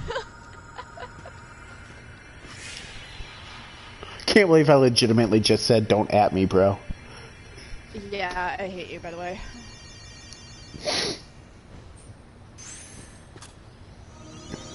Those butterflies were like, we gotta protect the keyhole. Yeah. Do they have hearts? What if the Keyblade missed and, like, unlocked one of their hearts by accident? I don't know, do bugs have hearts? And then we dive into, all living things have hearts. The Cerberus have a heart. He's not alive, I guess.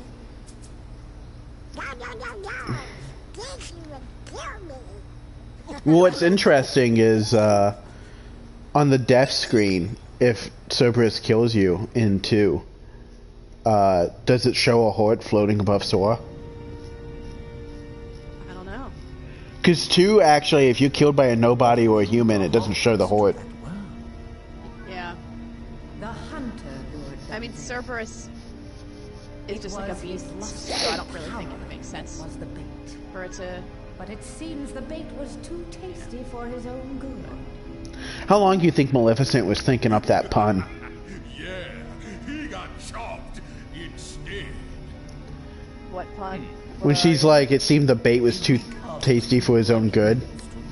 Oh. And then, like, she was like, yeah, she, like, thought for minutes on it. It was like, I got this. And then Oogie Boogie just immediately, like, claps back. I'm, like, picturing her, like, as soon as she meets Clayton. She, like, has that one ready. And she's putting it in her back pocket the whole time. Yes, the princesses. They are falling into our hands, one by one. Speaking of which... Alice, where did you even come from? There's not a door behind you.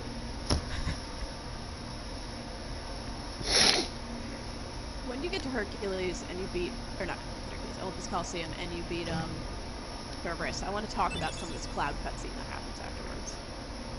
I already did that. You beat Cerberus? Yeah, you saw me. I didn't see you beat Cerberus. I wasn't looking at the stream. I was doing my own thing. Well, I already did it. I'm going to Traverse Town. We're gonna talk about... Okay. Well, we're going to talk about that cloud cutscene that happens afterwards. Because I think that's interesting. The fact that he was hanging a streaming thing. Sorry, viewers, that we have Zero. No, it's fine. They remember. So, yeah, he was working with Hades to try and get Aerith back to life. Yeah, I think that's nifty. Oh, you did get Sonic Blade, right? This is when we were talking about, and I was like, I don't want to leave the stream. Yeah, that's why it's like dumb that you're like, I don't know that. It's like, yeah, you do. Yeah, well, listen. I'm dumb. We are completely equipped to do this stream. Cannot equip engine gummies because you would go fast, and that's against the rules.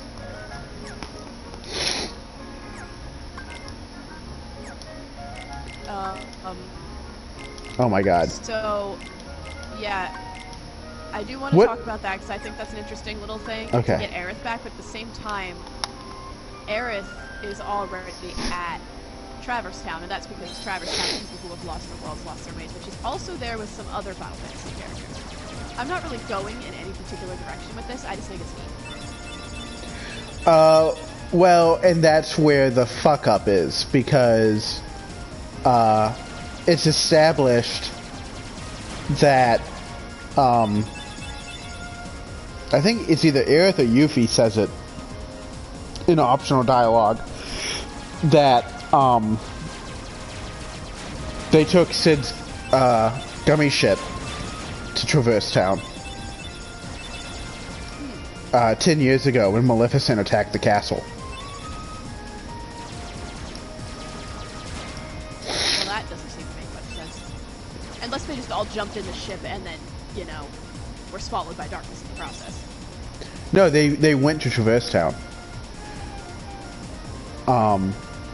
Traverse Town, you don't have to be swallowed by darkness to go there. It appears for anyone who needs it.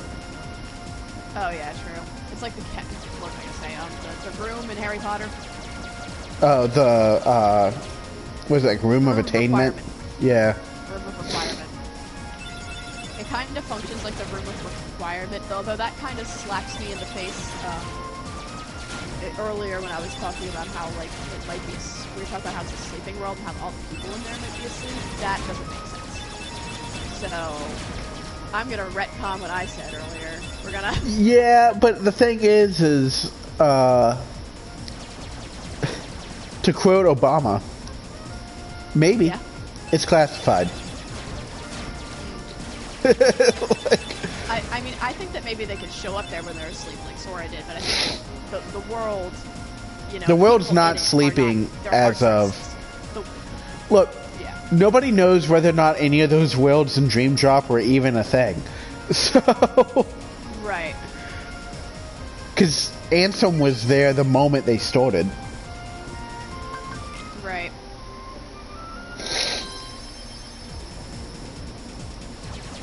And we don't talk about Phantom Ursula. I think that Traverse Town could very well be asleep by the time that Dream Drop happens, but I don't think it is. I think it's more Room of Requirement-y. Although it could be a sleeping world that people are able to enter. Well, somehow. According to Joshua in Dream Drop, Traverse Town is created not for Sora and Riku, but for the dudes from World Ends With You.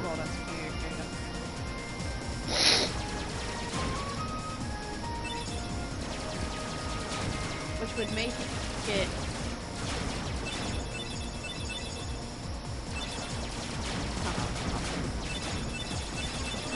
That, I mean, that definitely goes...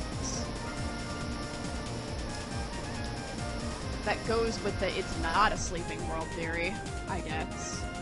I don't know how we would have gotten to a non-sleeping world in Dream Drop. You want ever in a sleeping world, from my perspective. Xemnas even says that. That none of the worlds that you were at were ever sleeping. Well, he doesn't say none of them were. But when he's talking about Tron Legacy, he's like, you need to consider the fact that Data doesn't sleep. So clearly, wherever you are, it's not what you meant to be. Yeah.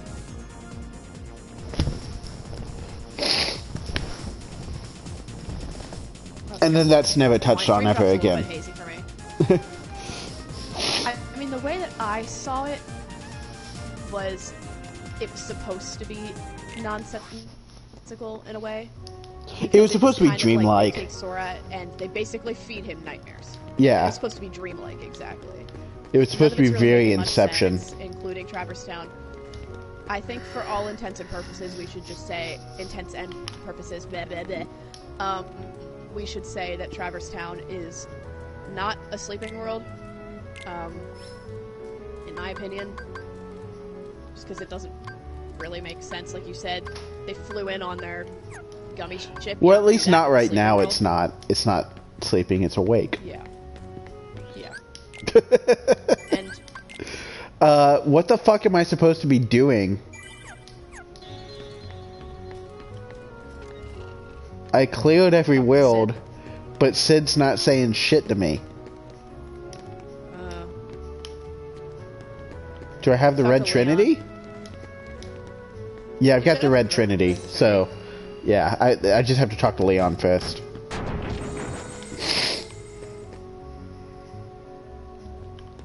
That's right, because they were like, go talk to Leon, and I was like, nah. Yeah.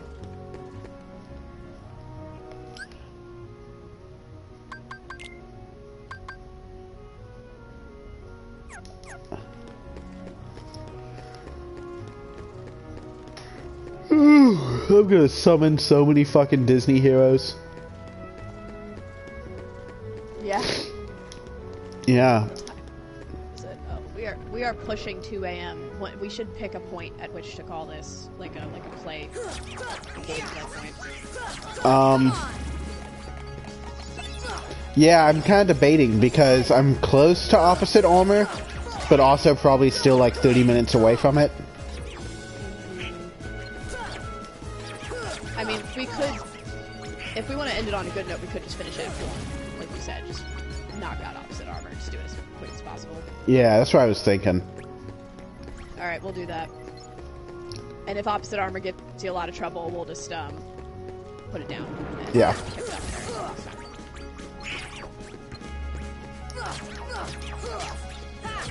Come on!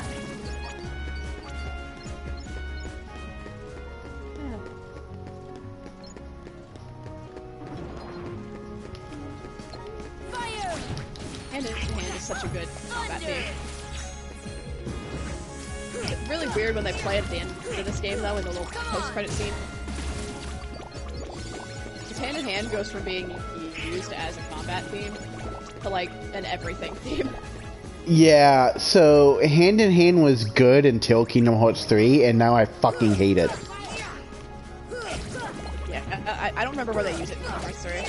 The attractions. Every fucking time you summon an attraction, it feels the need to ruin the good music and play Hand in Hand.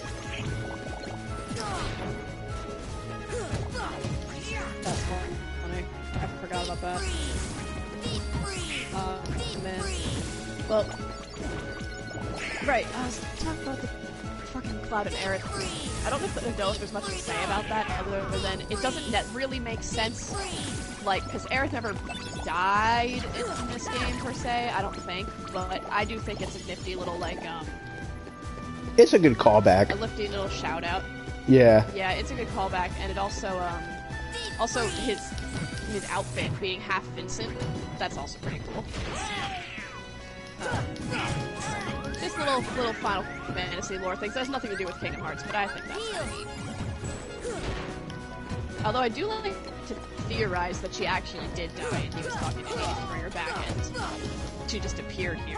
But then it goes against exactly what Yuki says in the optional dialogue. Yeah. But like, yeah, we can check. So we can check exactly what it is they say. It's when you go to Hollow Bastion the second time. You talk to him in the library. Yeah, well, you know. And it's also in the journal.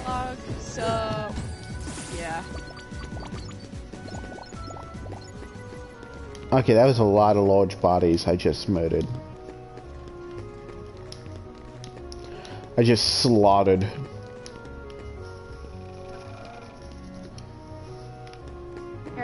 This outfit in this game. Got the red bow with the KH1 with the purple belt. Come on! Are you already at Leon? Oh, I'm still trying to get there.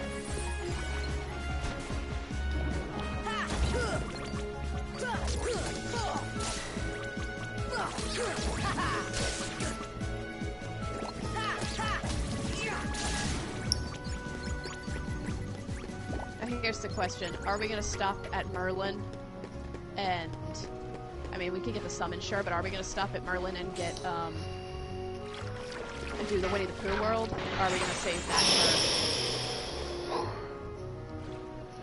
You know, 100 Acre Wood, that's what it's called.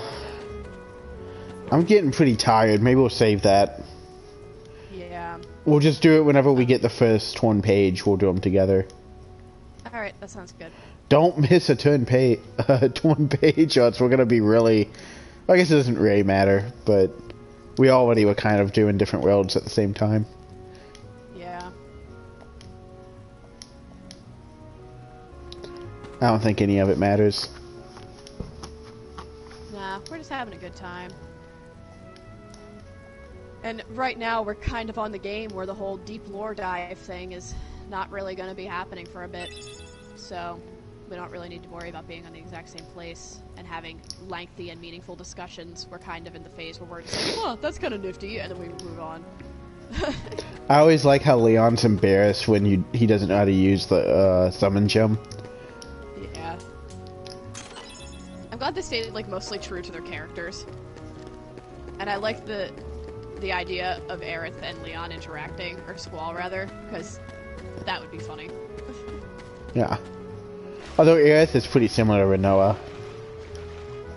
Yeah. From what I know. I don't know enough about Renoa. Or Squall for that matter. Like, you know, a lot of people... I'm gonna turn into an emo kid. A lot of people really hate Squall and say that he's not relatable in any way. I 100% disagree with that. I super identified with Squall. Because Squall's whole thing is he's very much quiet, shy. He pushes people away. But like in FF8, they have so much of this inner monologue that he has where like one scene that's a really good example is when they think Cypher has died. And everyone in the room is talking about how even though Cypher was a bad guy, they can't believe he died. And, you know, because he wasn't like a villain yet. They were just like, he was obnoxious, but he didn't deserve to die. And while everyone in the room's having that conversation, they keep looking at Squall, waiting for him to say something, and he doesn't. But we see his inner monologue, and he's like, are people going to talk about me like this? He died 5 minutes ago. Good person, you know, didn't deserve this. How do we have any way to make any type of sound statement right now about this? And so he's just like really conflicted about like people using the past tense to talk about Cypher. And then finally someone says, Squall, what are you thinking? And he stands up and goes, I'm not going to be talked to in the past tense, and runs out of the room. And everyone's like, what the fuck? But with the context of the inner monologue, it's like he was really disturbed. But he never knows how to say things aloud of what he's thinking. And then seems really awkward. Yeah, and another big like characterization bit I really liked for him, which is actually the part that so many people hated because they didn't understand his character arc. Is there's a bit where basically all hell has started breaking loose in the story. Like, it's kind of, you know, when the heroes are at their lowest point and like they are just not winning at all. Renoa is in a coma. Like, just all this terrible stuff's happening. And there's no real direction about what you're supposed to do. Like, they don't tell you what town you have to go to next or anything. So you're just kind of aimlessly wandering around the map. And then finally when you go to Fisherman's Horizon, which is this town that has, like, a giant, hang on, I gotta fight this fat body. A giant, like, railroad crossing the ocean. When you park there with your ship, then you continue the story, and it's this cutscene where Squall sneaks off the ship with Renoa, and like in his internal monologue that we see, he's like, sorry guys, I just can't do it. And he just fucking leaves. And so like the next scene is like this montage of him taking Renoa's like unconscious body down the railroad. And he's like, I wonder how long this is. I wonder if the others even notice that I'm gone. I wonder if they're angry or upset or if they understand. And it's just this whole thing of like him trying to figure out like why is he doing it, but then like he'll also have these moments of like I can't do it. It's too much to ask of me. He's like, I didn't ask for any of this. But then he gets to the end of the railroad and all of the party members are there. And they're like, we knew you would do that. He's like, thanks guys, you're my best friends. He seems like, I don't know, one of those characters that people shit on for being air quotes emo, but in reality it's just, you know, a man in a video game who's expressing emotion and that scared people. I mean, that's the thing, is that I think what it was is he didn't express it, but we got to see his internal monologue, which is a thing that they don't often do well for men, I think. Yeah. And I think that, especially in 1998, upset people. They didn't like the idea that the quiet dude in the corner who's kind of weird might have, like, emotions. Yeah. Thoughts. Yeah. But I also always identified with him too, because like part of his like characterization is everyone thinks of him as like this amazing mercenary, like he's the strongest mercenary they've ever met, and he's so good at everything. And his internal monologue is like, I just do my job. He's like, it's not that big a deal. He's like, please stop saying that. Like there's like a moment where like someone will be like, wow, you're so much better than me. And he's like, well, if you did your job, maybe that wouldn't be the case. Like, and I really identify with that poet. Yeah. That's relatable. I don't know, I've seen a lot of stuff like that, and especially like Square Enix media. People are really quick to like either hate a character for being too like happy, like Sora, or and he's not even happy. That takes like 2 seconds to figure out, but whatever. People really take the characters to face value, so there's like really common rhetoric, like Cloud's a little bitch baby or something like that, and I'm like, I don't know if y'all know something about mental illness, but like, yeah. I don't know, it seems like grossly simplified. And then there's Noctis, the flattest character ever. I liked Noctis, like, because he actually was just a little emo baby. And, like, for most of the time, I felt like that was almost Square making a point, like, you want an emo baby? We'll give you an emo baby. And then they gave him an emo baby. He was a real emo baby. Can we agree, though, that Sid was a terrible person in FF7? Yes. Yes. He was a dick. Bad person. I just talked to Sid, by the way, because my dumbass went to the Gizmo Bell before talking to Sid, and then I was like, oh, I forgot I have to do that. I'm talking to him right now. Yeah, I just talked to him, so... Heading back to the Gizmo Bell. Oh, don't forget the optional scene with Pinocchio before you leave Traverse Town. You mean where he's, like, sitting in the corner? Yeah. You mean the one that, like, makes the rest of the game make no goddamn sense? You mean it makes sense? I thought it was the one that made everything not make sense. No, like missing it makes no sense. Because when you see Pinocchio at Monstro, everybody knows who he is. Oh, yeah. But if you don't do that scene, you're like, why does Sora know who Pinocchio is?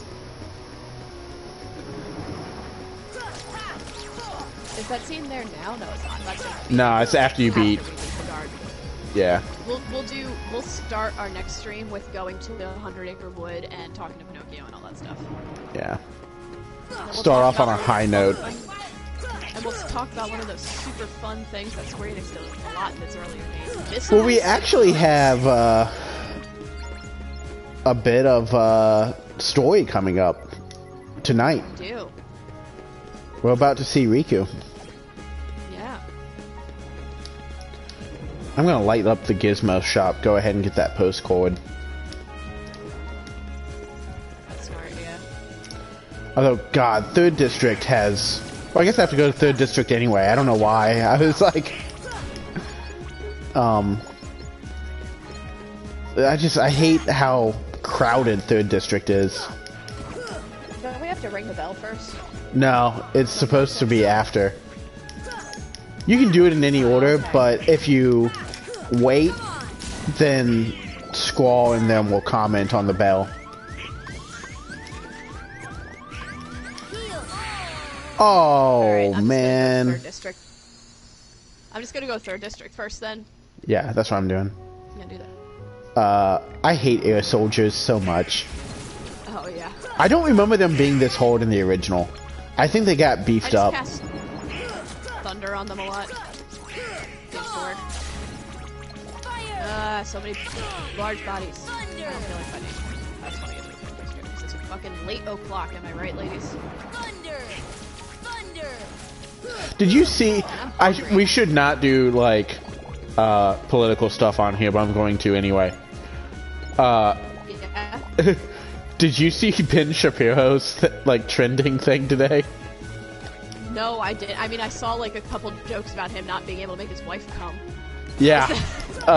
So. I'll openly post about not being able to make his wife come. Yeah, because he's an idiot and doesn't know what he's saying. Does he not know where the clitoris is? No, it's a lot worse than that. He was attacking. I don't know which singer it was. I want to say it's Nicki Minaj, but oh no, Cardi B with wet ass pussy. And yes. Yeah. So he was explaining on his podcast apparently that if a vagina is wet, then that is a medical condition. What? And that healthy women don't get wet. Ben Shapiro. His poor wife. Oh my god. Yeah. She's also there thinking the same shit, I guess. So, like, I don't know. Well, yeah, that was the thing, is he said his wife said that. And it was like, it made me think of King of the Hill. There's a scene where, like, Peggy's debating whether or not she should teach sex ed.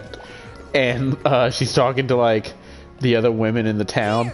And the one's like, I just let Tom crawl on me at night and do what he needs to do. And Peggy goes, oh, you poor woman. Yeah. Alright. I don't have enough magic to open up the door. Oh my god. Beat up some Heartless.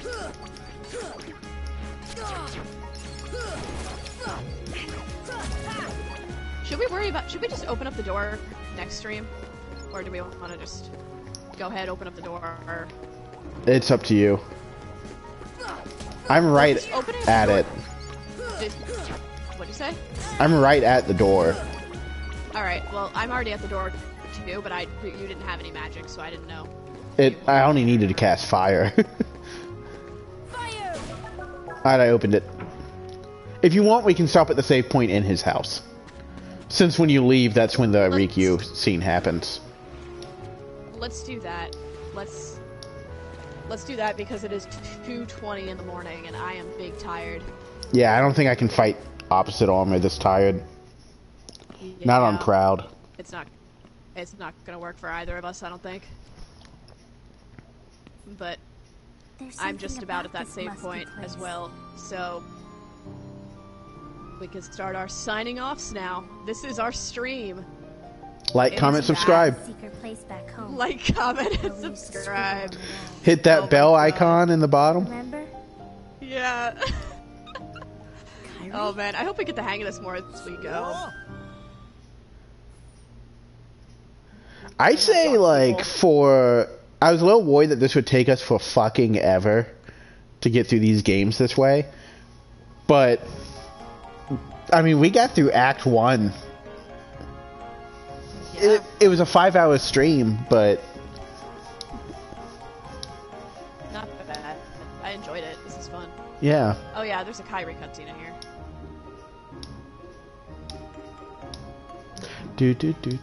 I like this theme for Merlin. It's like only played here.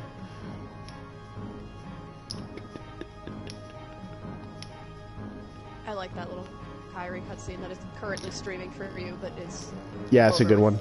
on your screen. It's cute. I think they're a very cute couple, and the fandom would tear me apart because they all want Sora and Riku to bang or some nonsense, but Riku's got I Riku think replica. true.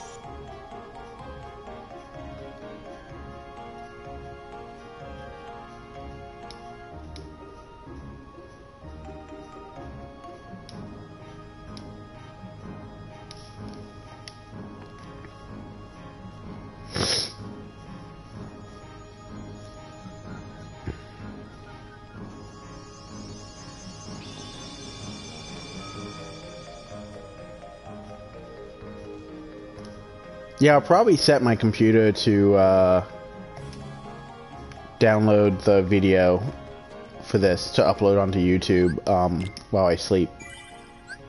Yeah, and then upload it while you're at work or whatever. Yeah. Kind of sucks I have to do that so roundabout, but... It does, but we're gonna be able to do YouTube next time you're available. Yeah, I mean... Your schedule's a little bit stricter than mine. So I won't,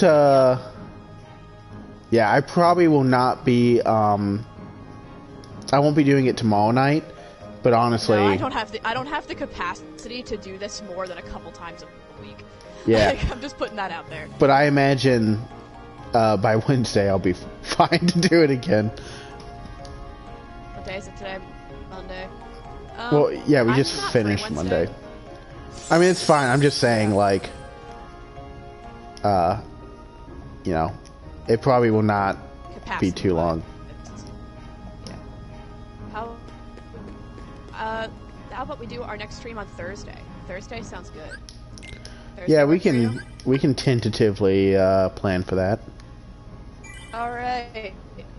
Everyone tune in for maybe Thursday. Yeah. All right. Save? Yep, I Yeah. saved. All right, I saved too. All right, time to end that. There's And ending. I can't see the stop stream button because it says only microphone audio is being broadcast.